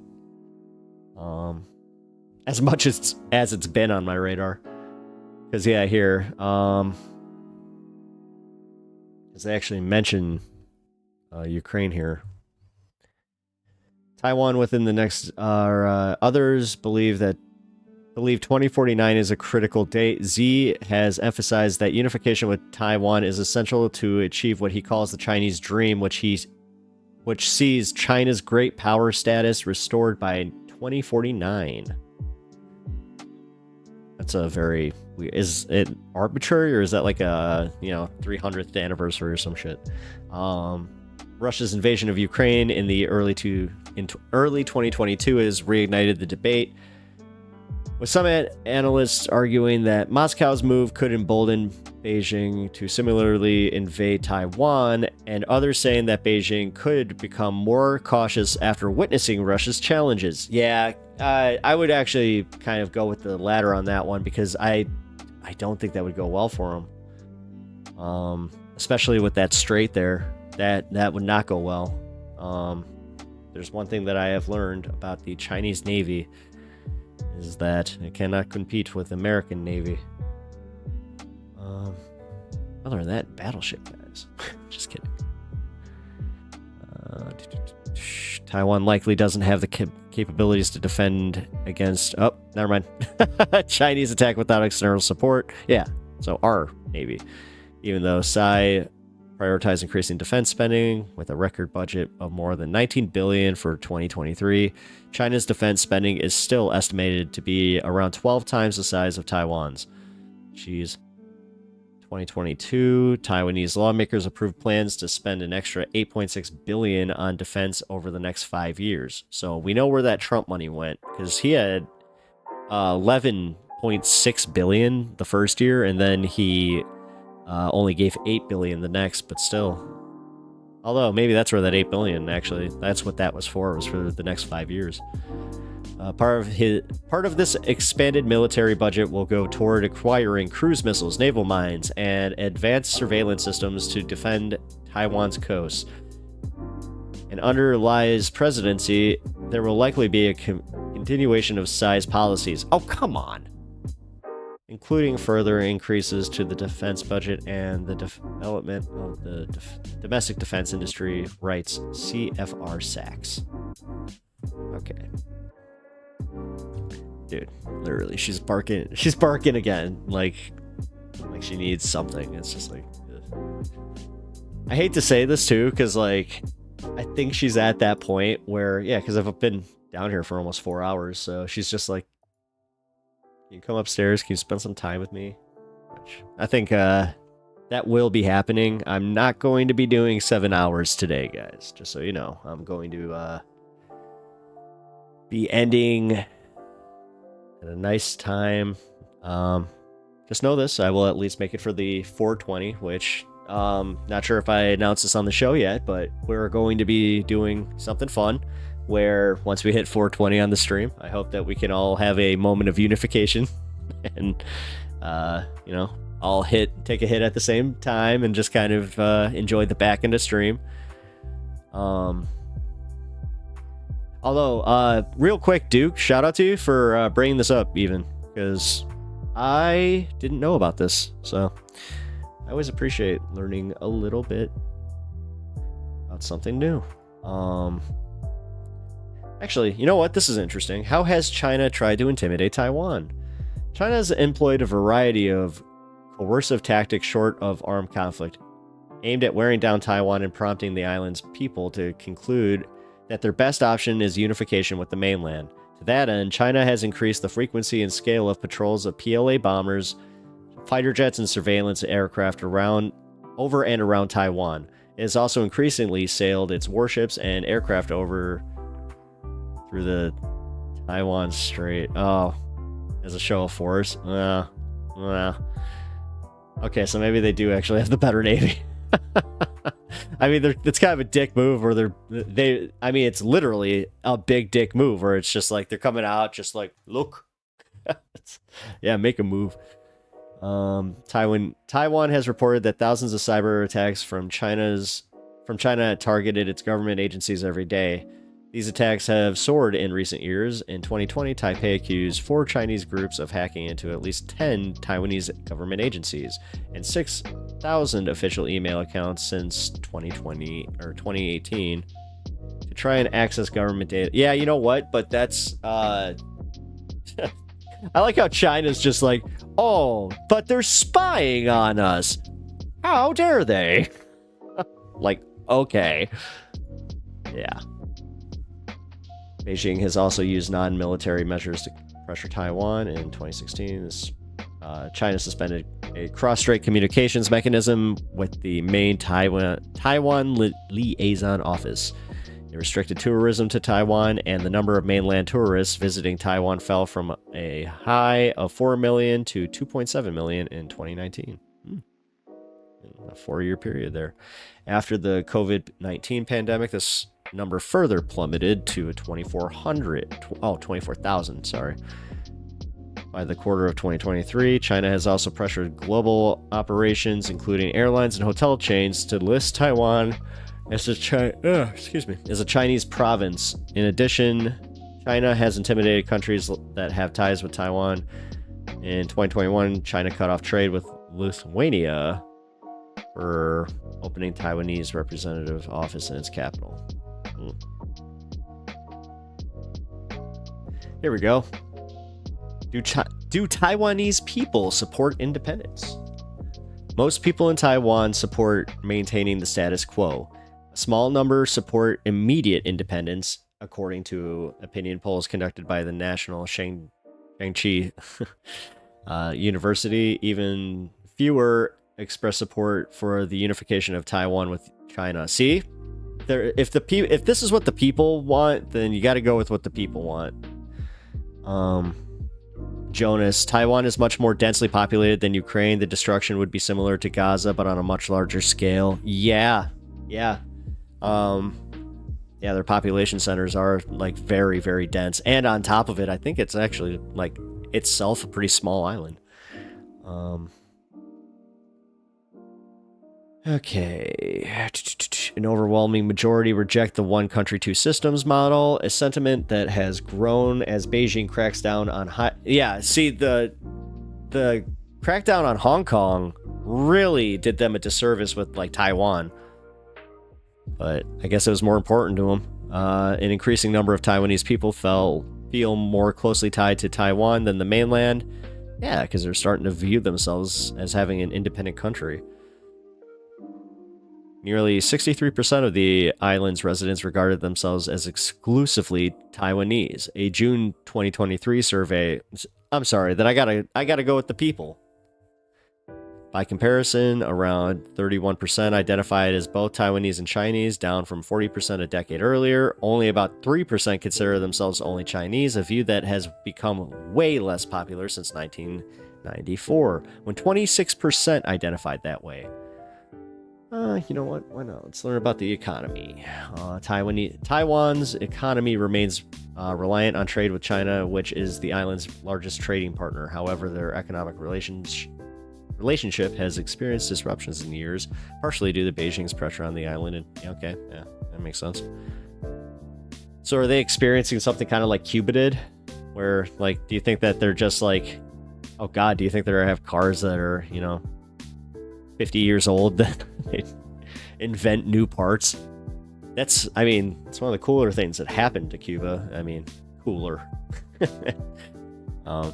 Aesthetic cool, I guess. Under President Ma, who was in office from 2008 to 2016, Taiwan signed more than 20 pacts with the PRC, including the 2020. They agreed to lift barriers to trade. China and Taiwan resumed direct sea, air, and mail links and had been banned for decades. They also agreed to allow banks, insurers, and other financial service providers to work within both markets. Yeah, but that was beneficial to both of them, right? Like, because if you allow that to happen, then you can allow the trade. Therefore, you get if they are the main source of trade, then it's essentially all just coming back to them. So, don't want to shoot yourself in, the toe just because. Or was it I guess that's a good one for the bite your nose to spite your face or whatever.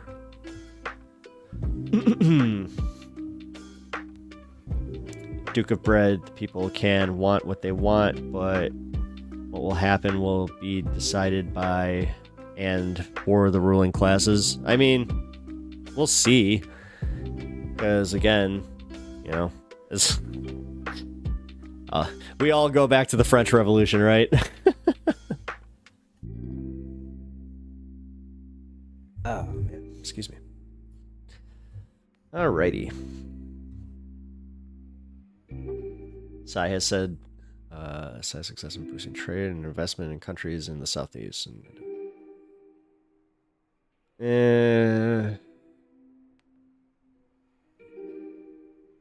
So,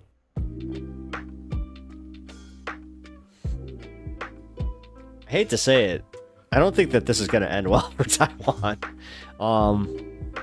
Duke, I'm going to agree with you on this one and say that that's exactly how it is going to turn out, because, yeah, the ruling classes, of course, it's so easy for us to do that, though, where it's just, the elite, the ruling class, we're all screwed. What can we do? We gotta do the grassroots thing again. We gotta, somehow we have to push somebody kind of like Bernie. I like how that's my answer. We need to go back to Bernie, guys. Right? I'm so out there with my takes.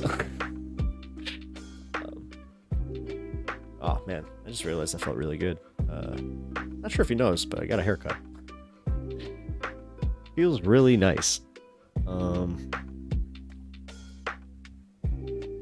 Well, I can say this, Duke. Thank you for suggestion. Thank you for bringing up Taiwan, because honestly, I just wanted to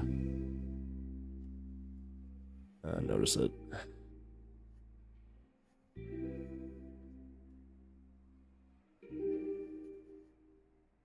Oh.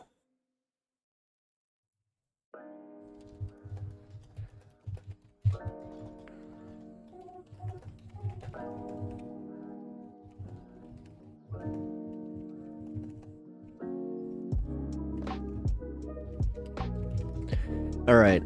Real quick, if you guys haven't checked the Discord, go into horticulture. I am very, very proud of the pictures I have in there. Also, join our Discord community if you haven't already. It's a fun time.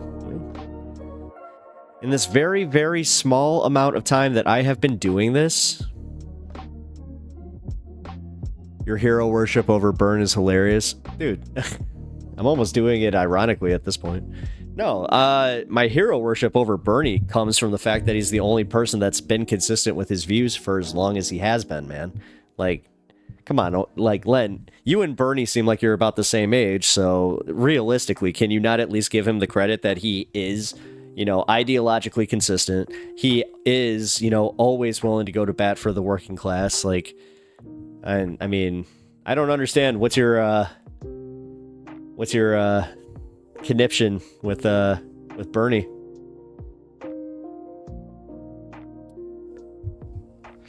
Because yeah, I don't know. He seems to have the right message for guys like me. That, I mean,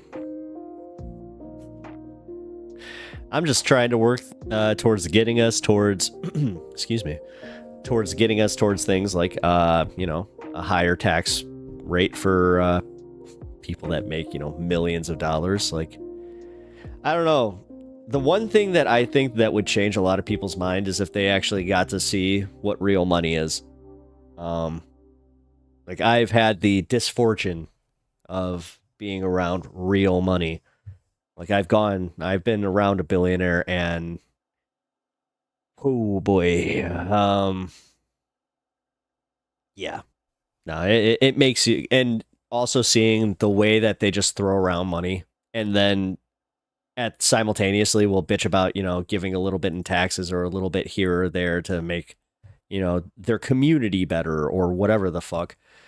Like, it's always, how dare you? Like, I don't know. I've also been in a situation where, yeah, I have been, like, completely, like, I found out that there was a situation where I had to work for the Chicago Auto Show. And I had to go and meet a bunch of, like, the media and the higher, you know, rollers of the companies and whatever. And one of the guys turned out to be one of the higher ups of what was then just Chrysler. And I can tell you right now, the number one, like, I didn't get tipped. And I'm still pissed off about that, because it's like, I worked for the guy for over 6 hours. I did everything that I was supposed to do. And, you know, it was one of those things where, because of the assignment, you know, we were pretty much banking on those tips. Well, yeah. I don't know, guys. Go out there and, I don't know how you'll do it, but try and see what the waste that these people actually, like, you know, it's insane. Especially when you actually think of it, like, in the context of, like, your house, or, like, I can tell you right now, like, in my place, I got cats. So, my cat Lou, who, R.I.P., you know, he's a good kitty, had a little bit of a bad habit where he would tear up, like, the edge of my stairs. And he just, like, he did such a number on it where, like, I have just, like, holes in my carpet on my stairs, which, again, I have cats. I understand what I have. But I've been wanting to replace it because he's since passed on, and I have another cat that's starting to kind of, like, go to those old places. He doesn't do it as bad, but, you know, same thing. And it's just like, yeah. But that's the thing. Like, I have to sit here and worry about that. I have to sit here, like, I got other, you know, when you become a homeowner, it is actually kind of a bitch, because, you know, everything decides to break at the same time.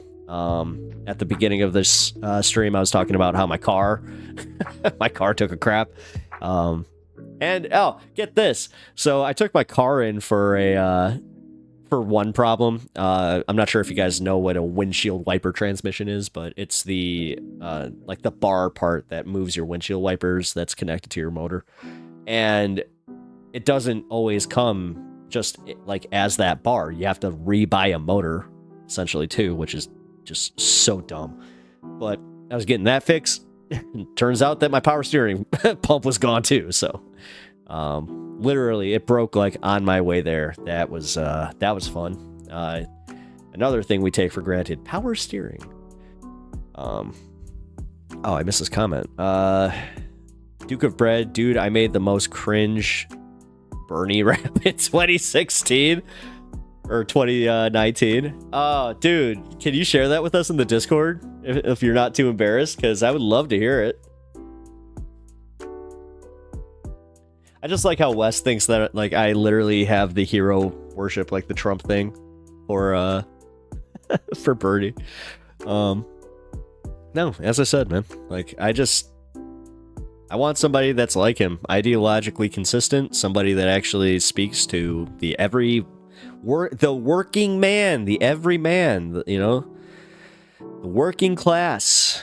Although we are being used as a political tool right now, so don't, you know, give your hopes up on that one. Because remember, for every time that they're like, Donald Trump is here for the working class, just remember that, yeah, you're being sold a bill of goods. And I still can't believe you made a Bernie rap. Like, did you make it? Like, did you actually rap on it? Like, Duke, I didn't know you could rap. Learn something about you guys every day. Wasn't kidding about that horticulture thing, though. You guys gotta check out the horticulture. It's very cool. All right. Got a little bit quiet chat today.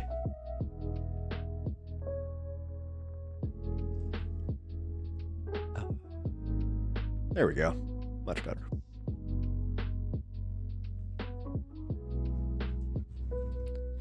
I hope Landy Man actually had some fun here.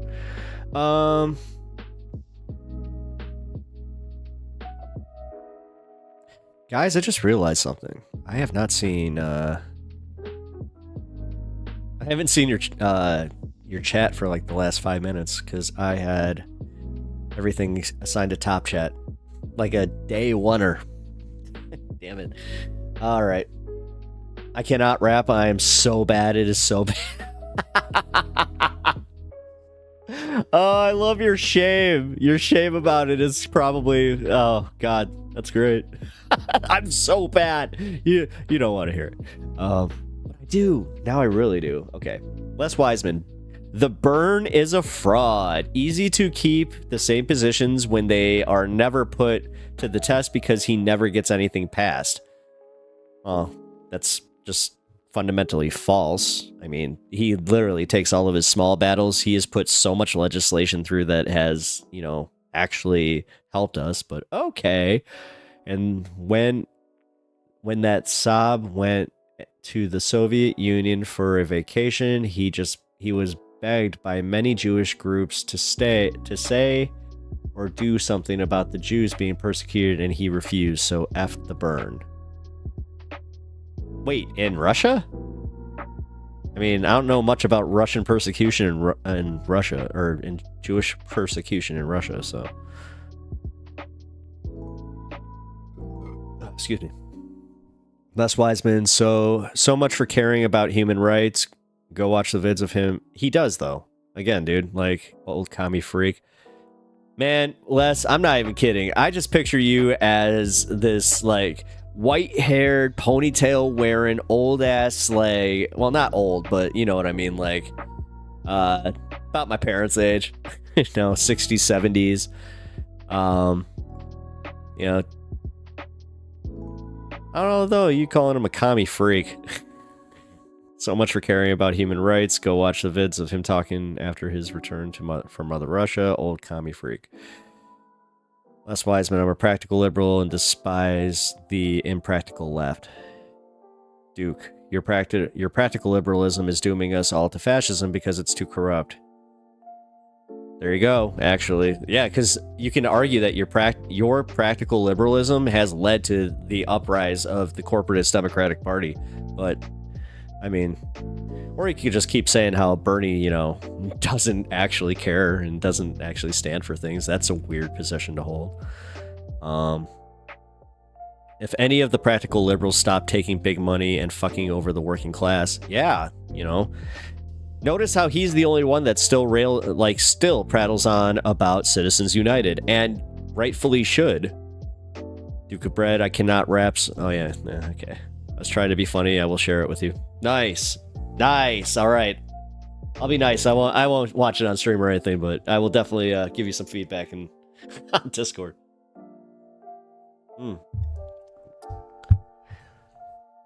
Impractical. So is that what you're? Is that what you're on? Like what you're about, Les? Is you like teaching like the younger generation just how stupid they are? Because you like to say how stupid we are. You like to say how impractical our ideas are or our beliefs are. But then when called on the carpet here, you're just like, I'm a practical liberal and despise him. Like, really? You don't see how that's, you know, kind of problematic, but okay. Whatever. I mean, then what's your answer? Like, then who's your answer? Because honestly, like, I'm of the mind that, like, no politician's perfect. I mean, even, yeah, okay, so say you're right about the Bernie thing, which I'm not saying you're wrong. And he did this thing with the, you know, Jews in Russia. I'm sorry, I'm not gonna. That's not what I'm hanging my hat on.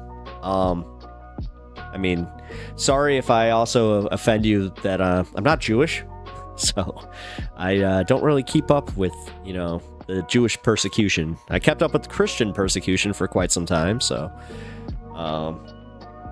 which, you know, if you ask them, they're always being persecuted. What is it about victim complexes and like this whole thing where you just always need to be a victim? Not saying the left isn't guilty of that. Trust me. Oh boy, are we. I think I made the video visible on my channel. You know what, Duke? I need to check out your channel. Give me a second here. That I am going to do. I won't show my screen, though. Unless you want me to.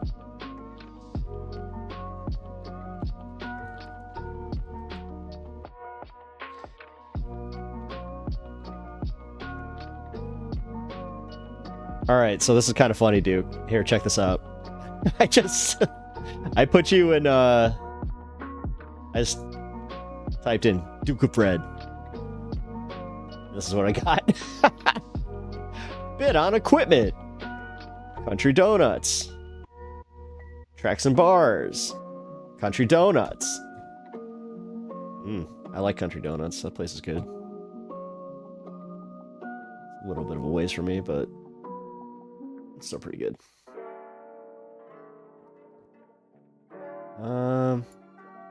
Here, just give me 1 second. I mean, hey, actually, yeah, here, Duke, you just gotta, either send the link in Discord here, or, yeah, or send me a direct link to your, channel. Because, yeah. Having a little trouble finding it here, man. Yeah, it's just like... Holy crap. Yeah, I'm not finding any user Duke of Bread here. I'll send it on Discord. Cool. I appreciate that. All right. Yeah, I had that problem a little bit when people were looking for my name. I still get it, especially if you like put a space in or you don't put the TV. I have gotten better with tagging my videos though, so hopefully you guys are finding these a little bit, you know, quicker if you're typing in my name to look for them. But the plight of being a smaller YouTuber. Oh, by the way, guys, just so you know, we did a poll on Discord, and I asked you what game you guys wanted me to play. we put a list of 5 games up there, and guess what I got? I got the one that I don't want. I don't want to play it because I get a little scared from jump scares pretty easily. So, but I'm gonna be playing Alien Isolation, the 2014 classic Alien Isolation. I've never played it before. And also, full disclosure, I'm a huge Alien fan, so this will be fun. But as I said, like actual jump scares in games, horror. Like, let's just put it this way: I have played Fatal Frame 2 one time. I'm never going back. That game scared the living piss out of me. And it's literally, you're just walking around a haunted house with a camera. Somehow one of the scariest games ever made. Sorry, I'm kind of still locking here. All right, we got us 4 minutes until 4:20 time. So, Wes, sound off if you're still here and want to debate. If not, I appreciate you being here and giving us your takes, because, yeah. Sorry if I offended you too, by the way. I was just joshing about the whole, thinking you're like an old hippie with a ponytail. Although that is how legit I do, like, think you... like, I just picture... That's how I picture you. But, yeah. Also, if you have, like, more practical solutions for us youngins, it's kind of weird. It's almost like with age comes mentorship kind of thing. So, yeah, I don't know. Almost like you have this responsibility. I've had to say that to my parents too. All right.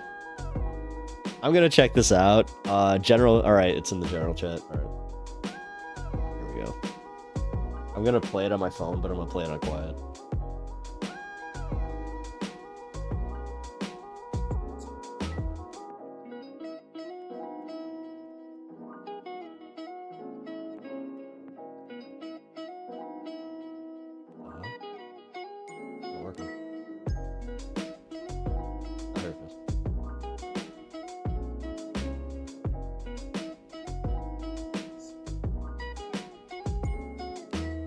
Were these your beats?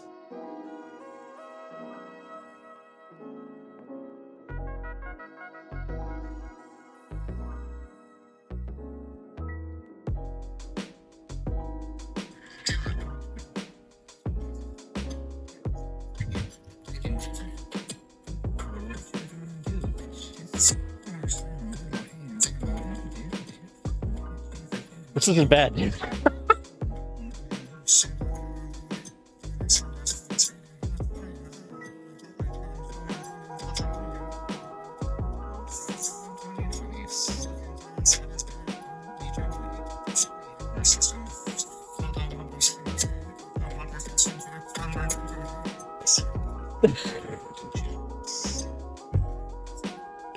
Dude, you're actually spitting some bars here, man. It's not bad.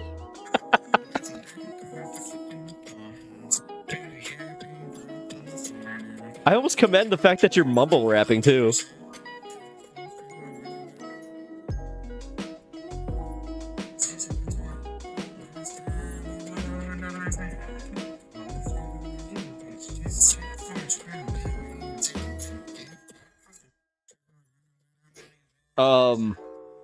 All right, so you didn't answer though. Is that your is that an original beat? Because if it was, man, actually that was pretty dope. I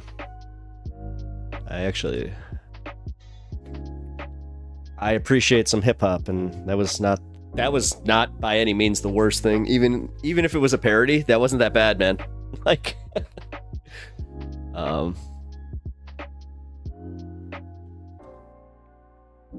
yeah, hold on. Shit.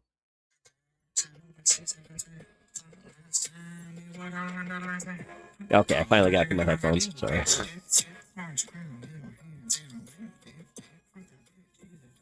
Okay.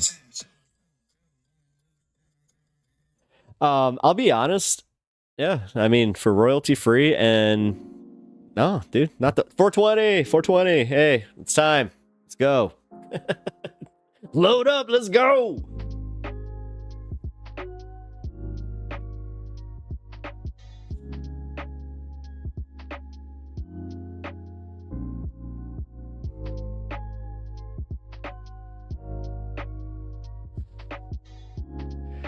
Wait, there was a Trump rap challenge? Like, was this something like on Twitter? Like, I had never heard of that. But yes, blaze it. Yep, blaze them. Yeah. Damn, that was a good one. All right.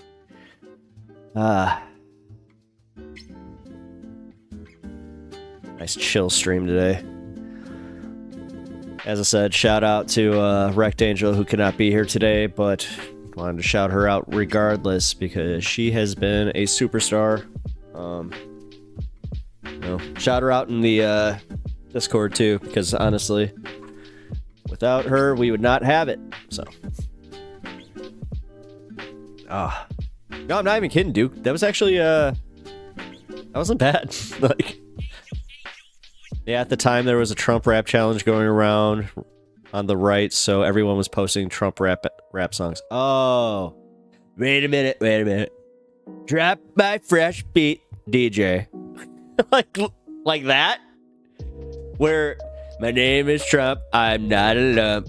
All I can say is that I like your rump. Like, oh, yikes. Your humps, your lovely Trump lumps. Make the lumps great again. All right, I'm trying to.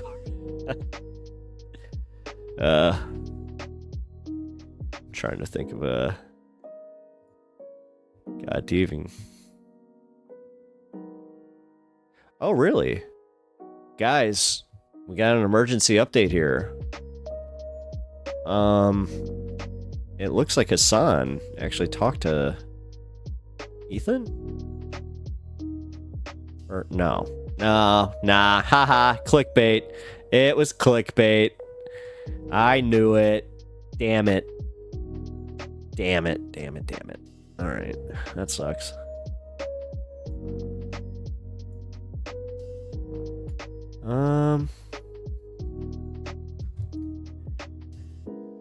Haha, everything you can think of just pro-Trump raps. Well, I mean, Duke of Bread, I hope my cringe brought you joy. It makes me laugh to this day. I mean, honestly, like, you may be cringing out, but, I'm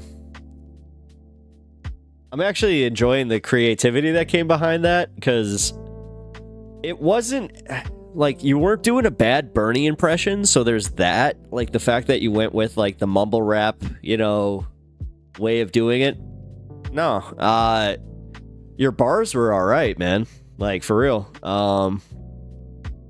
Like, I didn't really hear anything that was super cringe. You made me laugh a few times, like, legit, like, with some of your lines. Especially about, like, the 1%, like, stuff. That was... No, it was well dropped. No, dude, honestly, you want to cringe about it, but as much as I wanted to laugh at you and just be like, oh, look at this is cringe, I ended up kind of going like, what's up? It's all right. I'm sorry, you're no Kendrick Lamar, but yeah, it wasn't bad. And actually, your flow is in the vein of I don't know why I did flow. But your flow is in the vein of Kendrick. Duke of Bread, yeah. Oh. Dude, my chat has been doing that, like, thing again, where when it refreshes and it moves it all, so it makes it look like it's a new chat. So I'm like, oh.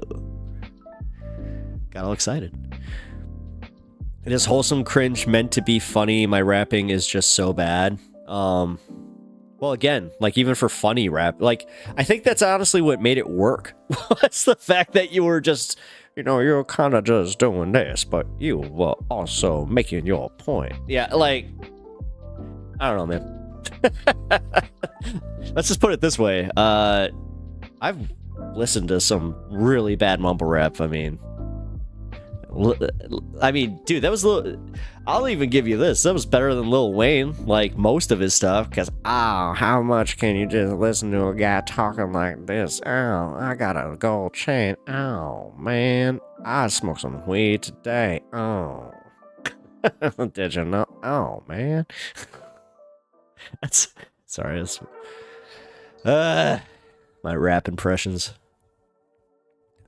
Used to do a pretty good Notorious B.I.G. You gotta just sound like you gotta go get your CPAP on, yeah. Alright, fuck it. It's my stream. I'm glad you like that. Oh, man, could you imagine what Biggie would be saying about, like, this P. Diddy stuff? Oh, I was always knowing P. Diddy was up to no good. The second he went up to once he took the puff out his name, he wasn't as much fun.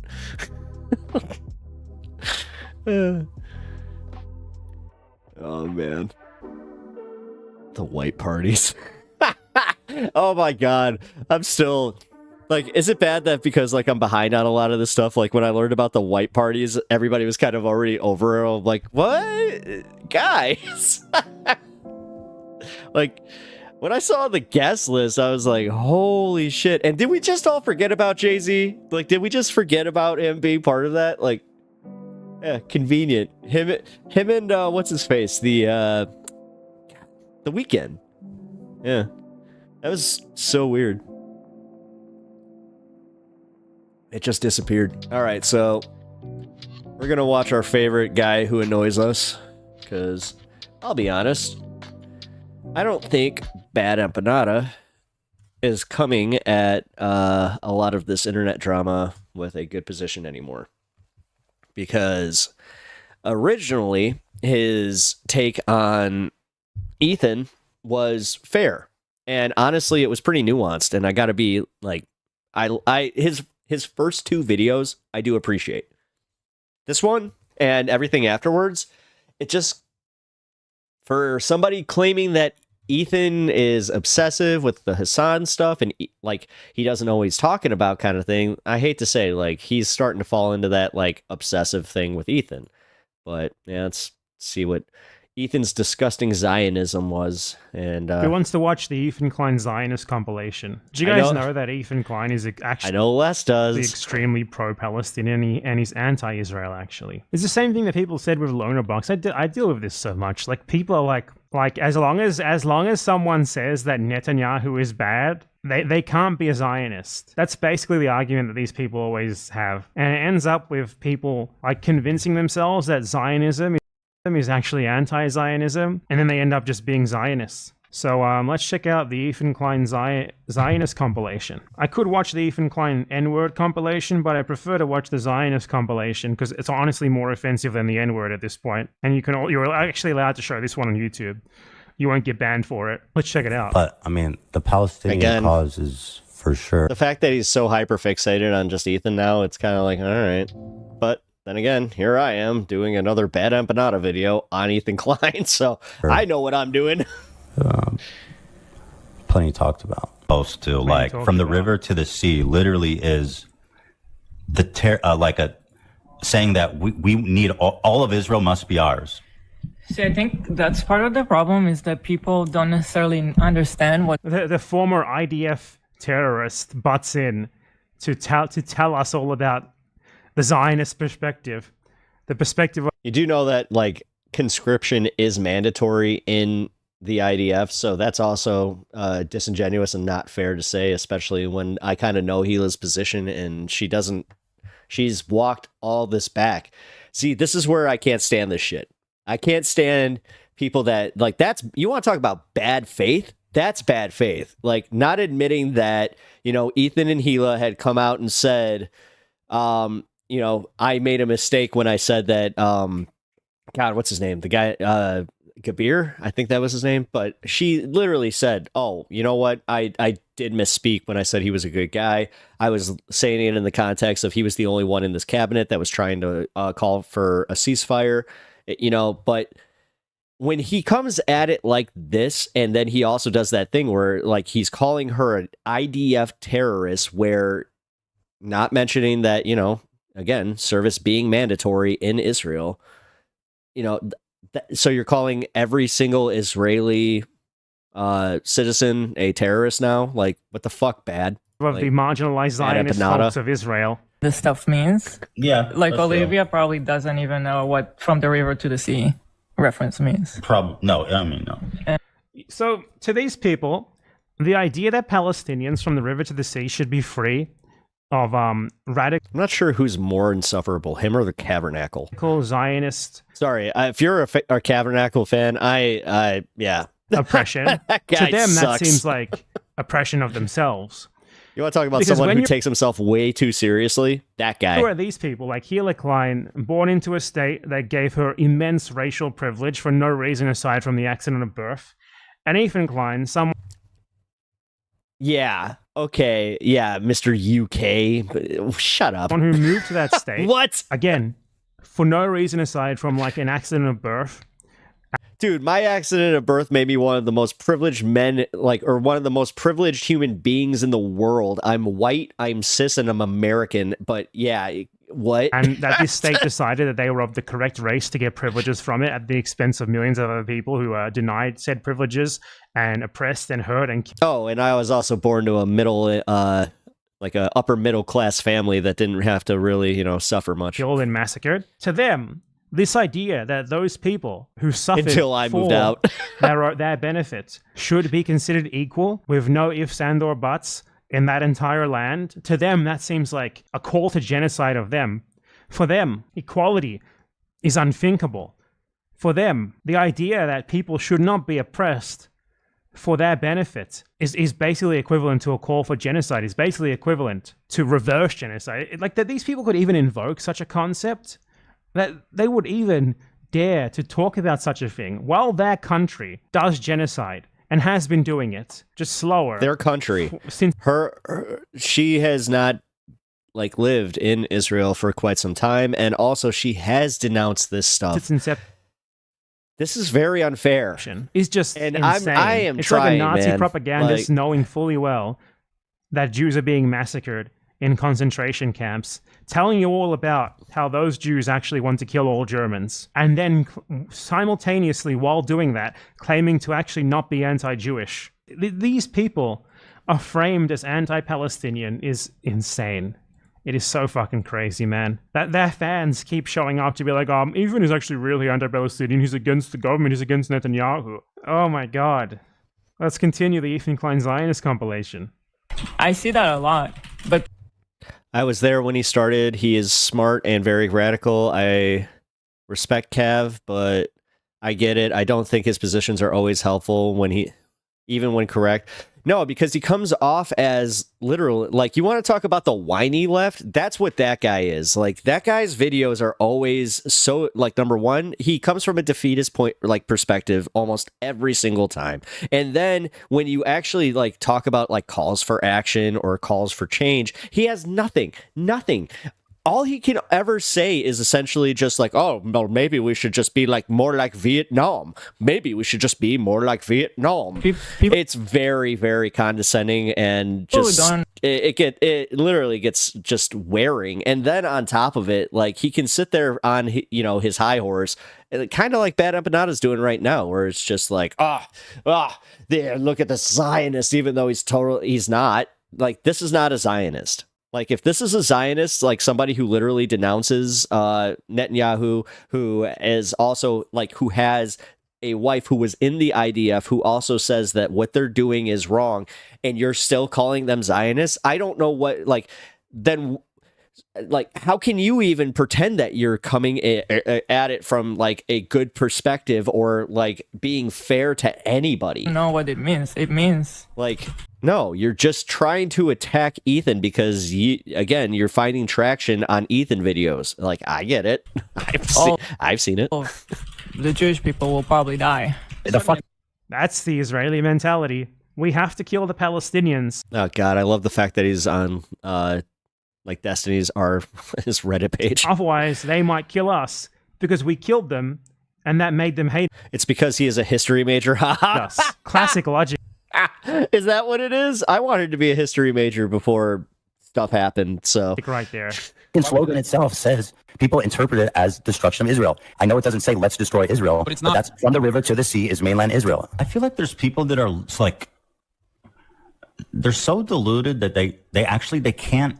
It's going to be a secular country? You mean Hamas, the fucking Islamic fundamentalist group, is going to come out and do a secular country? What the fuck are you talking about? What does that mean? Like, what? Well, he's questioning because Hamas is an admitted Islamic fundamentalist regime. Like, ignoring that is just being, you're burying your head conveniently. I don't know what the hell. What does this guy think he's even talking about here? Like, Hamas is going to come out and do a secular country.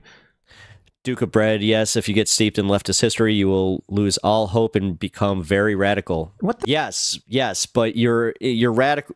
You being radical will only carry on to the internet, and that's about as far as you'll go. Otherwise, there's no action. Like, there never is, and there's also like no ability to work within the confines of that system. Like, that's where I don't like fully radicalized like leftists, where they want that change right now, and if you don't do it now, then everything sucks. And I'll just be on my computer saying how much everything sucks until it changes. What the fuck does that mean? He basically just thinks that every Palestinian is Hamas. That's the only... I mean, I know to a degree I'm doing something similar, but at least I admit it. way that makes any sense. Like, for him, Hamas is a slur that refers to all Palestinians. This is the only way this makes any sense at all. Well, I feel like people are so deluded. You're doing the same thing with Zionism. Wait a minute. No. Like, you're literally calling out the thing, so it's just literally going to lump in every Palestinian, and it's just going to be... You look at something like... You feel like... From the river to the sea, and be like, oh no, that doesn't mean that they want to... super unfair. They just want to create a secular state. You know what? If it did mean that, what's the problem, Ethan? Because if they want that, do you know why they would want that? Because you came there. You, Zionist Israelis like you, went there, stole the country from them. You massacred them, expelled them, and stole their country from them. And now you see them saying they want to take it back, and you frame them as the bad guys for it. You're just so fucking moronic. These are the same guys who, like, scream and like fucking moan at people. Hey, new viewer, I appreciate you being here. People, if they don't say, yeah, Ukraine should definitely take back Crimea tomorrow, yet apply it to their own country, where they have gotten extreme benefit from that theft. Like, Ethan has benefited so fucking much from the genocide of the Palestinian people, to the point that he literally was just allowed to go and live on their land for nothing aside from the accident of birth. He was born in another country as the right ethnicity. Boom. Go. Free citizenship. Go live there. Get your free birthright trip. Go. And now he has the gall to tell us that that can apply to anybody who was born in a first world country. What? His victims, make no mistake, they're his victims. Because he benefited from their victimization. He has the gall to tell us. I agree. What you were saying is a tendency in young leftists or grifters and crazy people. But you should also remember these things are also slanders used against the broader group, and it is a red herring. Yeah. Those people. I mean, true. True. I mean, dude, you're talking to somebody that grew up like post 9/11. Like, I was in high school, so like, trust me, I saw it, and like, I had to differentiate between what the propaganda against Iraq and the Islamic State and all that kind of shit. Like, I had to kind of see through that, but also I did read up on it enough to understand that yes, those groups suck. Those groups suck. They are fundamentalists. They do actually have like anti-gay tendencies. They have anti-women tendencies. I mean, look at what happened in Afghanistan. I know, hot fucking take to bring up the fact that Islamic terrorism is real. Just like bringing up like white supremacy, supremacist terrorism is real, and blah, blah, blah, blah, blah, blah, blah. People hating people. Yes, I just blah, blah, blah, blah, blah that. People like him for what they have done to them is wrong. That those people wanting what was taken from them back is wrong. Give us a fucking break. Hello, it's me, Ethan Klein. I'm pro-Palestine. What I mean by that is, us, the Israelis, keep everything that we stole. And the Palestinians get a nice little concentration camp in part of the West Bank and Gaza where they have no right to anything, aside from to stay Two-state solution, abolish the wall. Boom. there and be policed by the Israelis. Basically, just wants a Like you get rid of the apartheid part of it. formalization of the current I know. It's like, oh my God, I just thought I solved it all. Oh. situation. That's the vision of these people. And if you don't accept that, if you don't accept that these colonizing land thief terrorists keep everything they stole unconditionally, that's anti-Semitic. That's genocidal, actually. Well, I mean, you can apply that to America. The thing is, how far back are we going? Peacefully live with Israelis. By the way, segregation is not real. There's 20% of the population in Israel is Segregation is not real. Palestinian, full citizens, integrated in all levels of work and life there. Integrated in all levels of life. Israel is literally legally declared as a nation state solely of the Jewish people. It's in Israel's law that it's only for Jews, that no one else can have sovereignty or self-determination in Israel aside from Jews. Unbelievable. One state is not going to happen, and I don't think it's a realistic. You know what? If it doesn't matter if you don't want it to happen, it'll be forced on you. And if you don't like it, just leave like the South Africans did.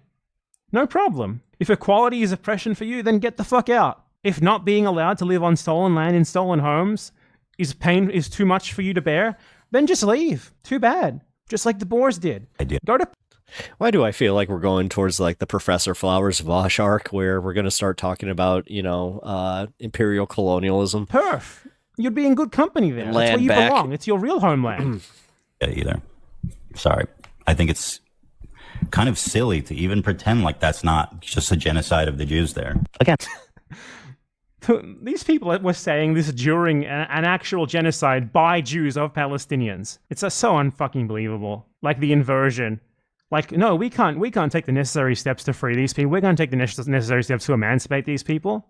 Why? Because they hate us so much that I think they would kill us. Well, maybe you shouldn't have made them hate you too much then. Maybe you shouldn't have done that in the first place then. Because the logic that Come on.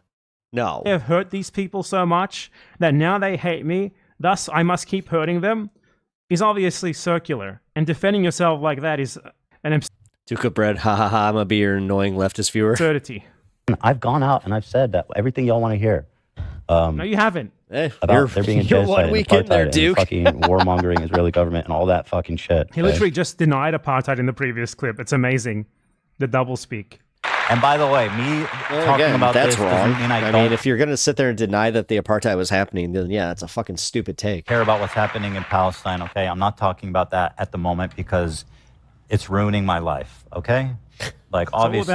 I mean, gee, it's almost like, I don't know. Just You're kind of hyper-focused on it a little too much. It's all about me. I can't stop people from viewing you a certain way. If you're going to make these comparisons that they've heard from actually racist people, you literally implied that Jewish Voice for Peace would be akin to a capo in this circumstance. Oh, you are fucking so bad faith for saying that, and fuck you for even like putting that out in the world. There was Jewish. Why? Did he ever explain that? Whoa, just what? fuck This you. How actually dare did you happen? say that? That's bad faith. Bad faith is what these people say when they know that they're Hold caught on, out, hold on. when they have no response. Like Lonerbox's fans and Lonerbox himself said that I am bad faith for showing 2-minute-long clips of him clearly voicing his opinion. Do you know who the capos are in in Palestine versus Israel? The Palestinians who go and work for the fucking Israelis. Those are the capos. The Israelis cannot have capos because they are the Nazis in this circumstance.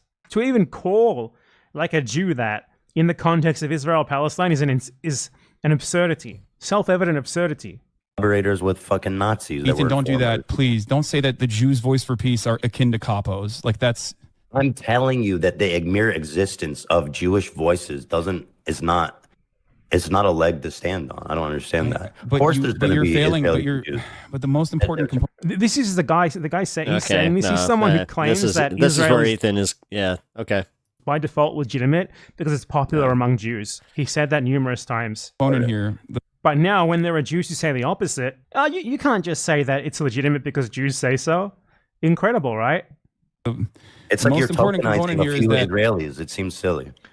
Oh, tokenizing people just because of their ethnicity? Wouldn't want to do that, Ethan Klein, right? What? Wait. But you do that with Jewish people and calling them Zionists. You've been doing it this entire video. I find it incredible that people think that Hamas is going to take over all of Ethan is Israel. so frustrating. Yeah. No, unfortunately, like, what sucks is, like, for half a minute, he'll have, like, a really good take on it. He'll actually even kind of, admit, like, okay, well, Hassan was right about this, but then he'll do this shit where he completely shifts his opinion from what he was saying before, and then is just like, well, no, I'm gonna double down on my bad takes. Hamas is going to take. Is that what he thinks? Like, the single arm group of about 20,000 people is going to be handed all of Palestine.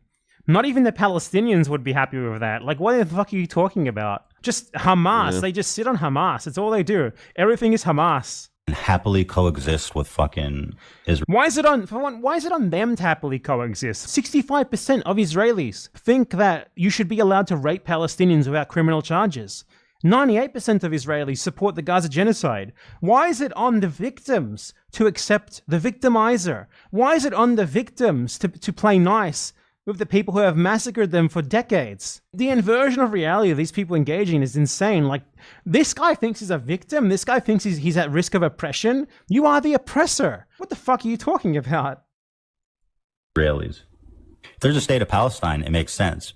But if you're in one state, all that's going to happen is, like, everybody is trying to bring as many people there as possible. And, like, by the time there frankly are a lot of Palestinians, right, in the area.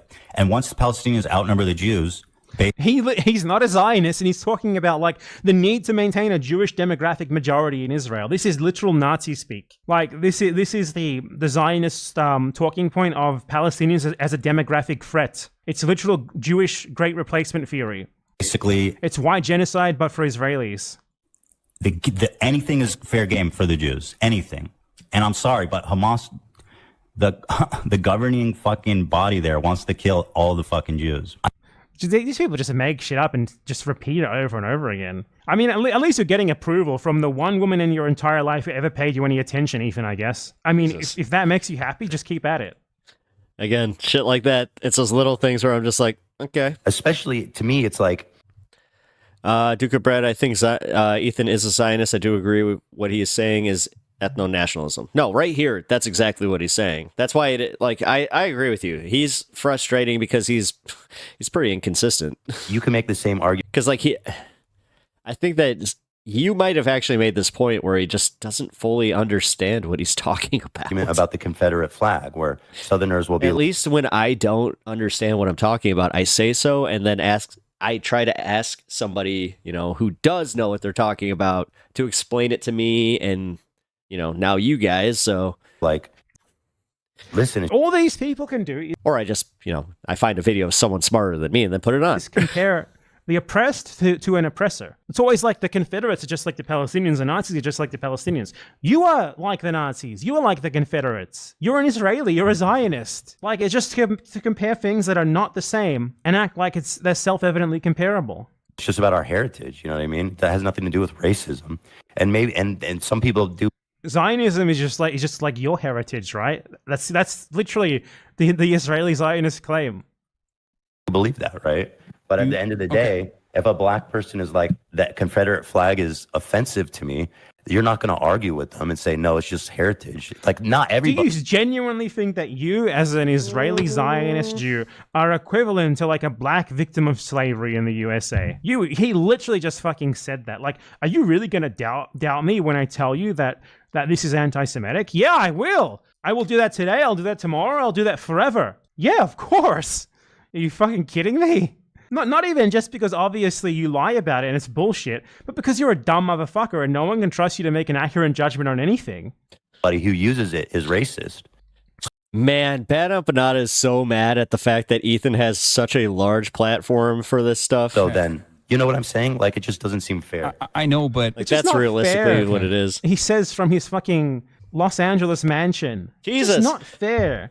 His Los Angeles mansion with his millions of dollars and his wife who is only paying attention to him because he has money. As the guy, he is a catty little bitch that honestly, this is the shit that makes me just look at Bad Empanada and go like, oh, this is why this right here is why nobody likes you. Like this is why everybody on the left has eventually watched a Bad Empanada video and just gone like, yeah, that guy's kind of a dick. Guy who got free citizenship in a country for no reason aside from his ethnicity, while 50 kilometers for him, millions of people were in a concentration camp so that he could live. Again, how? Yes, because Ethan set up his free country in his trip there. Like, wow, like this dude. I don't want to say it, but this is the shit that like you do. Like this is where like if Len was here, he'd be having a fucking conniption over this guy just being like, this guy is anti-Semite. No, it's just not fair. Because he's riding that. Right, he is kind of riding that. Like because you it know, causes security, military, and political catastrophe to the era. Duke of Bread, it's so sad. Humanity will probably never get over ethnic and religious nationalism or capitalism. We would rather destroy ourselves and kill each other rather than admit we are all human and equality is nice. That's nice, but that's also it. Like it's kind of weird how like the idea of capitalism versus socialism can always be boiled down to if you think people are inherently good or bad, and the answer is neither, really. It's like you have some good people, you have some bad people. Okay. Give me 1 second. I have to actually answer this.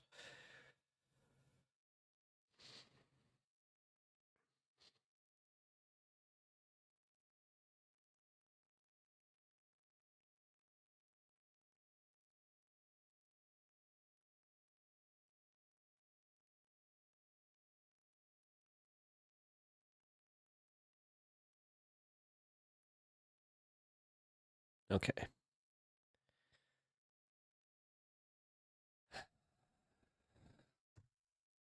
Okay. Sorry about that. Had to take care of some- I'm reading it. To the Arab and Islamic nation, it must be finished. I can't hear you. Oh, great Ethan, response. this is not the He's only literally thing. This is the Zionists right here. Literally a child. Like Zionists, when they begin screaming anti-Semitic, it's like a child throwing a tantrum like this and sticking their tongue out. It's the same thing. He's like 40 years old. Look at him. It's the exact same. Wow, what a Wow, now we're going ageist against like 40-year-olds? Dude. perfect encapsulation I think of it is. Zionism. I've already covered this. I already talked about this. I just want people to see it. I know. wait, hold I've on. showed this on my stream. Duke of Bread, people are good and the bad, or good and bad. The problem is capitalism rewards and encourages the bad. Yeah, but also look at how long that's been a thing. Like literally since the dinar or whatever. Like, dude, like that's the one thing I'll say is capitalism is nothing new. Like capitalism has always kind of reigned supreme.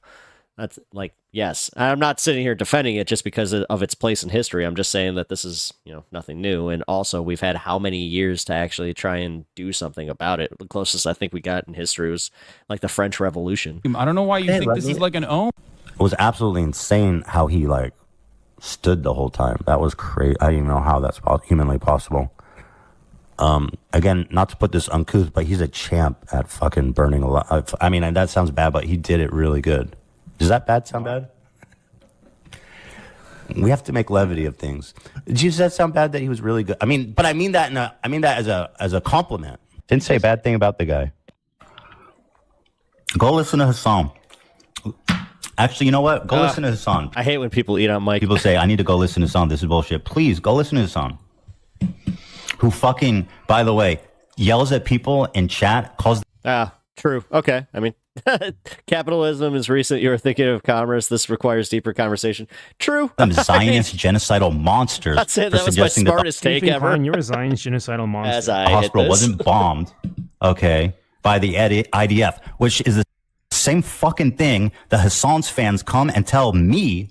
Okay, so he denies that the IDF bombs hospitals now, something that they have done literally dozens, hundreds of times in just the last year. Amazing. So you're a fake fucking fan. Fuck you. Get lost.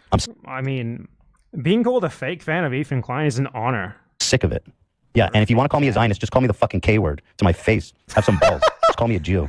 Hey, by the way, guys, I'm pro-Palestine. I'm anti-genocide, but also I think I may, to my broader point on the capitalism versus commerce thing, my broader point was that the ideas behind capitalism have existed for a long time. I think that Zionist is a slur. Scumbag. Fuck you. Name another minority Imagine watching this podcast. that everyone would just stand by. You're not a minority in any meaningful sense of what that word means. When you think of a minority, you think of like, Well, that's just ignoring, facts. minority as in someone who faces like systemic oppression at the hands of the state that they live in. That's never been you. When have you ever? What? Wait, what? They didn't even. What?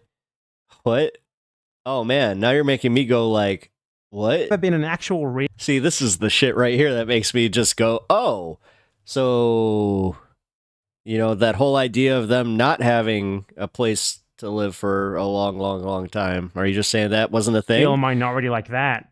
What the fuck are you talking about? You've been a Zionist who moved to Israel, got free citizenship and oppressed Palestinians, and a rich white guy in the USA. To call yourself a minority in any meaningful respect is a fucking joke. It's about equivalent to like a white migrant from the Netherlands to the USA who moved there to get a $500K a year tech job, saying that he's a minority because he's Dutch. Technically Dutch people aren't the majority in this country, so we're a minority actually. Give me a fucking break. Gleefully. Oh, he's Dutch? Oh, that explains a lot. And silently. Zionism isn't a race. Judaism is a fucking ethnicity, you idiot. Stop trying to carve. Yeah, we know that. And you know that too. That's why you went to Israel, because you wanted your ethnic privileges there, didn't you? Out circles for you to be a fucking hateful, bigoted bitch. Fuck you. So do you go on ethnic pilgrimages every time that you go through a flower field with some, what do you call them, windmills and the wooden shoes? You know what? I lose fans. I lose subs. I lose memberships every time I say this. And I gotta stand on my principles, man. Your principles are, I want a state that exists at the expense of Palestinians, and also no one should ever be allowed to criticize me for that at all. And if you do, it's anti-Semitic. That's the principles of Ethan Klein. My take was, let's be a little thoughtful. Ethan Klein's principles are me. Whatever benefits me, I defend. Whatever I see as not benefiting the fact they say this without irony. me, I will ride to the death attacking that. No matter how bad it makes me look, no matter how obviously wrong I am. Me. 40-year-old child. Of Jewish people. That's all I want is a conversation. I don't want to be shouted out that I'm a Zionist. And like, if I wasn't a Jew, if I wasn't Israeli, half Israeli, I'm American, but I have Israeli citizenship. Exactly. You voluntarily chose to move to Israel to get free ethnic privileges at the expense of people living in a concentration camp who were bombed while you were there in bombings that you could see and hear for your benefits.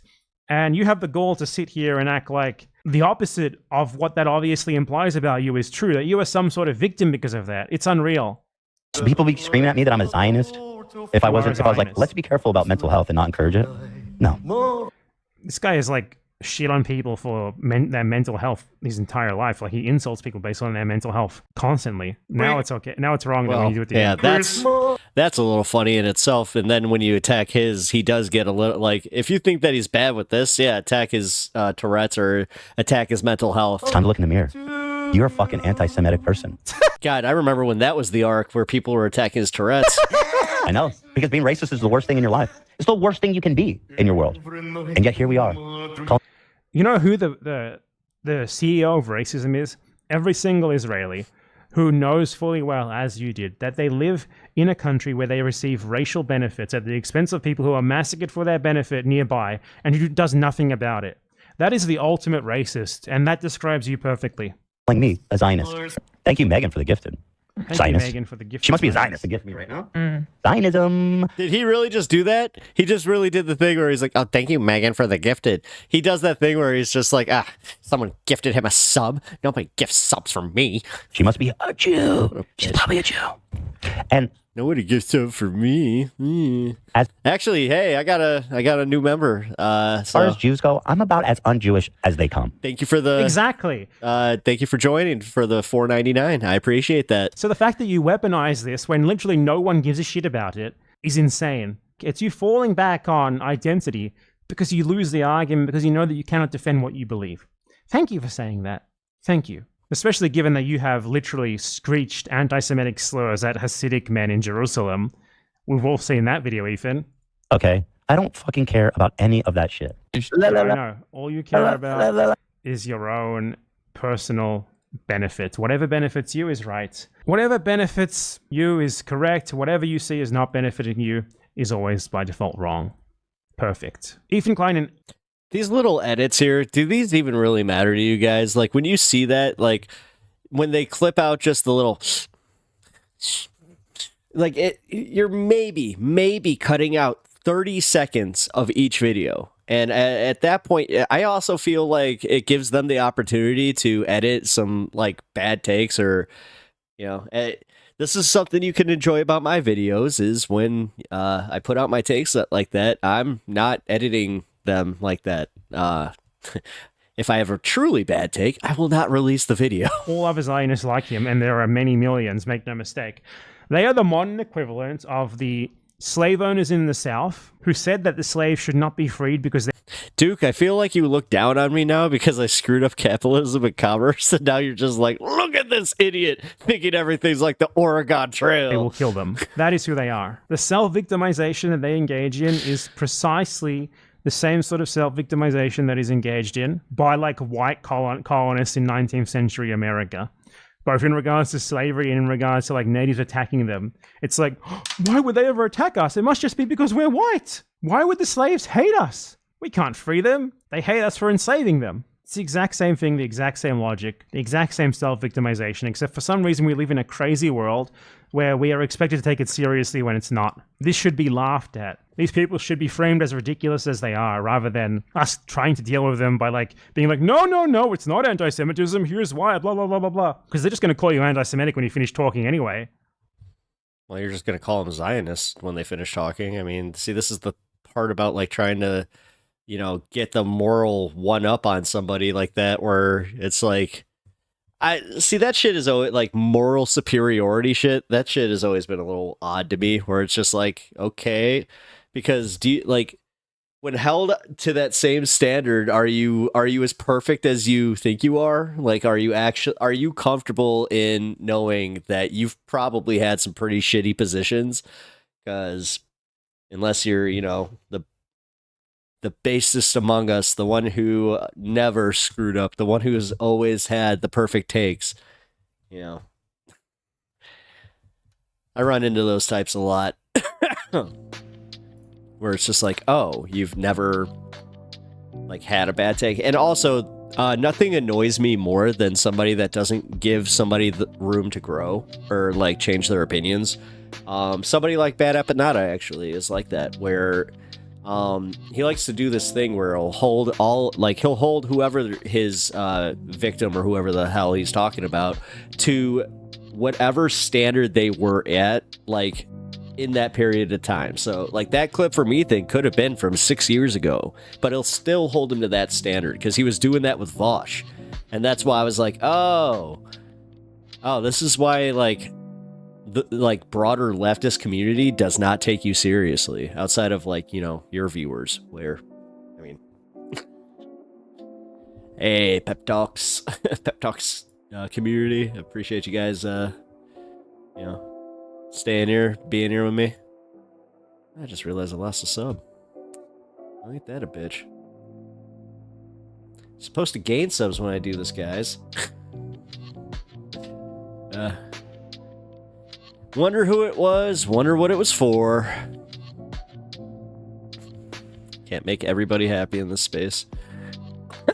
That's my favorite part about doing this, though, as like a smaller YouTuber, is number one, as much as it should hurt, it doesn't, because like I kind of understand, like occasionally, especially like for someone who does like mostly shorts or cat videos, so like if I see that I'm getting a sub from that, I'm like, crap, I'm okay with that. But Duke of Bread, haha. No, I understand. I have been autistically studying politics for years. I have went through so many phases. See, that's my point. Like, you know, if somebody were to like come out and hold me to the standard of me at 22 when I was a, you know, fresh I was conspiracy brained. I was super into Alex Jones at that point. So, yeah. But I was also like into coast to coast radio and like, you know, the alien shit. I was into this movie called Zeitgeist that like put all that stuff together. And if you were like in college at that point, or if you were interested in politics at that point, everyone had seen that video. But the problem is, yeah, it had some flaws. Although it's the beginning was actually really good because it did actually do a pretty comprehensive collection of you know, like religions and why Jesus was just an amalgamation of different religions like Dionysus and all that, which explains why my school didn't want me to hear about them. Oh my lord. All right, I will be right back again. I was actually thinking about wrapping it up, but I got another like 20-30 minutes in me. So give me 1 second. I gotta go let my dog out. I'm not sure if you guys can hear her. Like, can you? Here. I'll let her get one out.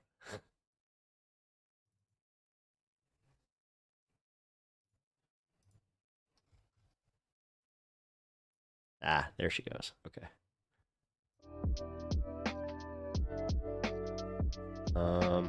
Yeah, just give me 1 second and I will be back. Oh, that is not what I wanted.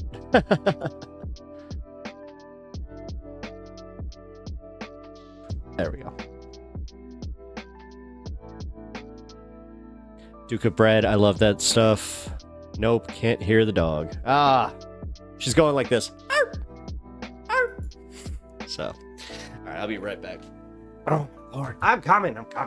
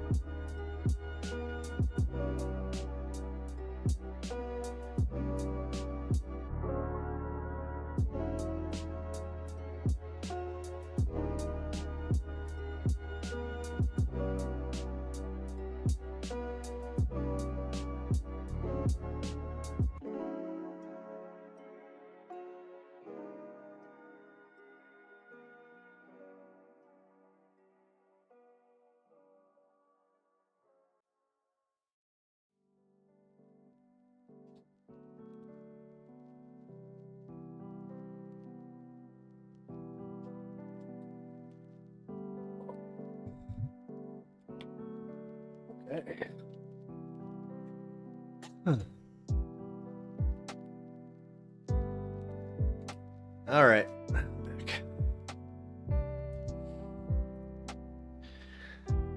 Oh. You know what's funny? She did not need to be let out. She just bamboozled me into a greenie. She gets treats just because she's being loud. Which is kind of funny to me. She knows what she's doing. She's a good dog. Ah, that sucks. Ah.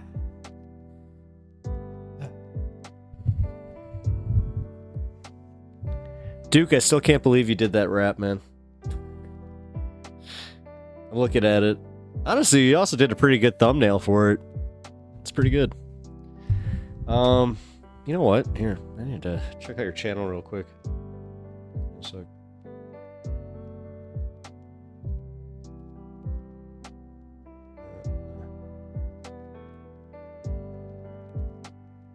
There we go.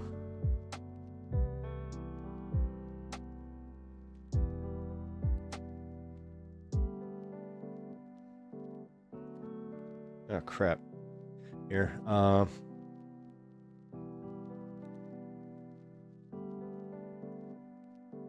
trying to open your video in my YouTube and it won't let me. Keeps taking me to a different browser. I have nothing on this channel. Oh, okay. Do you have 2 channels then?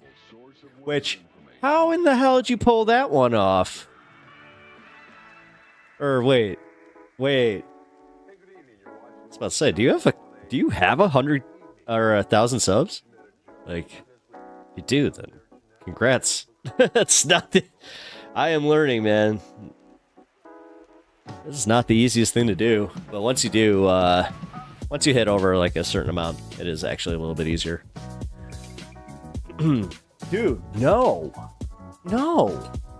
Now she's just being a brat, and I'm not okay with this because, like, no, this is not okay, man. I have no subs or anything. Oh, well, here.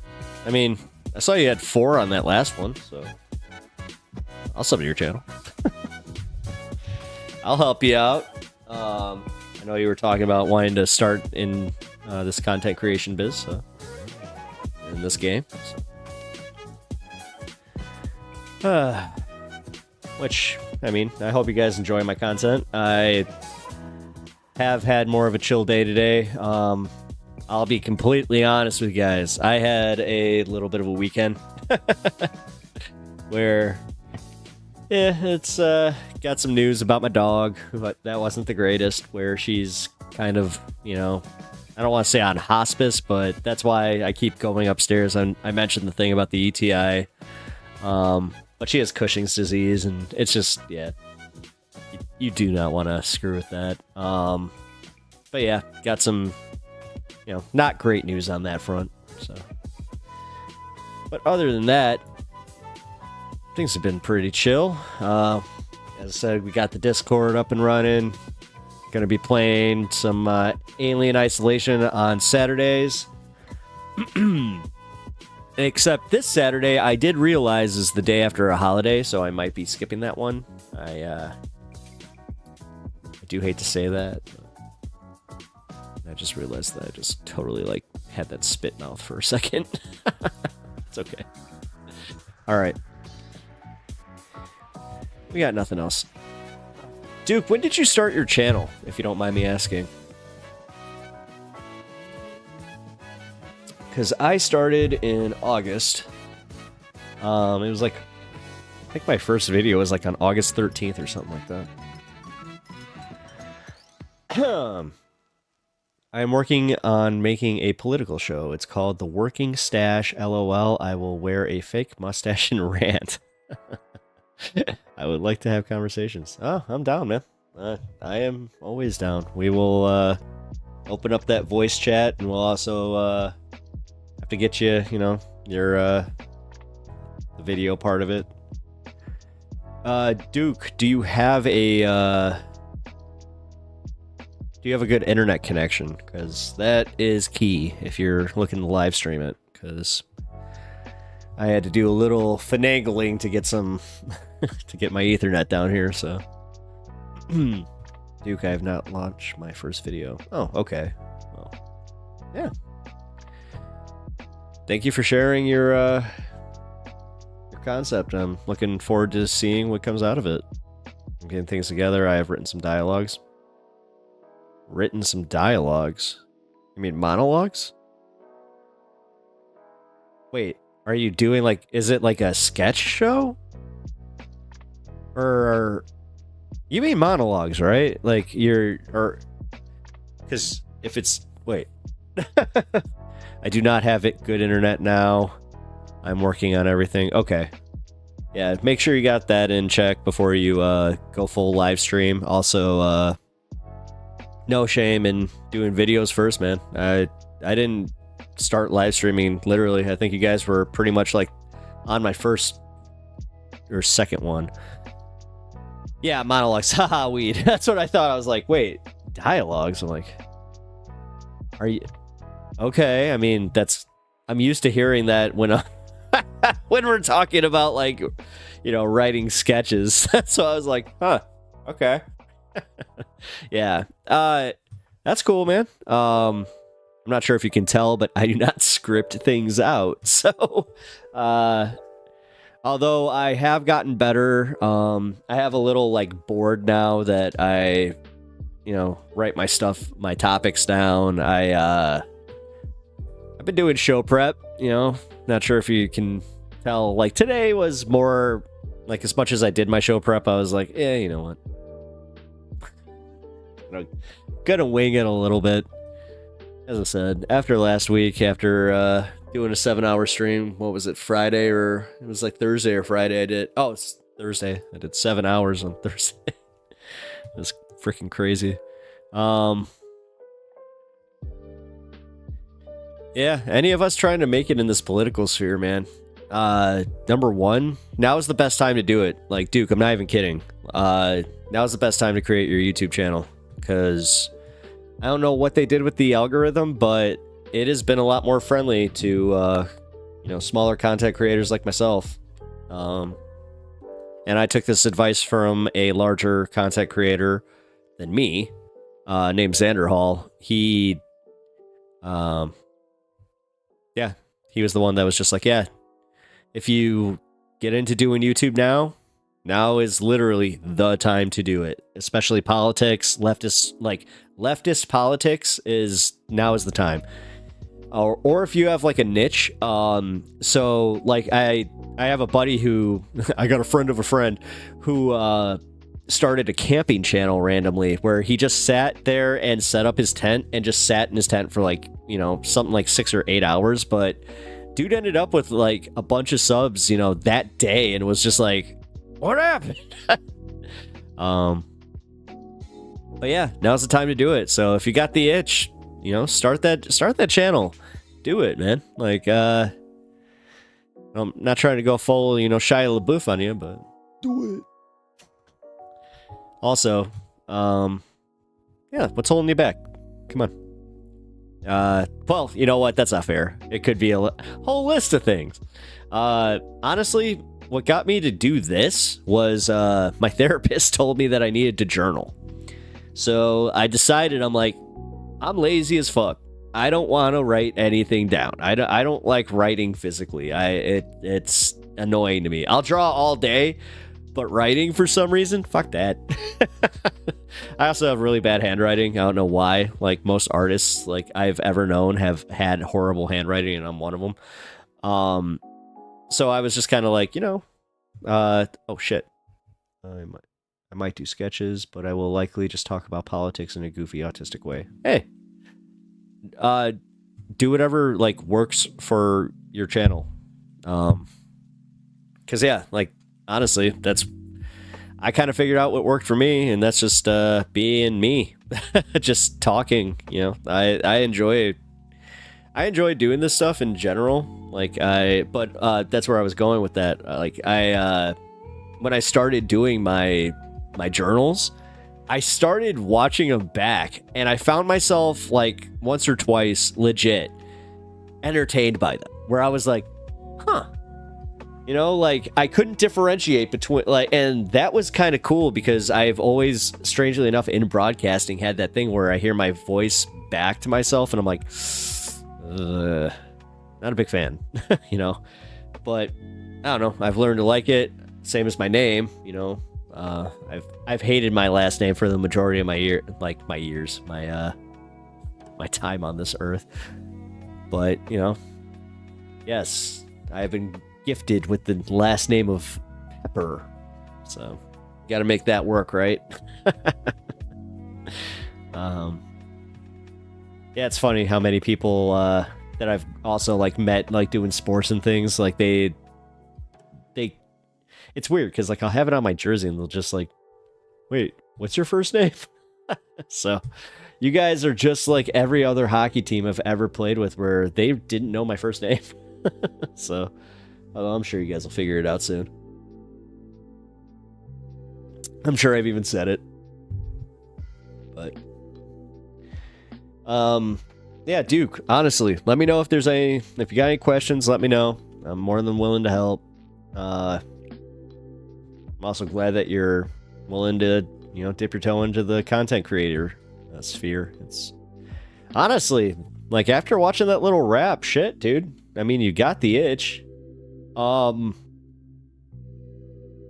you know what? I'm not sure if you could do that. I'm trying to think, like, if you can find one of the things that, oh, sorry. Duke of Bread. I feel we are so fucked politically, there's nothing to lose. I might add my voice to the void. The void.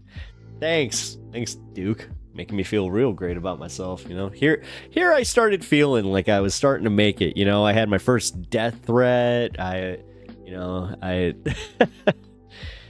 have a pretty decent chat for a small-time YouTuber, despite the fact with the guy. So I'm not sure if you saw the guy who started the show. The very first chatter was like three viewers. Oh, look at you, really breaking down the walls of YouTube, podcaster. I was like, what the fuck? Also, 3 viewers for a new podcaster or a new YouTuber is actually pretty fucking good. So, you know what? Not trying to toot my own horn here, brothers, and sisters. But sorry, I just literally pulled a Hulk Hogan on that one, brother. Duke of Bread, or should I say, it is important for us to build community in these trying times. Yeah. No, that's kind of where I was. Well, yeah, we gotta try and build community, but also like realistically, I think that's something that needs to happen. And I know this is rich coming from me.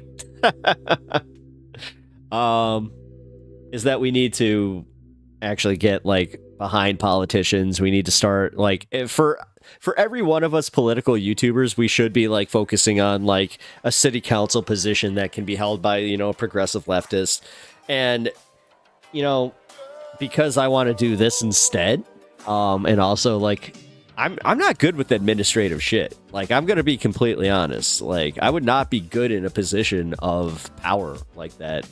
Just outside of just filling that position of, you know, a D in office or a progressive politician. But yeah, I think that's more so what we need to be doing is focusing on that kind of thing. But I don't know, Duke. Honestly, I think that you kind of nailed it there. You got nothing to lose. Just hop on in, you know? Like, it's kind of that's what happened to me, man. I literally started doing videos about my very first like YouTube video that I put out was from Kamala Harris's first campaign stop. You know, I watched her speech live and just commented on it, and then put it out there. It got a little bit of traction, and I just decided, hey, you know what? I'm actually going to do this. I did have a lot of help from like my friend community. I have to give them a big shout out here where, you know, they really stood behind me. They all subscribed to my channel. I think it was like at the end of my first day, I had like 26 subs, which was crazy because, but yeah, you know, that's also partially why like building the Discord community that I'm trying to build and like my community is helping for, you know, is good for helping smaller creators, you know. Well, I'm a small creator, but fuck, I mean, but, you know, a creator like yourself, Duke. Also, you have a good idea, and I have faith in you because I can already see that you're pretty good at this. Duke of Bread, I think we should bring back old-timey union culture. What do you mean by that? Like, are you talking, like, Comstock shit? Like, when you say old-timey, immediately I think of, like, Deadwood, you know, and, like, the Western. But also, I'll be completely honest, are you talking, like, Jimmy Hoffa? And like the Teamsters Union era? Like, you have to remember, I'm from a city that, you know, my unions have been, what's a good word? Plagued with crime? So, we Guthrie?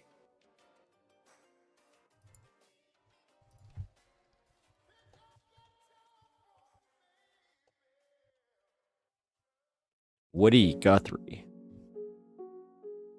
Right?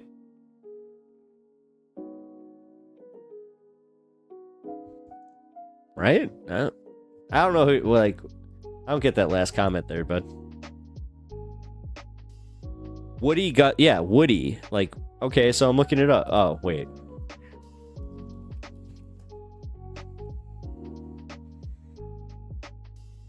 Woody Guthrie music. Okay, Woody Guthrie, here we go. No, the American folk singer.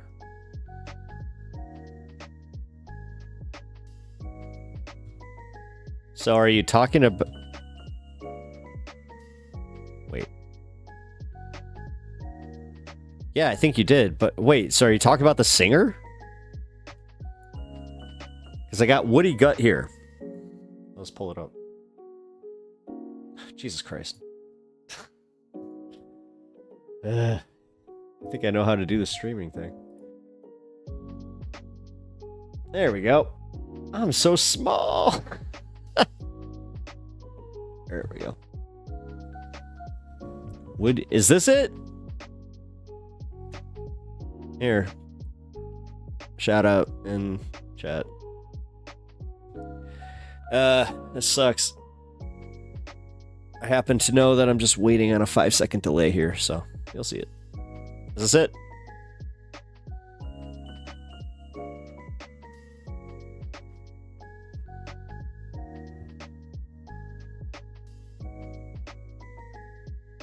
Literally.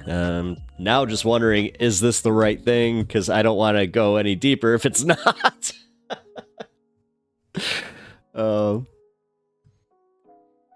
Yeah, he's a folk singer. Okay.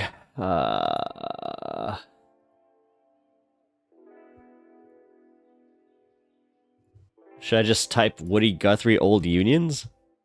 Okay, here we go. Duke of Bread. There used to be a culture around unions that was a mechanism of political power for using the working class. That includes leftist folk music and people meeting up and singing solidarity forever. Woody Guthrie, yes. Okay. Yeah, I'm actually a Chris Christopherson fan. You want to talk about bass dude, R.I.P. Who never changed his politics, and then he was also Whistler in the Blade movies. So he was a pretty awesome guy, but he legit had some great leftist country rock music. I'm just not sure how much I agree with that about the bringing it back to like the 70s era. Like, I'm very careful with saying bring something back to an era I didn't exist in, because, you know, you can wear the rose-tinted glasses when you weren't part of it, because it's so easy for us to see something in the context of history or something like that and just go, yeah, it's so much better. Honestly, look at the way that the Republican Party reminisces about the 1950s. You know? So, I just think that's a dangerous way of thinking. Because, like, even the 80s, like, I can't even really reminisce about that. You know? I was born in 86. So, my memory of the 80s was Batman t-shirts. Like, right about the time that I was, like, about, 3 years old. I do remember seeing lots of Batman.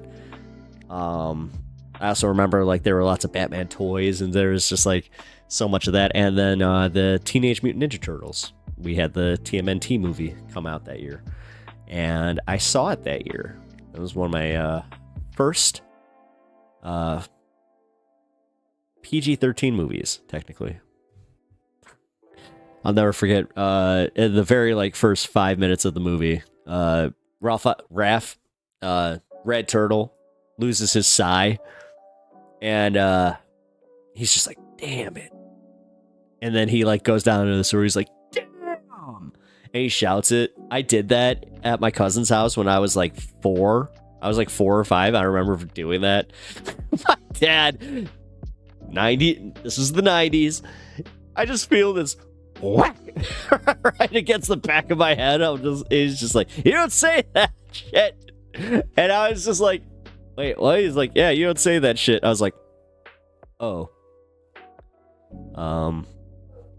Duke of Bread, I'm not talking about bringing back the time period. I'm talking about... Well, I'm saying this was a tactic leftists use at a time to organize against the robber barons and fascists. Yeah, but...